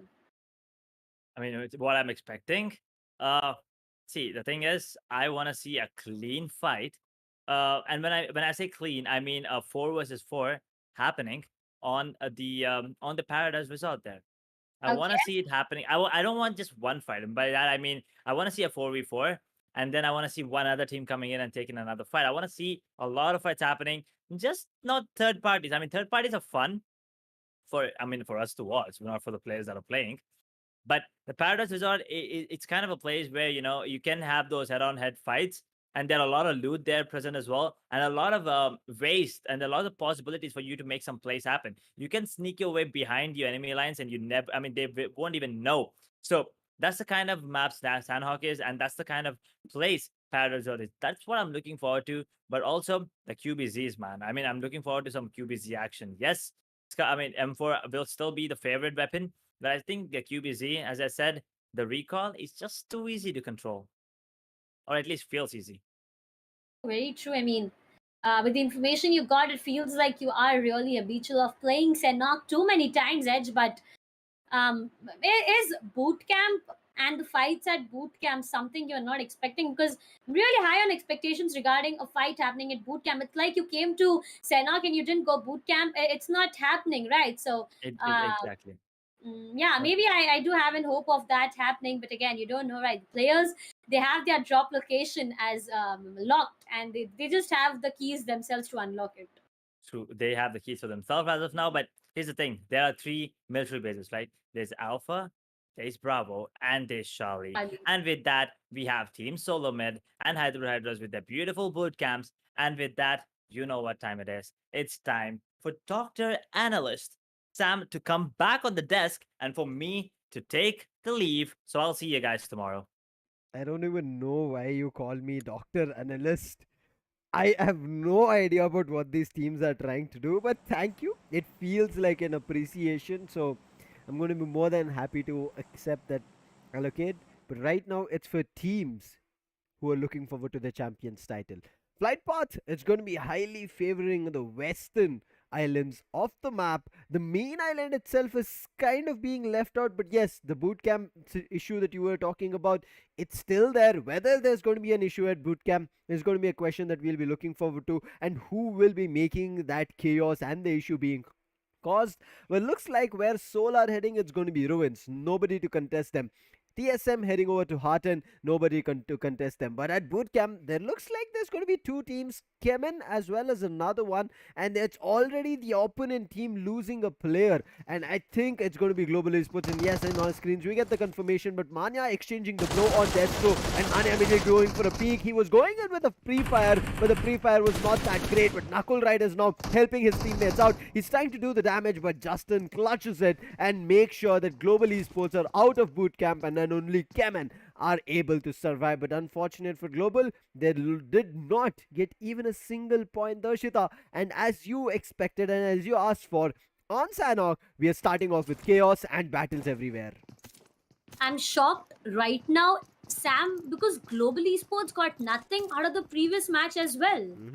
Exactly. It's gonna be really difficult for Global to come out of that situation. 2 maps with 0 points is not something you do, but on the other side, we have one more fight happening, and that's gonna be Blind and NIGMA Galaxy getting into a fight down there in between Nakam and Bantai. That's gonna be one player from NIGMA Galaxy already down to the ground. Blind Zaddy is looking forward to a peak, is looking forward to a great opportunity of taking players down. But will he be able to do that? Is a question that I have right now, because NIGMA Galaxy, they already have one of their players down. Either you revive your teammate, or either you get into this fight and completely eliminate the players. But right now they have decided to revive their players back, and again it's gonna get converted from a 3v4 to a 4v4. I'm a little bit kind of I don't know how to put this across, but look at SKYLIGHTZ. I don't have a specific word, but look at the way they're split up. They have close to like 10% of the map for themselves, and nobody's looking for to contest them. So I think that's the fear of what SKYLIGHTZ holds here in Sanhok. No teams are looking forward to go to the complete southern western part, but right as now the fight is already in front of our screens. It's going to be Blind Zaddy getting MJ down, and Blind, it's not that they've I would say covered every player from NIGMA Galaxy, but still NIGMA Galaxy are coming into a little bit of a chaotic situation and able to figure out a way forward, and it's going to be finally them answering back on Spy OP, but that does not matter. Zaddy gets one more down, and it's going to be the last surviving player, Dreams. His teammates are going one after another down and down to the ground and down to the dust, and there's nothing he can do. The kill feed, the finish feed, the I would say name cards of his teammates, from health, full health, to a knock, to that complete bleed out, is what he's seeing. Dreams having his dreams, nothing to work, and it's going to be Shadow to close it out and shut the doors on NIGMA Galaxy in Sanhok, and they'll be looking forward to fighting off with Sanhok tomorrow. They're not going to be fighting on Sanhok anymore today. It's done for them. But look at this, early 3 to 4 minutes, we're already, I would say, come to a conclusion of eliminating 2 teams, Darshita. Global Esports and NIGMA Galaxy, Exactly. the 2 teams getting eliminated. Now, it may be a 3rd team, because look at Marcos and 7C. They are really, really nearby, but at the same time a bit far away, because Paukilo, he has an inner wall cover to work around with. But 7C, they do not have anything, so they need to be a bit more cautious about the fight they are engaging themselves in, with the hope that, they get a victory over that. And I guess they have decided to get out of that situation and not get into any kinds of fight. And yeah, there you go. 7C will be going a bit away, jumping really, really high with the vehicles, with the buggy that they have. Sarang, Prince, Aladdin, Spray God, the 4 surviving players for the sides of team 7C. And on Marcos, we have Paukilo, Dino Star, and Don. Look at the faces down there, Sam. We get to realize the situation, the real situation, I would say, the players are facing. They are being so calm because it's Sanhok. And right, Sanhok, it always tends to turn around and be something different on what it was previously, or what it can be near to future. Let's see what's there in the near future, especially for GODLIKE. Previously, they played Sanhok. Unfortunately, they came in combat with OR. I mean, they were ready for it in Paradise Resort, but it did not work in their favor. Clutch God did get up, but it did not work out. But this time, we are not seeing Clutch God play out today, and we initially discussed maybe he's just on the backlines thinking about how this entire team needs to play and what their strategy needs to be, especially that they're the team on the top from day 1. Even in day 2, none of the teams have taken them down. They're still standing strong. Yes, the point difference is getting a little bit closer. They are kind of dropping down in the number of points. They had 28, now then they dropped to 24. Now they're at 19. So GODLIKE need to pay attention to it. TSM on the other hand, they are slowly climbing up, but it's not just enough to completely boost them to the top 5 or the top 3. Let's see what they'll be doing, but Aquinox, I mean, he's picking up his friend on the scooter, and this is the only map that he'll be able to get a scooter, and I think that's what TSM are having a little bit of a fun before the action starts kicking in. Hyderabad Hydras on the other hand, I mean, we have seen them completely coming close to tabletop, after that completely being denied with 0 points as well. So Hyderabad Hydras, they're looking forward to a good game here on Sanhok, and as we talk about it, right? This map of Sanhok is a googly, it's a twister. It brings a lot of changes in terms of the action, in terms of the pace, and you have to adapt to it rather than you commenting on it. You have to be proactive rather than reactive. If you are reactive, it kind of becomes a disadvantage for your team. Right now, Ace Black looks like he's isolated and can be found from OR's new player. Let's hope it does not. But right now, CHEMIN, they're finding players from TSM. TSM, as you said, they were enjoying the scooter ride out there. But I'm just looking forward to what Robin has planned because, yeah, I completely agree. He got an upper hand advantage, but is that scope enough to take two players out? And even when the players are in the vehicle, I doubt that is going to be the case. But right now, TSM, they are looking good with the position they have. CHEMIN, they just are waiting. After eliminating Global, I guess CHEMIN right now, the second team to get into a fight is going to be TSM. So I'm looking forward to what plans both of these teams have because right now I do not, see a fight coming between both of them or maybe CHEMIN trying to, take players of TSM down. I do not really see that happening. But OR, they are in the blue. Ace Black, he is really nearby. OR got 0, maybe 1. Ace Black, you are not up with the information, and that's where he gets punished. A new boy. Okay, he'll be taking Ace Black down and eliminated completely. We've seen the name New Player, but New here it's boy. New Boy. I mean, Yeah. I really like it. I did also say New Player because we are kind of accustomed to it, but I like it, New Boy. Let's see what this boy has in terms of his, I would say, action. We saw him from the start itself that OR is kind of including in the roster and trying to play with. Let's see how it's going to be working out. But right now it looks like TSM as well as Soul are having a fight. It looks like both of them are exchanging blows because of which they're patching each other up. But they need to finish this fight really, really soon because it looks like Godlike also want to start doing something about this. They are at Painan and Painan is still safe, but look at this, the fight is still ongoing, and right now Godlike, they're understanding that there's a fight right on top happening, but before that they want to clear the backlines.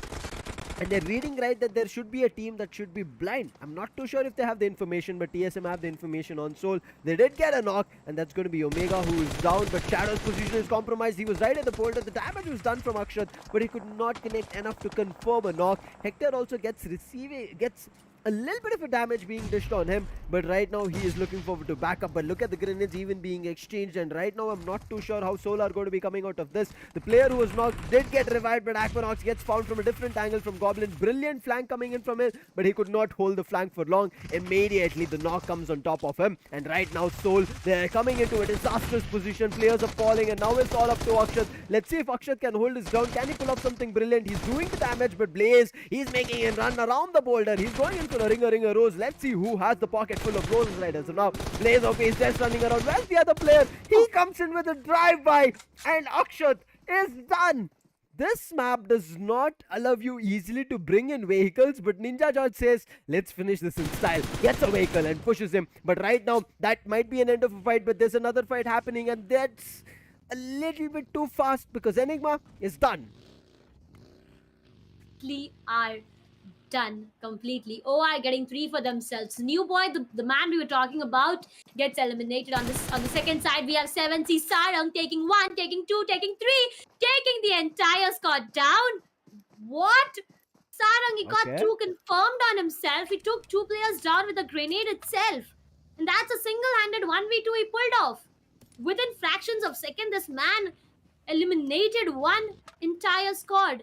Oh my god, Sarang, this man is turning out to be a beast these days. On the other side, we have Blind with 4 finishes, but look at Marcos. So far away, not all the players, but just Star. Look at him, he's just waiting, and by his name, Star is shining so bright that he catches my attention. Being so up, not even ready to come down.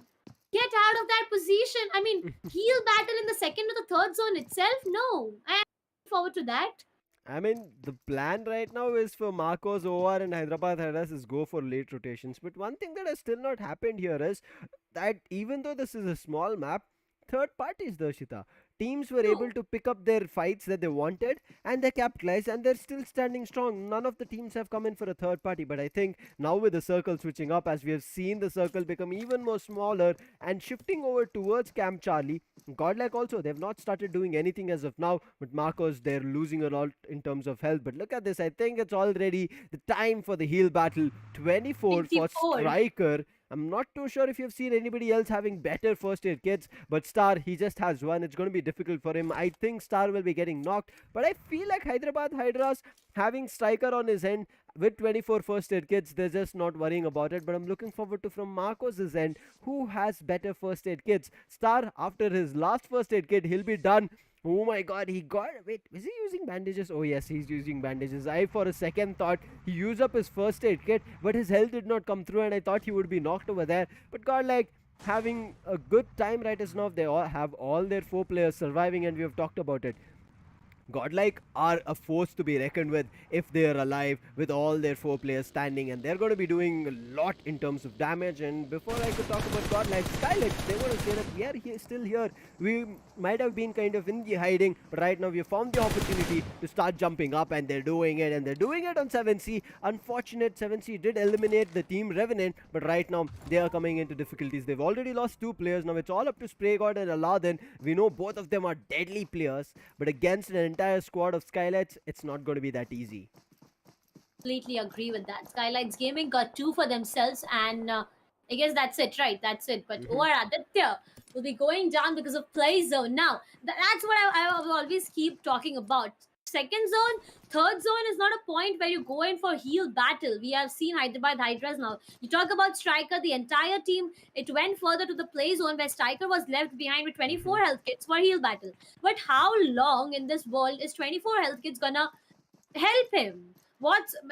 You got my point, right? 24 health Yes. kits, and it's just third zone Too early. itself. So even if you cut it down, you are just gonna be able to survive for more than 1 zone or 2 zone, and not more than that. And that's something you need to be careful about. The entire squad, yes, they are in the zone, but for how long will they be even able to survive? Now, when I talk about survival, we have a fight going on between 7C and Enigma, and now it's a time to decide on who can survive out of both of these, because SKYLIGHTZ Gaming, they already had their eyes on the sides of 7C, and they have dealt a lot of damage on them. There's going to be one grenade going off from the sides of Spray God, Ooh. gets a lot of damage on the enemies. But again, knock is not something that he got. But look at Eggy, he is so Finally gets it. low and gets a connection beautifully. That's gonna be one player down from the sides of Team Enigma. Now I guess that's gonna be the last surviving player. Boom, grenade goes and done. Spray God getting a 1v2 only with grenades against Enigma, and that's gonna be one more team getting eliminated. Brilliant use of utilization, but you were questioning Striker. 24 might be just enough for first or the second zone. So he hears you out. He gets 35 right as of now. Oh my And he's not God. stopping. He's looking forward to a lot in terms of those first aid kits. And look at him playing smart right as of now. You did say that, right? If he uses his first aid, then it might be only the first or the second zone, the upcoming ones that he'll survive. But what is he using? He's using bandages. He understands that right now the damage is not going to be a lot. Only bandages will suffice, and he's working on it. Aladdin also has 26 first aids with him. Let's see how many more players will be raking up these first aids. Right now, 7C also getting in a fight with Marcos, and they do capitalize. Marcos, they do still have a couple of players here and there, but Spray God, I think right now he has gotten the responsibility and the call to push up in the forefront, and the other player that's going to be Aladdin is just going in for a heal battle. Spray God is just wrapping up finishes for his team. 5 right as now is what he's got. He's looking forward to the other ones also, but before he uses that, he needs to patch himself up, uses the first aid kit, and right now he's pushing up. But in terms of the equipment, Spray God is looking good, Darshita. He has a level 3 helmet, he has a level 2 vest, he has a level 3 backpack. So in terms of resources also, I think he should be heavily stacked. But right now, Blind, they're pushing up close to TSM. They've heard the sound, and that's the reason this grenade is coming through. Will it connect on Shadow is the question. I don't think so. I don't think it entered the window or the door, and right now TSM will be safe. CHEMIN will be finding a player. That's going to be Marcos Dawn, and I think that should be the end for Marcos, as he was the last surviving player. Blind have all their 4 players surviving. 4 finishes for them. Let's see what they can do here. In terms of medkits, I don't think they're ready for a heal battle because they're inside the circle. Completely agree. On the other side, we have TSM right exactly in the front. But again, Zaddy, he is waiting. He just has one small, tree in front of him to protect him from all the bullets that TSM fires, and that's something he needs to be careful about. Aditya, his vehicle is on the edge of busting. Please do not show me a vehicle explosion in Sanhok. I would just go crazy. Well, Yeah. fortunate it didn't happen, and that was Ooh. Aditya. But unfortunate, he goes Blind. down. Aru 38. 38 in total. 8-bit gets caught by God, and then that's going to be Zgot trying to take the side of team 8-bit down there. Marcos Gaming Kilo gets caught. Zgot trying his level best. Blind spy exactly in front. Can he be a spy, or Gil will be the one catching him? Is the question right now. Both of them, I doubt they are aware of each other's location. I'm really feeling a little bit bad for Godlike. They did deal 2 knocks, but they never got the finishes. They're still sitting at 0 finishes. Whereas CHEMIN, Blind, these teams are kind of snatching them away. CHEMIN have 5 finishes for them. They've come in for a slam. They have a compound under control. I'm not too sure if they'll be surviving, but look at that spray god. He's looking for doing the damage, but he was the lone survivor. If he had Aladdin, maybe a 2-way hold could have worked, but CHEMIN eliminating spray god. Now it's all up to Aladdin, the last surviving player who has a lot in terms of those first aid kits to play with. But Neo, he has a grenade ready. He is throwing it down. It should connect with Gamla Boy, but Gamla Boy also has a grenade. His grenade misses, but let's see if Gamla Boy's misses. Yes, it does. It does bounce on the boulder and does not find any connection. But look at this, too many grenades coming in from various directions, and finally Neo's grenade connects, but Vexy is still looking good. Jonathan's way also, grenade goes, does not work. 8-bit Batman will be falling to the play zone. Unfortunate for him. Gamla Boy, he is utilizing his medkit. He will be patching himself and boosting himself, coming into complete good health, but how far? Because after this he does not have any first aids. He has only bandages to play with, maybe a couple of energy drinks, but how far is going to be pushing him? Because we know bandages, it just like chip damage that the grenade does, it just helps him out. But look at this Destro, he's also going in for a heal battle. He has 38 Darshita first aid kits, and next to him he has a med kit as well, so I don't think he's going to be moving at all. Destro, he'll just sit for that heal battle, not too sure for how long, but Godlike still sitting with 0 finishes. Circle moved a little bit away from them, so they're waiting for an opportunity, but 8-bit, they're faltering, they're losing players. Wraith is down. Blind look like they want to capitalize. Kits on Juicy. We saw 30 on Juicy. We saw 33 on CHEMIN. We saw 35 on Blind. How many health kits are there provided in the map of Sanhok itself? Are you just getting me crazy? Oh my They're god. hitting every medical store. Yeah, probably because look, more than 60 is what the number. More than 90 is the number that we have Yes. already crossed. Man, 40? oh man, this I just saw 41 on a player. It was just too what? fast. 41 first aid kits. I think it should be from a player from Final, but let's wait and watch. NC will be going down. TSM right now looking good. They're taking down players. Godlike will be really happy because they got their first 2 finishes. Robin is down right now. Delta PG also goes down. 37 on Destro has already said, who is that player with 41? Show me that goddamn player who's having 41 first aid kits. Gil has 28. Even though Godlike are my inside the God. circle, they have 28 first aid kits. So right now, Darshita, you said 90. We are close to 150 in terms of just first aid kits. How the Oh, hell? yes, again, 40. Oh, TSM. What was it? TSM? I don't know. It's too quick. Production, Oh don't my do this. Why? Why production? I just feel like texting. Please show me who the hell that player is.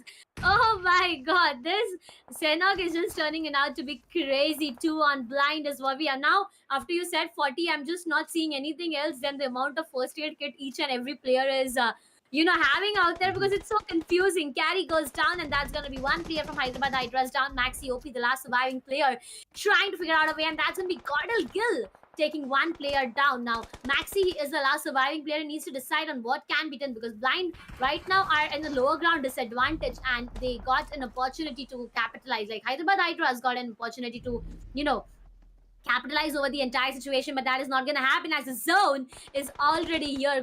Gil will be taking one on Blind. So both of these cards are getting decimated from the sides of Team Godlike. Eventually will fall. Maxi gets caught by Blind Spy, and that's going to be Zgot taking Maxi down. Now, Godlike finishes you. stole 0 a while ago. Godlike is popping off in a beautiful way right Mm-hmm. now. They have lost one of their players, but they have gained 7 in return. There's a lot of grenade popping in the ways of TSM, and they need to be really careful about that entity on the other side. That's going to be TSM versus entity, a fight going on. Ninja Chod, the last health kit that he has, and that's done. I mean, specific players have took so much that Ninja Jord got nothing, and that's why he is 0 on the terms of healing. With 8 teams, we have 14 players still alive, 26 on entity as well.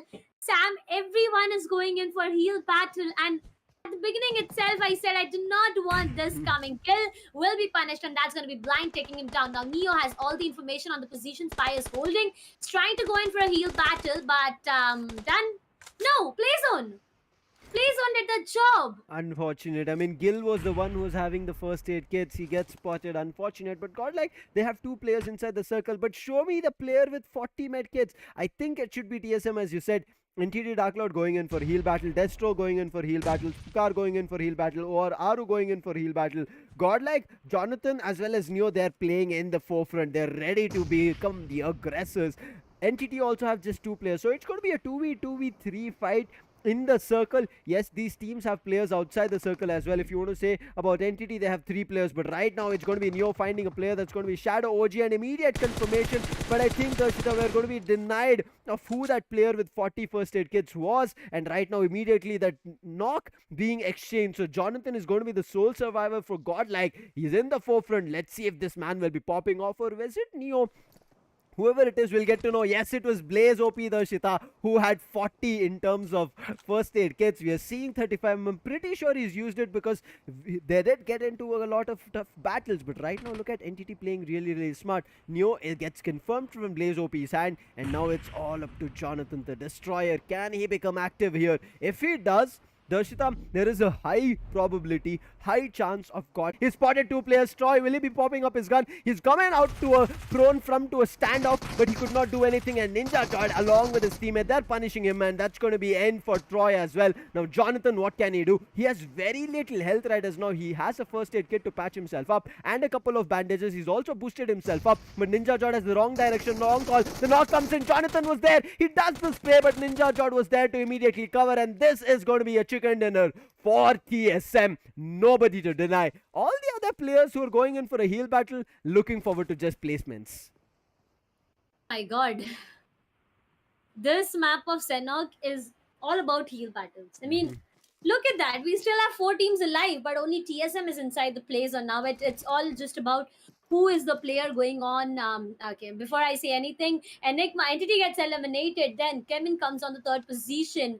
2nd position, that's SKYLIGHTZ Gaming. And we are done for Sanhok as Team TSM gets their much needed victory on this beautiful map.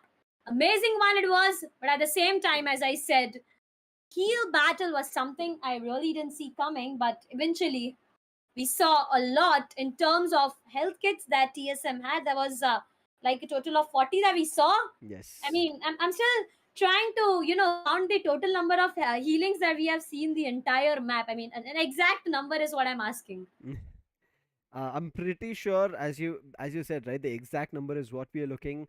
I think we have come close to the utilization of close to 100 first aid kits, because you saw the players who were outside, especially when TSM got the circle under control, eliminating both Entity as well as Godlike. You saw every other player who was surviving had only like 5, 9, 3 first aid kits, and then they eventually started falling apart. So if you count it properly, when they had 30 till having 9, meaning that they've at least closely used 25 of it. So at least if you count 4 players using 25 first aid kits, meaning that they've reached 100. So I'm pretty sure that Sanhok as a map which gives you so many first aid kits, they've completely, I would say, not just utilized but capitalized on how the map can play out. But yes, the fight also got intense. Even though there were players and teams going in for heal battle, I would want to commend here Gil from Godlike as well as TSM's Blaze OP. Both these players had numerous medkits. They had first aid kits to play with, patch themselves up. But what did Gil do? he was not going in for a heel battle. He was always going as a forefront aggressor, doing the damage. Unfortunately, he got caught out in the play zone, and that's the reason. That's when he went for a heel battle. But before that, he could go for a heel battle. He got eliminated from a team. But then TSM's Blaze OP, man, he never went out of the place circle itself. He was always inside, even though his teammates were falling apart. Shadow went down. Aquanox was already out, along with Ninja Jod. They made it happen and got their first chicken dinner. True, very true. I mean, what more do I talk about Highlights. this entire map? Ah, yeah, highlights. That's the only thing that we can talk about right now because we already have highlights up here. We started off with Global and CHEMIN getting into a fight. On the other side, NIGMA and Blind getting into a fight where Global was eliminated completely, and I guess NIGMA, they were falling apart. One player was down, the second one was down as well, the third gets caught here, and that's where NIGMA Galaxy and Global Esports become the first two teams to get eliminated. Now Ace Black was caught from New Boy. I mean, the newness was something I was searching for in this New Boy, and he showcased it beautifully. But eventually he got caught by Enigma, and that's where not just went down to the ground, he got eliminated completely. Where we came to a fight next to Soul and TSM. Blaze was doing a big job. Now here, you were expecting a Ringa Roses, but it was a straight walkthrough from the sides of TSM, and that's how Team Soul got eliminated. Unfortunate for them, but for the punishment that Enigma took down New Boy, OR completely circled them. But yes, it was not all the players from Enigma. It's just two players. The other two players did survive, and then they went down to the hands of 7C, and this is where that instance was there. Just utilization of grenades, gets one knock on Eggy, and then it was Viru. Another grenade goes through and gets the confirmation. While SprayGod was doing all these monkey business, if you want to call it, looking forward to the finish, Aladdin was on a business of his own, looking forward to the heal battle. But unfortunately, that SprayGod had to do so much that it never worked out in their favor. But GODLIKE, in the last few circles, when they started picking up fights, they were looking good. They had got 8 finishes, and Jonathan, I think he will give them their 9th as well. But unfortunate that TSM just had the numbers up and they made it work. CHEMIN did try as much as they could, but it did not work out eventually. Gil was just looking exceptional. Look at him having 28 first aids, but he did not ever give up. But Neo, unfortunate, if he was not stuck to a boulder, maybe he could have done a lot. Then he went to get a position right behind the boulder, but it was Ninja Jod who has already had his crosses right on top. But look at that, Jonathan with being always so precise. He was ready for a fight, but it was 2 different angles. Look at this, immediately connects on Blaze OP, and Ninja Jod was just moving around too much for Jonathan to immediately, I would say, if you want to call it as a magnet, to completely get himself locked on to Ninja Jod. It got a little bit difficult, but if it had been a situation where there was a dip or a ridge, I'm pretty sure there should have been a situation where we would have seen a damage being done. And what a matchup it was. Jonathan, TSM, Entity, all these teams were looking so good, but Sanhok always the googly, and Sanhok is always, as we said, being the twister. It gives players an advantage where they can capitalize, and if they're able to capitalize here, Darshita, it seems, I'm not too sure if it works that way, it seems like after getting a confidence here, they look forward to performing better in the next matchup, which is going to be the last one, and especially on Erangel. Yesterday Enigma got back to back. Let's see what TSM has. What do you think about that? Maybe because TSM is looking confident, right? Yes. It's not always about strategies. I mean, yeah, I completely agree. Strategies is the main part, but confidence, something you need to carry. But with the confidence that TSM had in this map, they accumulated themselves a good amount of point, and that's going to be 24. 9 finishes and 15 placement points. That's going to be 24. CHEMIN got 17 as heal battle. I guess Delta was the one who was going in for a heal battle, and due to the heal battle scenarios, look at the point difference in the second, third, and the fourth position. That's 17, 16, 15. One single point difference. Whereas GODLIKE is the team who got the highest amount of finishes as compared to what TSM got. They got 9, but still they are on the fourth position. Whereas CHEMIN and SKYLIGHTZ, they got 7 and 4, sitting on the second and the third position. Next up, we have Entity with 11, 7C with 10. That's again a single point difference. OR Blind got 7 for themselves. 8-Bit got 3. Hyderabad Enigma got 2. Marcos got 1. But unfortunate, Revenant, Soul, NIGMA, and Global got 0. I still remember, I guess Team Soul in the previous match got 0 or something. And Global even got the same. And right now, the history is repeating again as Team Soul, Global, NIGMA, Galaxy, and Revenant get 0 for themselves. This is really disheartening when it happens True. when teams are climbing up. Global Esports were climbing up. They were trying to get into the first page, and now with two back-to-back matches with no points, means that it's going to be, in terms of, I'm not saying damage as we see in the map, but it is going to be kind of stalling them in terms of coming back up. And as we, I would say, move matches after matches, go into different scenarios and different days, you will be left with only some matches later on, and where you have to give it your all and you'll not be ready for it. Right now, Godlike understand that there were teams, that the teams that they were fighting off with, they were looking forward to catch up, and that's the reason they wanted to make a little bit of a better lead. And you can see they have created the difference. They've come, I would say, close to right now, I guess around 27 points is going to be the difference. Yes, is what they've created. They had come down to 19, but they understood that let's not give any leeway to any teams and immediately create a 27-point difference. OR is going to be at the second position with 124, and Enigma with 109 at the third. Fourth position for Hyderabad HYDRAS 98, and 98 for 8-bit as well.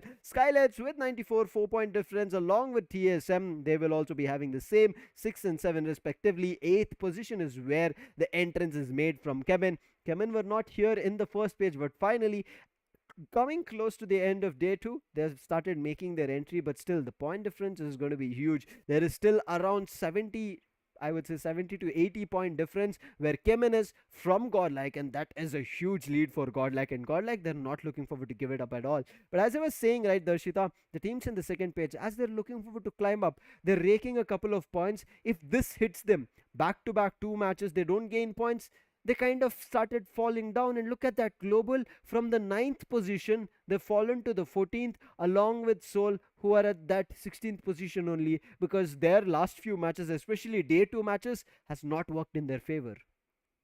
Oh, completely agreed. Nigma Galaxy got 51. Revenant got 52. We have Blind with 57, Entity 60, Marcos 68, and 7C with 79. Now, the reason why 7C is here in the second page, I mean, they were in the first page previously. But CHEMIN Esports, due to the heel battle that Delta PG is looking forward to and the second position that they secured themselves in Sanhok, CHEMIN went up and 7C was pushed down to the 9th position itself. But this side of overall standing is, every time I keep on saying, is you need to be really, really careful, because what Godlike is doing, it's kind of running away with points. Now, it comes to a point where, we are left with one single map, and that's going to be Erangel. Now, you had an expectations, Ed, Sam, I'm sorry for that. I mean, we were missing you back here on this, but yeah, you were having an expectations of a repeated winner. Team TSM can do that, but I expect Godlike to do something right now, because right, there are two ways of gaining points. Either you do go in for a slow and steady climb, that is what Godlike is doing right now, slowly, steadily. But have you seen even single time Godlike falling down? No, right? So Yep. that's where I say that it's a slow and steady climb. But on the other side, there's one more climb where you accumulate good amount of points in Mm-hmm. one single day, you tabletop it, but what is next is you fall down.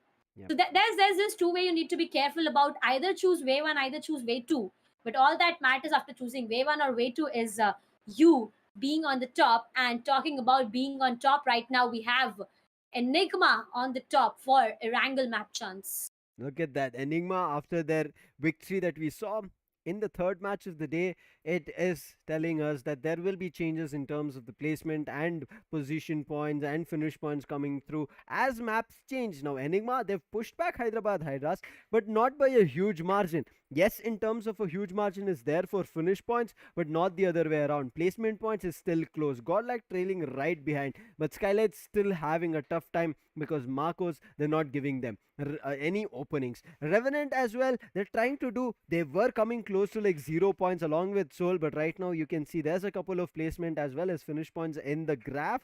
But Blind, Nigma Galaxy, CHEMIN, NTT, TSM, Global Esports, Marcos, they need to do a lot. OR 7C, 8-bit, Godlike, Hyderabad Hydras, and Enigma, Darshita, they're already in the race. They are getting to the top. They're going back and forth. So I wouldn't put them in terms of a scale where I would say they're looking not that great. But for the teams after OR, they are kind of looking very shaky. We cannot rely on them. And as you said, right, how godlike, they're just grabbing up points every map. They're not leaving a single map like with 0 points, with an unwanted disaster happening. They're not making that happen. They're looking forward to however they can perform, get some points in every map. Irrespective, they don't get a chicken dinner, does not matter. Let's just perform. Right, that was all that matters, because at the end of the day, no matter what you do, where you are in the points table is what matters the most. And for Godlike right now, it's the top. For OR, for Enigma, they are looking forward to Mm-hmm. do something. But right now, I'm confused for what teams like, global teams like Seoul, Revenant, Nigma, Galaxy. What are their plans? Because it's already day two, right? It's already day two, and we are Yes. at the end of day two, even not just the beginning, not just anything else, not the midway. No more maps left. I mean, yeah, one map left, obviously, Mm-hmm. but just one single map, and there it will be the end for day two. Even what's Yes. next is day three. We talk about comeback. We always are like, this day is all about comeback. But right now, there's no comeback that I do keep. I do see on the day two itself. Day two is not, I mean, as you said, right? Comebacks is not going to be something that is going to be easily possible, because teams are still adapting, teams are still getting better. They're trying to know each other, what they can do, and I'm looking forward to, still with the last match coming through, there might be something new. But day three, day four, get ready for it. There are going to be teams looking forward to topple you down. I'm talking about even the teams on the top who have the first position, second position for themselves. There will be the other teams will be looking forward to getting to that champion spot, because the performance on day one and day two will kind of give you, how would you put it, a little bit of a breath of relief, sigh of relief, where on day three and day four you wouldn't have to be pressurized. But for teams who have not done a lot on day one and day two, they have to do a lot on day three and day four to make sure that the last day, where the champion is declared, the champion is crowned, the prize is getting distributed, that time they don't have a lot of pressure. If they don't do anything in the first 4 days, the last day is going to be very devastating, because all the 6 matches you have to give your all, and if you have one small casualty, one small mistake under pressure, you crumble, you misclick a grenade, you overcook it, and your team starts falling apart. These kind of instances can immediately drop you from the first championship spot to the second and the third. I'm not saying that it'll drop you to the eighth position, but it'll drop you one or two spots just because of either a single point that you're missing, that you made a decision under pressure, or you made a casualty under pressure. Just hoping that it does not happen here, Darshita. But we are about to come to the end of day two, as we are about to face off Erangel, the last match for the day. What are your thoughts here now that we have seen, like, I would say, brilliant matches as of on day two? New winners are also coming up. Do you think we are going to be seeing a new winner here, or is it going to be a repetitive dinner, just a repetitive dinner as we saw yesterday? Dinner is something that is getting cooked back at my place, but for winner, Okay, I'll too be going early. on with a new one. Yeah, we yeah, you need a lot of energy, right? Even Yeah. if you are on desk, even if you're off desk, you need a lot of energy. So yeah, dinner is getting cooked here. Winner, I'll go for a new one, because we had five different winners today. So I don't Yes. want to be really bad for some team who is looking forward to their second chicken dinner. But Mm-hmm. yeah, a new team is the reason that will get the competition more interesting. A day full of different winners. Now, the previous day Yes. wasn't like one, because we had Enigma repeating twice. I mean, Mm-hmm. back to back two dinners is what they got themselves in the last two maps. So yeah, coming back to this day, I'm hoping for a new winner, for a new dinner, and for new everything, because it's a wrangle. It's the last map of the second half, and I want to end things on a beautiful way. But with that, let's just head on to some beautiful faces, some game faces, I would say, that we have right now from the player camps, from the boot camps of these players. We have Entity.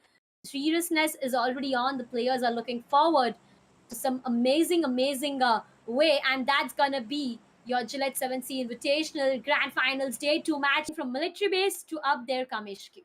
Exactly, like all the players were hashtag getting their game face on. You can also get it, especially with the limited edition BGMI Gillette Mark 3 razors.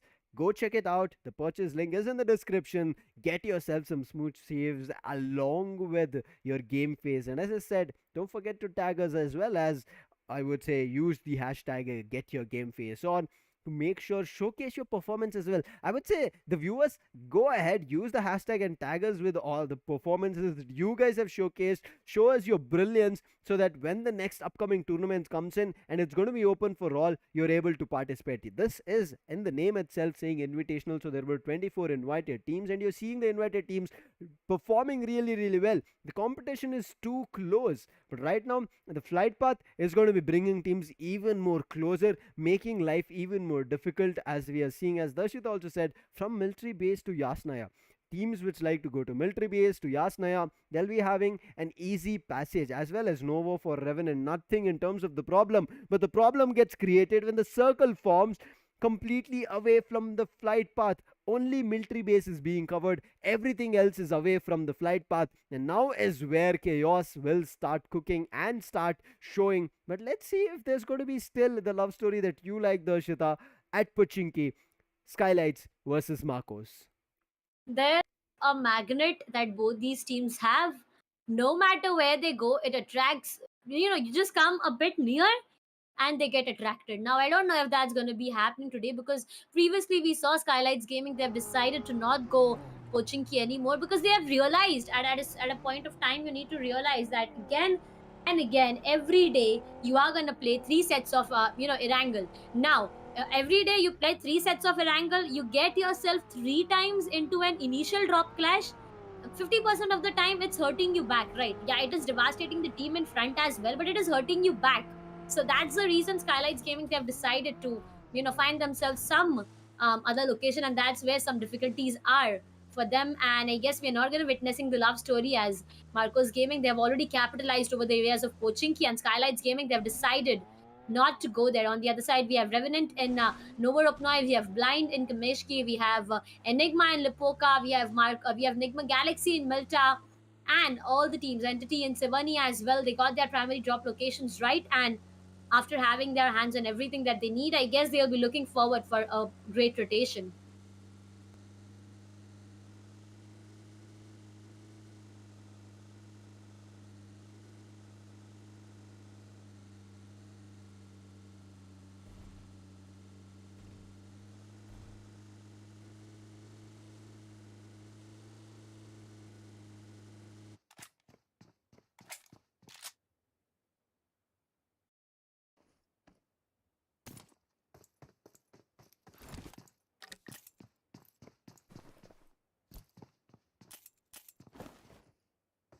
Fortunate.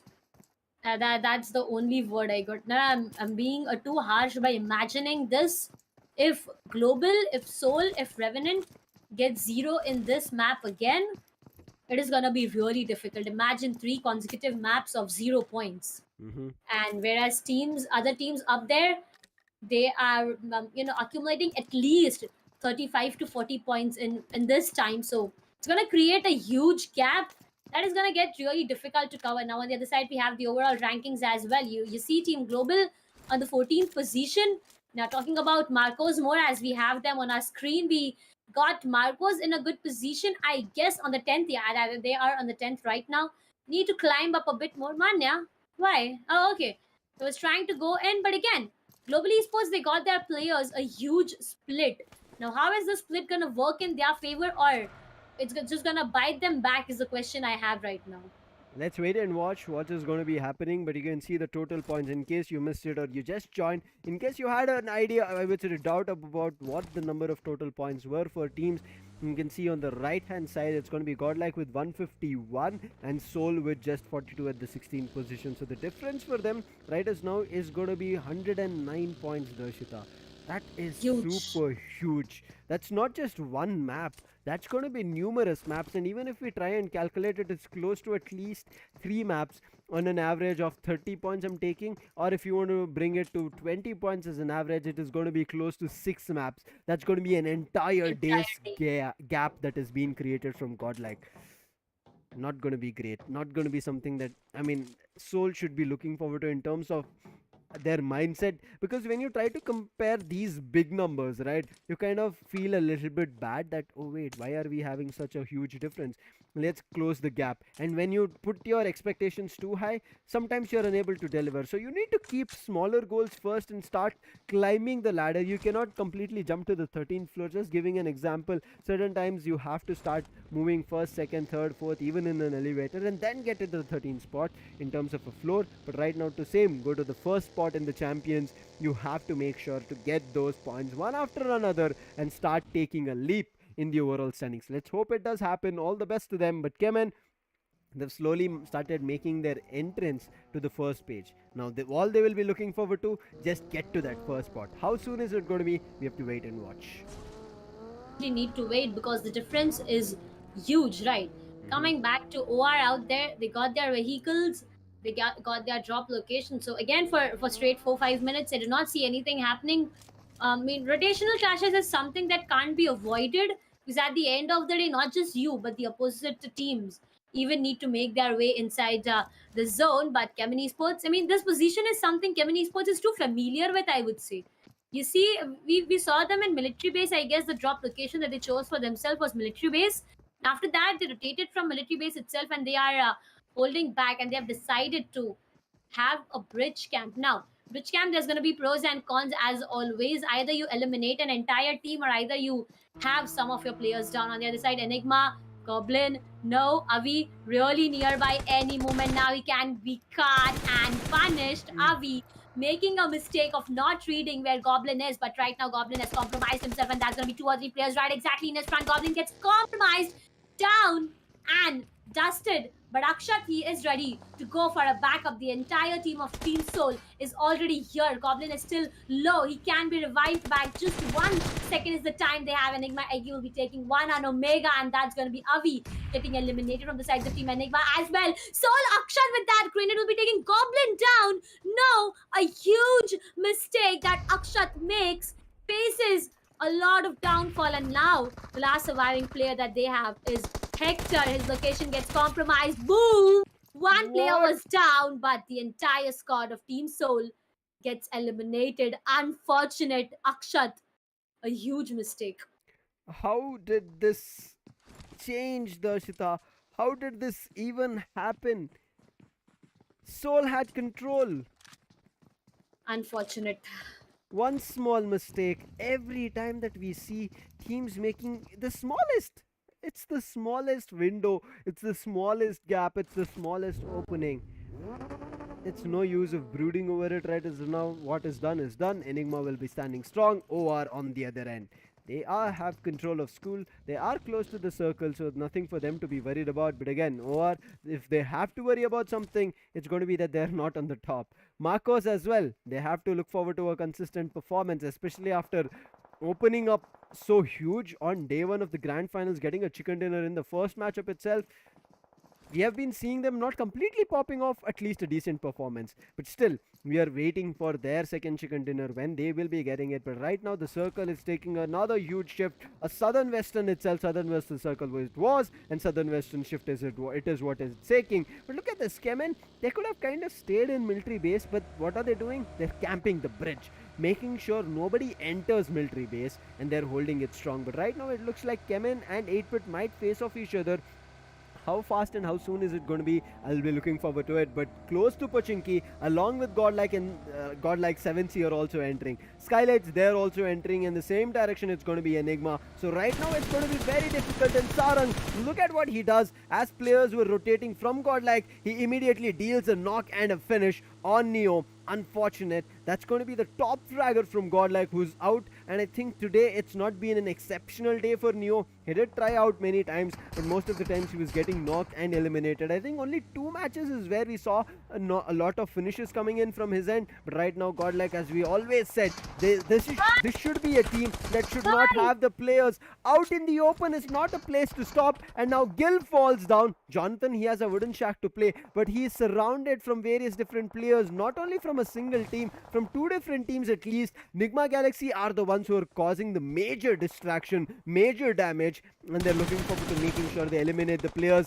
Gil gets knocked again after the revival. Marcos in the meantime finding a player from 7C. Gil looking forward to getting inside the shack, but the shack is already broken. What will you do in the shack if there's a grenade coming your way? And it looks like it is from Dreams. He's cooking it up. He's already so up front in their faces. It's going to be very difficult here. Gil might be revived, but the entire squad of Godlike might fall apart. Z-God was looking forward to throwing a smoke outside. Thankfully, the grenade burst right outside the wooden shack. But for how long? Dreams still throwing a lot in terms of his utilities. Godlike right now surrounded and closed off. Jonathan out in the open. The position has been spotted from Dreams. He will be looking forward to fighting out with Jonathan. Let's see who comes out on top. For Godlike to come on top right now, because look at that. NIGMA Galaxy, they got the entire control of Godlike. Wherever Godlike is moving, you find the players of NIGMA Galaxy. On the other side, we have Entity and Revenant finding it out. MJ will be taking Jonathan out there with one amazing Molotov connection. Cloud is already down, and Austin Vortex will be trying his level best to confirm Cloud, but no, do not use so much of utilities, right? Just because of you trying to confirm one player. So at the end of the day, you need those utilities. In a 4v4 fight, NIGMA Galaxy, Z-God has caught one player. NIGMA Galaxy, they're looking forward to get out of that fight. Do we see a third party coming? There's a vehicle right nearby. A green mark is something that I see a while ago. Revenant and Entity still trying to figure a way out of that fight. Troy, Dark Lord, both of them down. Shadow last surviving player. Top dog, man, oh man, this guy is really mad. He just eliminates 2 players and he can pull off a 1v3 single-handedly because Shadow is already low and his location is already being compromised. It's going to be very difficult for various teams to get out of here. Unfortunate, Entity also has the last surviving player, and how can it be that so early on with just 12 minutes, so many teams having so many casualties? But Godlike, I have no idea, Darshita, how this team is surviving. NIGMA Galaxy had their eyes on, but they understood they're out in the open. But look at this last surviving player, Shadow. His spray was not that great, but yes, his bullets up close, it is connecting with Top Dog. But in the meantime, oh wait, I got more team on the urge of getting eliminated, Sam. It's going to be really difficult right now. On the other side, we have CHEMIN still holding the bridge, and they are really strong right now because they got everything that they need, right? Your back is clear. You got enemies in front. You know the locations. You got everything that you need. But on the other side, Knuckle is trying to completely eliminate the sides of Team 7C. Ronnie will be taking down Spray Guard. That's going to be 1 player, 2 player down to the ground. Prince is right exactly behind, but Aladdin trying to provide all the cover fires he can. Knuckle trying to be better this time.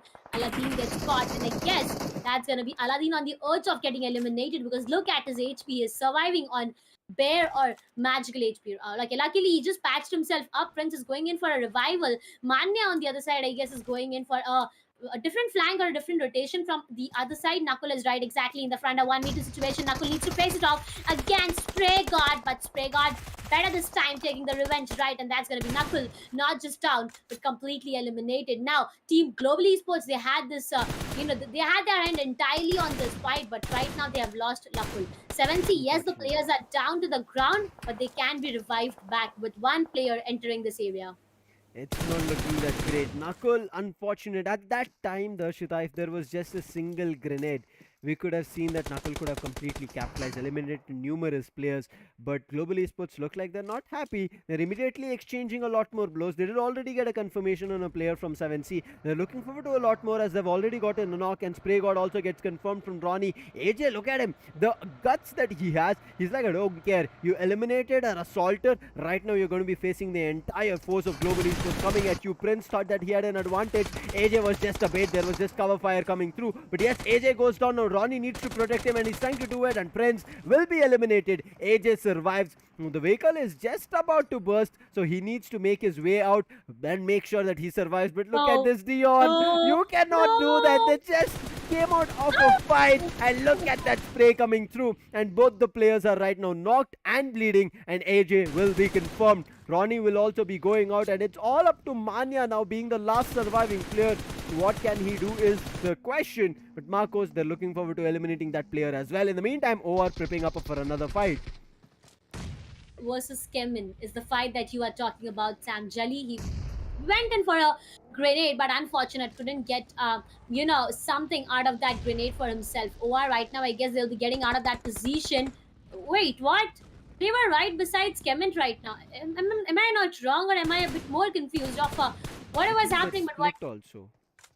Okay, there was a split that made things happen, but right now Somraj will be taking one on Striker, and that's going to be Striker getting eliminated completely. SKYLIGHTZ Gaming, they have started with one finish on Hyderabad HYDRAS. Manya on the other side, the last surviving player. Marcos Dino right exactly in the front. Manya trying to figure out of what can be done. You need to be careful, Dino, or there's a revenge that Manya is already waiting for. But looking to what happened between Marcos and Global, I only can say that Take the shot. everyone has an eye on you. Manya being really patient, not sure of what he has planned, but I don't think he's gonna fire those bullets on Marcos Gaming.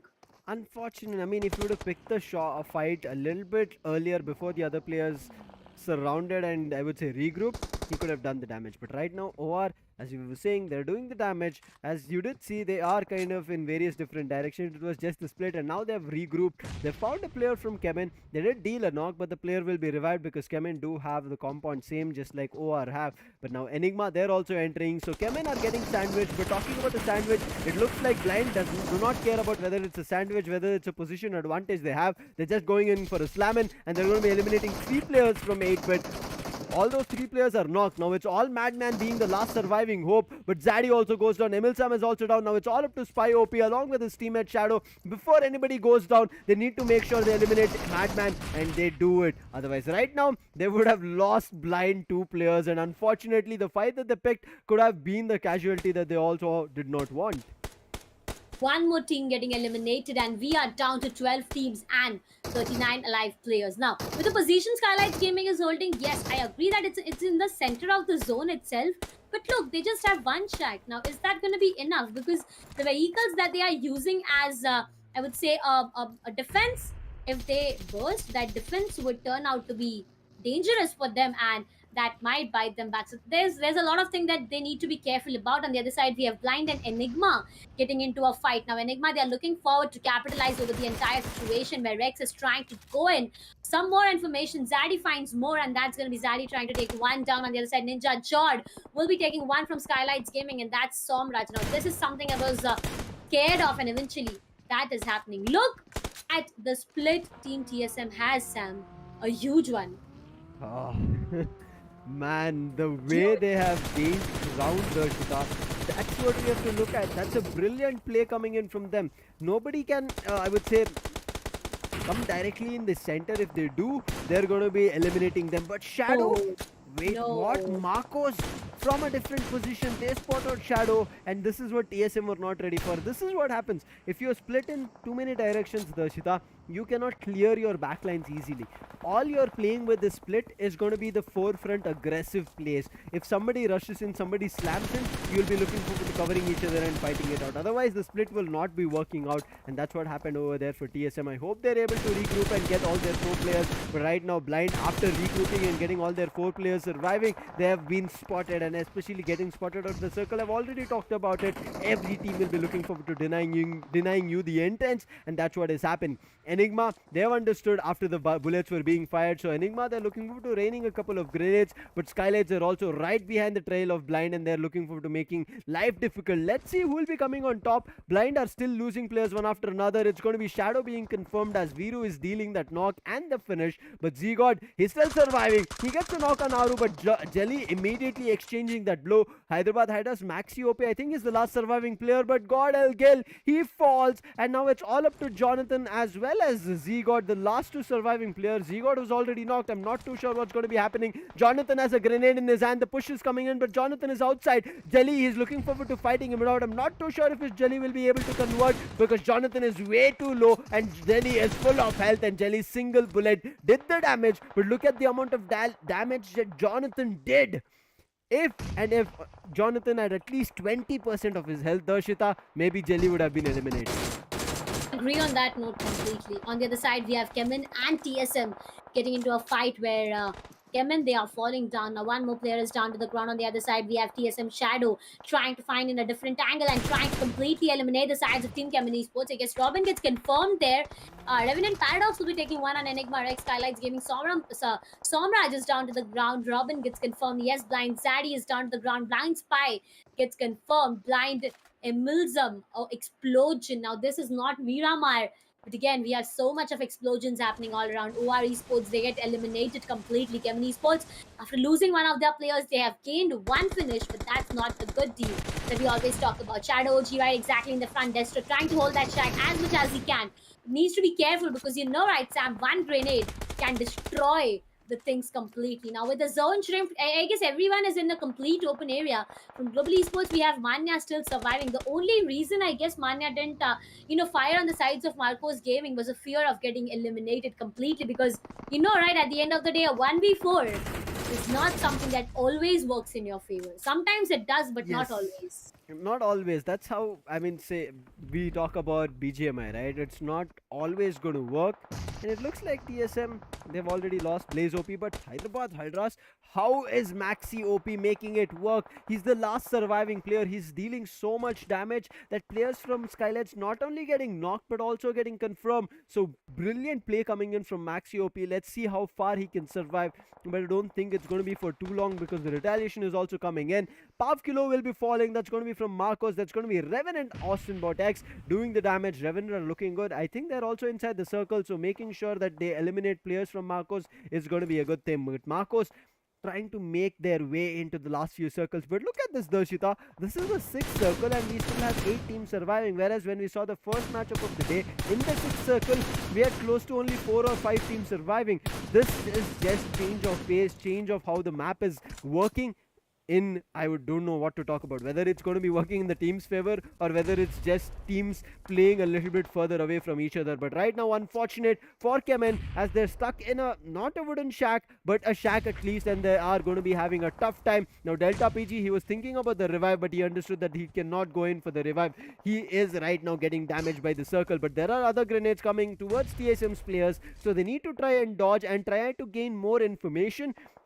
But the player right inside, it's going to be, I think, Ninja Jod who is in, and other 2 players from TSM, they need to find a way to get in. But Maxi OP, he's not letting that happen. Along with Revenant's Austin Botex, they join hands and eliminate Aquanox, put him down, and Aquanox is done. Unfortunate for Aquanox, he's the IGL, but Marco Star, he is also falling to Revenant. So Revenant right now commanding the edges of the circle, gatekeeping various teams and making life difficult. But Ninja Jod punishes Hyderabad HYDRAS. Maxi OP, the last surviving player, and that's the end for Hyderabad HYDRAS. Unfortunate Maxi OP. I thought he did do a lot in terms of the finishes, but it was only the damage that he did. If I got a chance to see the number of damages, I would say that the total damage that he did, I'm pretty sure it's going to be in the thousands. But right now, look at SKYLIGHTZ. They're pushing up. They're looking forward to eliminate the player who was causing all the trouble, and I'm pretty sure it's going to be happening very soon. But Vexy, he does the damage. He has eliminated a player. That's going to be Paradox. But Revenant, they still have 3 players surviving. There's going to be a smoke being deployed, but look at SKYLIGHTZ. They are moving like a tactical team because they know they're just a duo. But there's another grenade, comes on Paradox, it gets the knock, also on Austin Botex, and Revenant, they're falling one after another. It's now only to the last 2 players, Darshita. Kyoya as well as Top Dog. Top Dog also gets knocked, and what is happening? It is from NIGMA Galaxy. Kyoya, he's the last hope for the entire team of Revenant and NIGMA Galaxy on a third party. I am not too sure how this is going to be working out. Kyoya, he's making it work. How far do you think he's going to be able to pull it off? The grenade did do the damage, but do you think he's going to be surviving? I doubt. I really doubt, Sam, because the way everything is turning out to be, it's getting difficult. Now with that DP, we have Ninja Jod taking one player from the sides of NIGMA Galaxy down there. On the other side, if you talk about win prediction, we have Revenant, SKYLIGHTZ, TSM, and NIGMA Galaxy, whereas the winning percentage are really high for SKYLIGHTZ and NIGMA Galaxy. I moment really thought that Revenant can win this with all the players that they had surviving and with the number of total finishes that they accumulated for themselves, with the amount of confidence that they had on themselves. But unfortunate, Vexy from SKYLIGHTZ Gaming, he caused a lot of problems for the entire squad of Revenant, and that's how things started to fall apart. Now Pukar and Vexy, they have a huge responsibility. From Revenant, we have Kyoya. Look at that 10 finishes. Got a huge number in terms of finishes. But again, they faltered down the line. They just got eliminated. But talking about elimination, that's going to be Apollo down to the ground. Ninja Jot, beautiful way to take one player out. It does that amazingly, and that's going to be one done out. Not dusted yet. Okay, they was waiting for me to say that. Apollo gets eliminated completely now. From Nigma Galaxy, we have Vixie who's been put down to his knees. From Revenant, even we have Kyoya, the last surviving player from 10. He got his team to 11. And 15 is something that he is aiming for in terms of the placement points. 3 teams, 4 alive players. Grenade comes on the sides of TSM. Ninja Jot, Pukar looking to eliminate Ninja Jot completely. Will it work in his favor? I really, really doubt. SKYLIGHTZ Gaming Pukar right down there. This match has never been this close. True, 1v 2v1 situation. I mean, generally we see that the numbers kind of are huge. I mean, huge in the sense that a team has either 3 or 4 players surviving and they walk away with a chicken dinner. But look at this, how close this has come. 1v2v1 situation, and still, even though there's a win prediction which says 50, 25 and 25, it still does not give us the entire information. Ninja Jot, we know how, I would say, beast of a player is, how crazy he is, and you never know from where Ninja Jot can spray, and that's what happens. Look at Pukar, he's solo right now, but Ninja Jot, it's going to be difficult for him because the play zone, it's crumbling from his end. Now somebody needs to kind of distract SKYLIGHTZ, and that's what Kyoya does. He has right now taken Vexy down. Pukar in the meantime is patching himself up, brings it to a 1v1 situation. Vexy gets eliminated from Kyoya's hand. Ninja Jot right now, it becomes easier for him. He can look forward to entering the circle, but Kyoya, he's another grenade. He's throwing it up. It connects, but before it could, it is Pukar who goes down to Ninja Jot's hand, and now it's a 1v1 situation. It's getting closer and closer. A 1v1 battle. Ninja Jot spraying through the bushes, but does not find any connection. Ninja Jot versus Kyoya. Revenant versus TSM. 1 versus 1. Healing, they are up. Grenade versus M416. Finds 1. TSM Ninja Jot on Revenant. Kyoya, not sure what exactly is going to happen. But right now, Ninja, he is in the blues where Kyoya is down to the ground. I mean, I'm not able to pronounce the name properly, but doesn't matter because Revenant got this. No, they don't. TSM got this. Repeated winner. Are we up to that? Ah. Oh my god. TSM, what a play coming in from them, Darshita. Ninja Jot, unbelievable was that, man. A wooden shack. I don't know if the wooden shack has some kind of how do I put it? If that wooden shack has some kind of a barrier which protects players, because if you remember, Godlike also 3 players at that wooden shack survived for so long. And now TSM, Ninja Jot, who was at the wooden shack, and from that shack he did so much damage, and now we are going to be seeing that they get a repetitive chicken dinner. And how does it happen? Just like yesterday, the story repeats. After Sanhok's victory, the team gets confidence and they get back-to-back chicken dinners. Now, I don't want to say this and I don't want to jinx it, but I have to say it. I have to state the obvious that's out there. Just imagine, we are on day 2, I understand, but just imagine we are on day 5, the last day of the grand finals of the Gillette 7Sea Invitational, and just like we are seeing the last 2 matches being Sanhok as well as Erangel, if it happens that a team gets a chicken dinner, whichever team is on the top gets a victory on Sanhok and gets the chicken dinner, then they have the highest probability of getting a chicken dinner even on Erangel. And if they get chicken dinners back to back, there is no team that's going to be denying them from getting the champions title. Now that's something that I'm going to just throw it out there and leave it. Only agree with you if this happens tomorrow. Now, if tomorrow even we see a repeated winner for Sanhok and Erangel, then I'm agreeing with you completely. And if we don't, then I'm not agreeing with you. I'll be playing a safe card here. And if that happens, you can contact, Sam, his Instagram ID is down there. And even me, because mine is even down my name only. But coming back to this map, Erangel, as you said, this level of cut competition, I haven't seen this happening so far in grand finals, but this was an amazing one. Revenant, they needed this, but they couldn't. TSM, they got the second one. And right now, what we got is the highlights of this close cut competition where Enigma, Eggy, I mean, Enigma and Soul, they got themselves into a fight, and I'm still able to figure it out on how did Soul falter down. Exactly. Soul had the entire control, but still was the very first team to get eliminated. And again, Sam, they got zero in this entire map. That's what I didn't want to say, but I mean, once we've seen that, it's Tough. the obvious that has happened. But unfortunate, many teams I would say it was unfortunate. Look at this. Out in the rotation was what they were being caught. Knuckle thought that his teammates were covering him. 7C, they just made it work. Knuckle, if he had just one single grenade, just imagine one single grenade, he could have done the damage. But then Ronnie, yes, he comes, he saves his teammate, he makes sure that there's only one casualty. But Dion waits for the right opportunity, and he understood that when player is going in for a revive, they will be standing stagnant in a position. I mean, I would not standing stagnant specifically, but crouching in a specific position, and he eliminated them. But look at the slam coming in from blind. It was just brilliant. The confidence that they showcased us. But again, the other two players, if they did not come in the right moment, it could have been very difficult. Blind would have lost a lot more teams as well as players.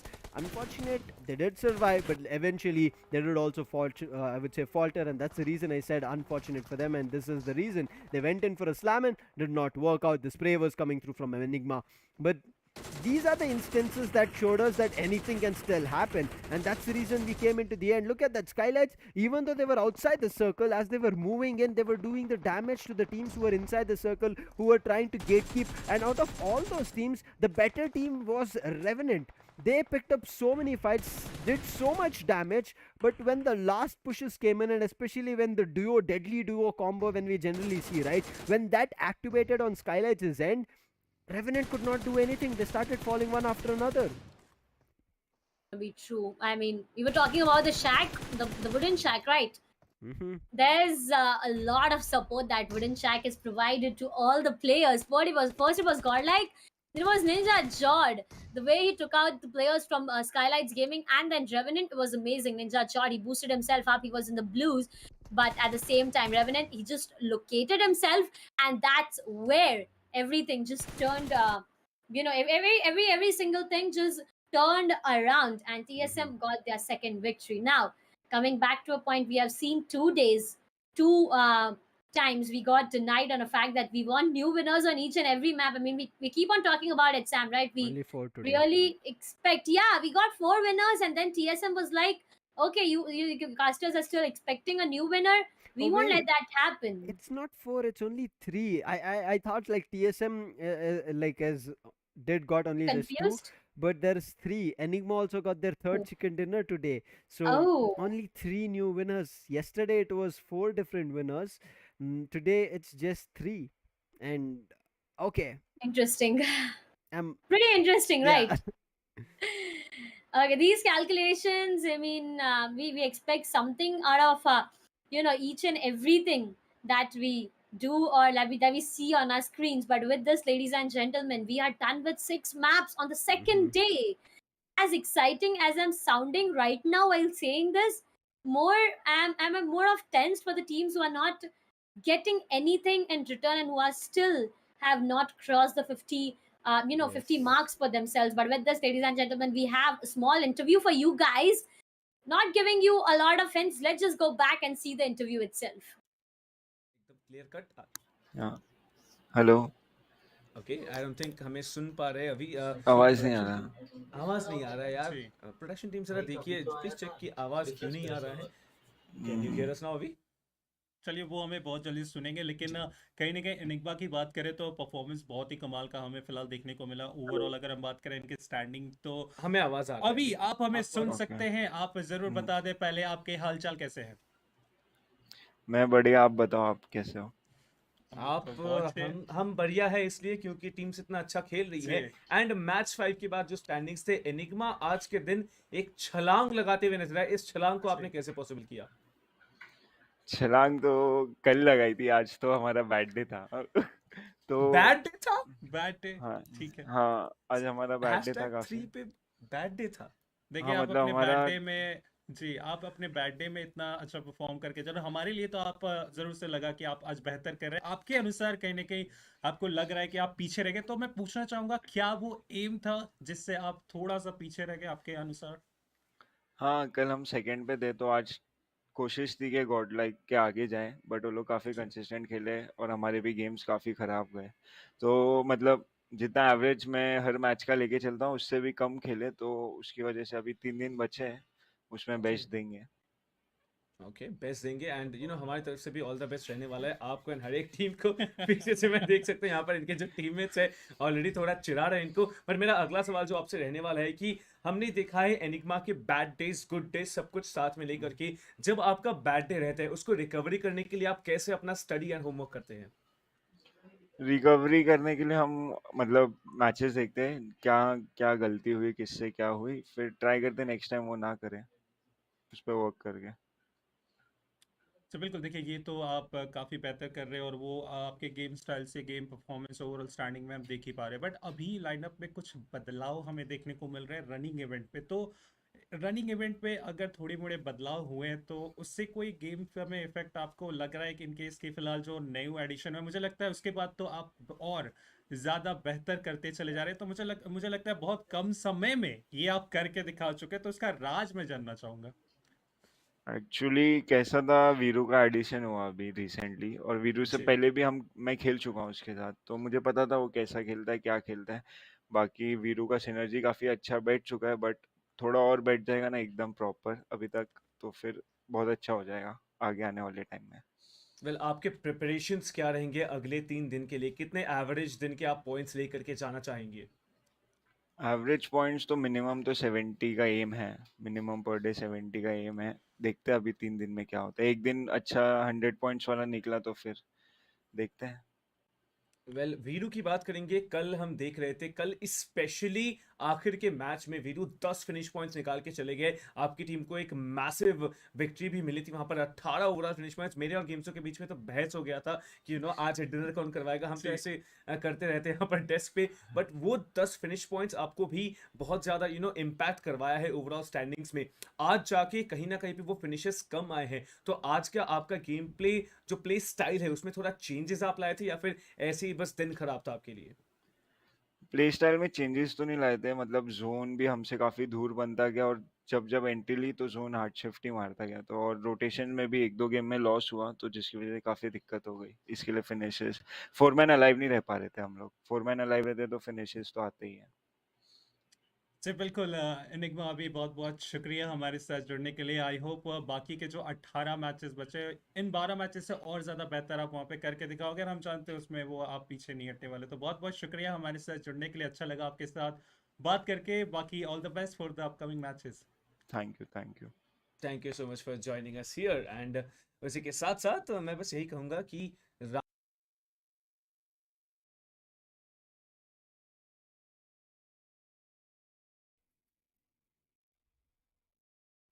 Welcome back. Hope you understood and had an insight about what Enigma is planning to do, especially after getting 3 chicken dinners. They will be happy. But yes, Darshita, they're still not completely on the top. So I think that's something that I'll be looking forward to on how they'll be able to pull up. Because even though teams not with numerous chicken dinners, especially take OR got their first chicken dinner today, but they were still in the first page. So let's see what Enigma will be doing. But I mean, commending their performance, I think they will be the starters, right? We say the flames who ignite certain, I would say, very auspicious things that do happen in a tournament is going to be like the follow up victories that Enigma started off with on Sanhok and Erangel. And now, following the same footpath is going to be TSM, who got their back to back chicken dinners. But still, we are waiting for the overall standings as well as the match standings to see what kind of a damage is being done and where has the positions have been changed up. I'm looking forward to that, Sam. I'm just giving it a second thought on what has happened with TSM giving 2 victories for Mhm. themselves. 2 is a huge number. I tell one Yes.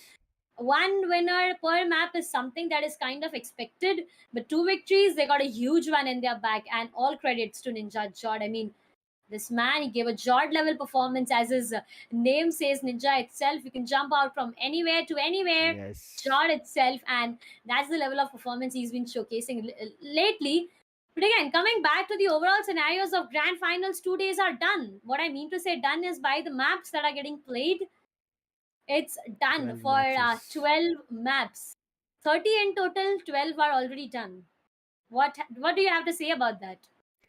I I am I don't know. I have to say anything about it. I mean, I'm a little bit, I would say, kind of relaxed right now because after seeing what day one did, and I thought I'm going to be sitting dumbfounded at the end of the day. But today we kind of got to see very, I would say, how do you put it, very strategic gameplays. Teams thought about it twice, and especially also specifically mentioning SKYLIGHTZ because they changed their drop. They moved away from Marcos. They understood that that fight for some reason is not working out, and you should not do the wrong things multiple times, and then you lose out an entire map. SKYLIGHT moved out, and you see where they were. They were in the top. They were the top four teams, so they'll be getting get better position and placement points. As we are talking about it, let's head over to the points table itself and see what kind of a damage has been done. Standing strong in the first spot, it's gonna be TSM with the chicken dinner, but in the second spot, because the first spot is on Revenant's hand, and that's why we said Revenant had the control. Revenant were looking aggressive, but SKYLIGHTZ, the deadly duo that started off along with Vexy, I don't know what happened over there. Revenant completely started falling apart. It was just like there was one, how would you say, a strong barrier in Revenant's force, and once that barrier was picked off, Revenant completely fell apart. But still, 24 points is what they've got. Second position for TSM with 7 finishes and 22 points. SKYLIGHTZ with 17 in terms of total points. They got 10 placement points for themselves. NIGMA Galaxy did not do a lot in terms of finishes, but they played good and got themselves a better positioning. Same goes for Global Esports. Fortunately, they've broken the bad momentum that they had and got at least 8 points, not double digits, but at least something not to be worried about. Marcos with the 6th position and 7 points, and same for Enigma. CHEMIN having the 8th position with 6 points, Blind having 5 points, 4 points for OR, and the other teams followed up respectively. And there is no changes in the overall standings, and that's what I'm happy about. Godlike on first, OR on second, Enigma on third, standing strong with Mhm. whatever they had previously. But what has changed is TSM +3 for them, and that's directly the fourth position they got. Yes, they are tying up with the team on the third position for the overall points. That's 116 for both Enigma and TSM. So now, tomorrow's day, TSM, if they pop off in a beautiful way, they can take over Enigma and jump up to the third position. SKYLIGHTZ on the fifth with 111. Hyderabad HYDRAS -2. That's 101. 8-bit -2. Again, that's 100 for them. CHEMIN ESPORTS 88. No points change, no positions moved. But again, they need to make sure that they accumulate themselves at least 20 plus in the next map, because everyone in the overall standing on the first page got 3 digits. 3 digits everyone got, but not CHEMIN ESPORTS. Yep, but here's where I would say Godlike will be happy as well, because OR and Enigma, both these teams did not do a lot here on the last matchup of Erangel. They did try, but you see, even Godlike just got 3 points. I think OR were sitting at 124 or something, so they've gotten 4 points for themselves. Enigma was sitting at 100 or something, they've gotten a couple. So this tells us that Godlike will be a little bit happy, but they'll not be kind of okay with this performance. They will be looking forward to doing a lot more after this. The difference is still going to be there. They're going to be having the difference of 26 points still, but they want to create it to be 30, 40, 50, and as much as possible they'll be looking forward to create. But as you said, yes, CHEMIN not reaching the triple digit mark is opening up spots for the other teams in the second page. If CHEMIN do not perform well tomorrow, immediately we will be seeing the second page teams doing a lot more. But here's where I'm looking forward to the finishes. Look at how much Godlike has, 75, and it's going to be an ulta number that you can see here, a reverse where OR has 57, and that's how much of a difference that is there. They're going to be in, even in the finishes,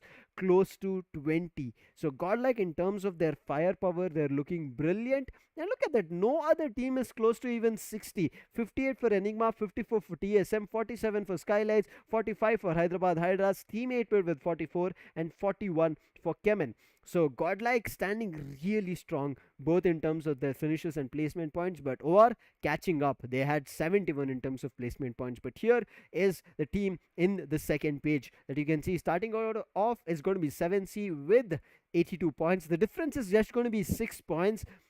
And if 7C get an opportunity, they can do a lot more. But Revenant finally making a huge leap of 3 spots, get to the 10th position with 76 points.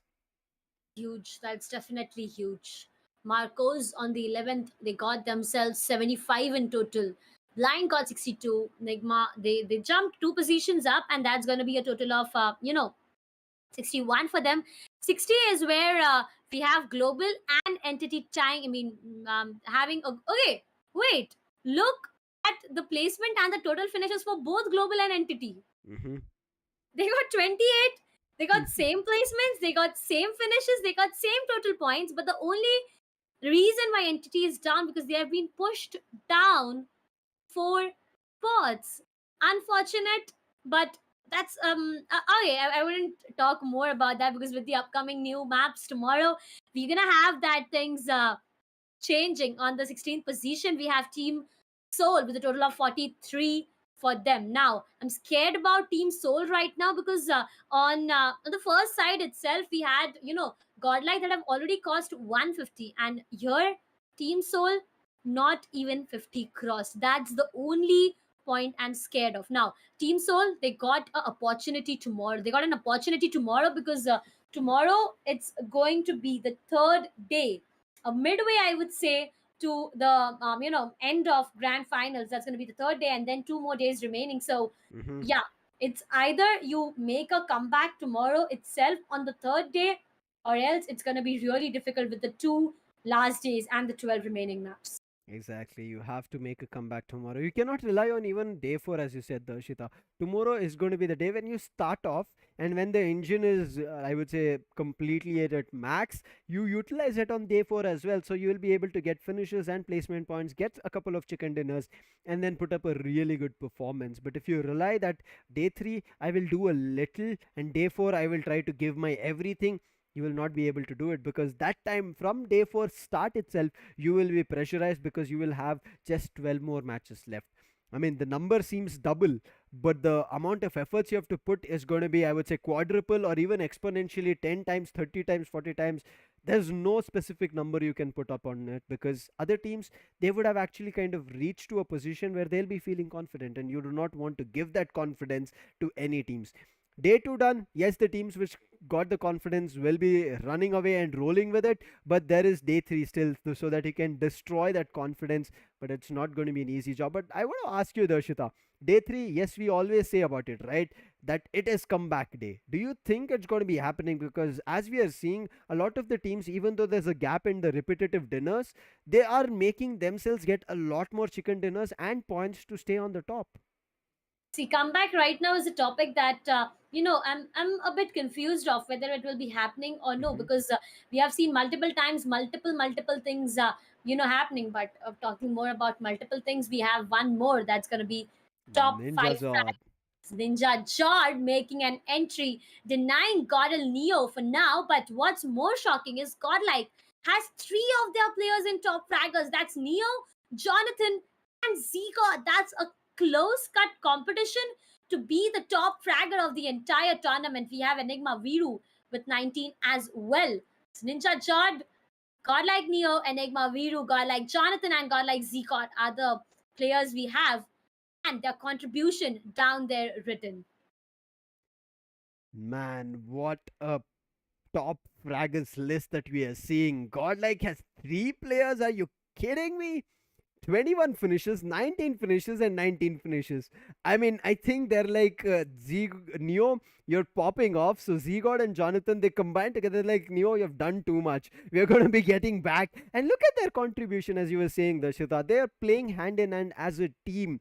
But yes, Ninja Jod today played exceptional. He was brilliant today, spectacular even, and did do a lot.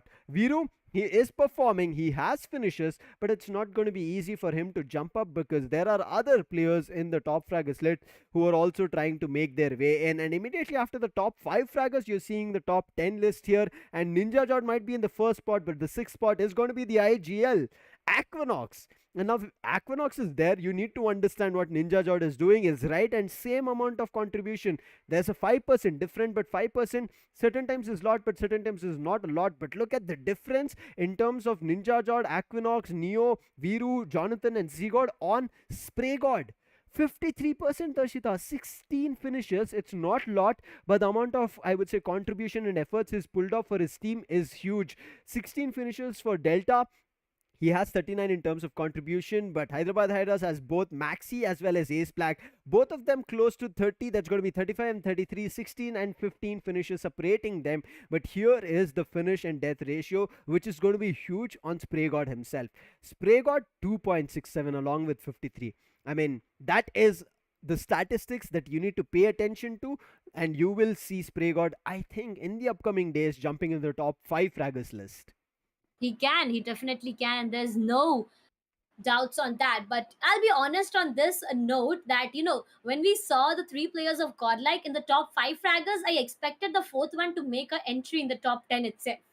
We could have seen all the 4 players in top fraggers and wouldn't even give it a second thought, because the way Team Godlike is performing, that's amazing to watch these players going so amazing, going so ham. But Ninja Jord, the only man in top 5 from TSM, has contributed a lot. He has done a lot for his entire team out there. On the 10th, we have Ace Black. We have 2 from Hyderabad Hydras as well. That's going to be Maxi and Ace Black. And on the 8th, hashtag 8th, we have Delta from CHEMIN ESPORTS getting a good amount of numbers for himself. That's 39.02% of contribution with 16 total finishes. Now, when I look at 16, I just look at the amount of contribution and the difference that it has. 50 for Spray God, 30 for CHEMIN. That's a huge one in general even. But these top 10 fraggers is something, ladies and gentlemen, you need to have your eyes on, because any moment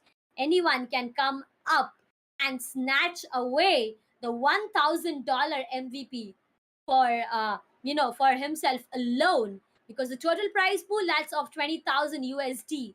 The first place team gets $8,000, 4,000 for the next, and the third one gets 1,500. Oh, the prize, it's getting closer. We will be seeing on which team will be unlocking these for themselves. It is going to be tough, but how are they going to be reaching that pedestal is going to be decided in day 5. That's going to be the 3rd of April. You have to wait until then. This is the 31st of March. Day 2, as we said, there's still 3 more days of the action pending. Still 18 more matches that we are all going to be witnessing. And until that, you have to wait on who those players, teams are going to be climbing up the pedestal. But again, every day we kind of give you a hint and give you a glimpse of what is going to be happening and what these teams are fighting for. It's not going to be easy, but that is also the driving force. Staying on the top fraggers list, getting the MVP title, getting the MVT title, getting the champions title, getting the runner-up, second runner-up, all these titles are up for grab, and that's what is the driving force. First, the driving force in the semifinals was staying in the top 16 to qualify for the prize pool. Now that you've qualified, it's for you to make sure you get it. But let's take a look at the mark moment of the day. We started it off, and I'm pretty sure you would have enjoyed it. It was Ninja Jord playing in a wooden shack. It was, right. It was so beautiful. This wooden shack turned out to be the most amazing thing Ninja Jord got himself on, and that's how he just did not win the match for himself. He made an entry to the top fraggers list as well.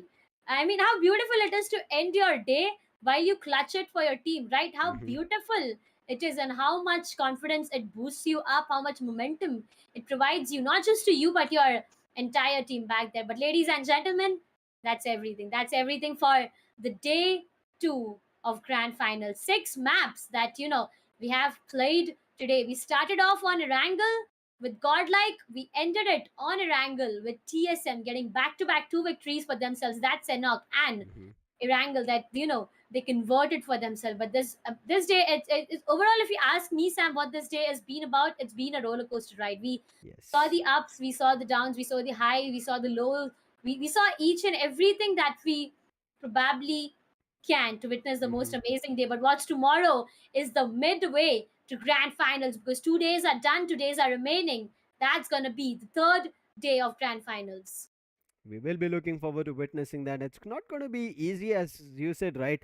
We saw things that we expected and we saw things that we did not even think about. And Ninja Jod, if he is able to pull off something like that and get the last match so close, where we thought it's gone, and especially I think it's just the confidence that TSM and the entire team and Ninja Jod himself had, that they got the victory on Sanhok. Why not get this victory here as well? Get 2 repetitive dinners and finally make your stride in the overall standings and do a lot in terms of the damage on the overall standings. So they are climbing up, but this just leaves us, Darshita, thinking about day 3. True, very true. Talking more about day 3 and dinner, it's our time to get our dinners done right, ladies and gentlemen. Get yourself all the energy, accumulate all that you want, because day 3 is going to be one hell of a show. We will be taking a leave from you guys right now, getting our dinners done right, because tomorrow's day we are going to get a lot of new winners. Till that, meet you guys tomorrow. Make sure you guys hit the like button, share the channel, and do not forget to subscribe.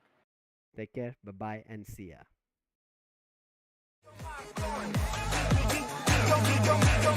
The exciting new Mark III grooming range. Get your mark on.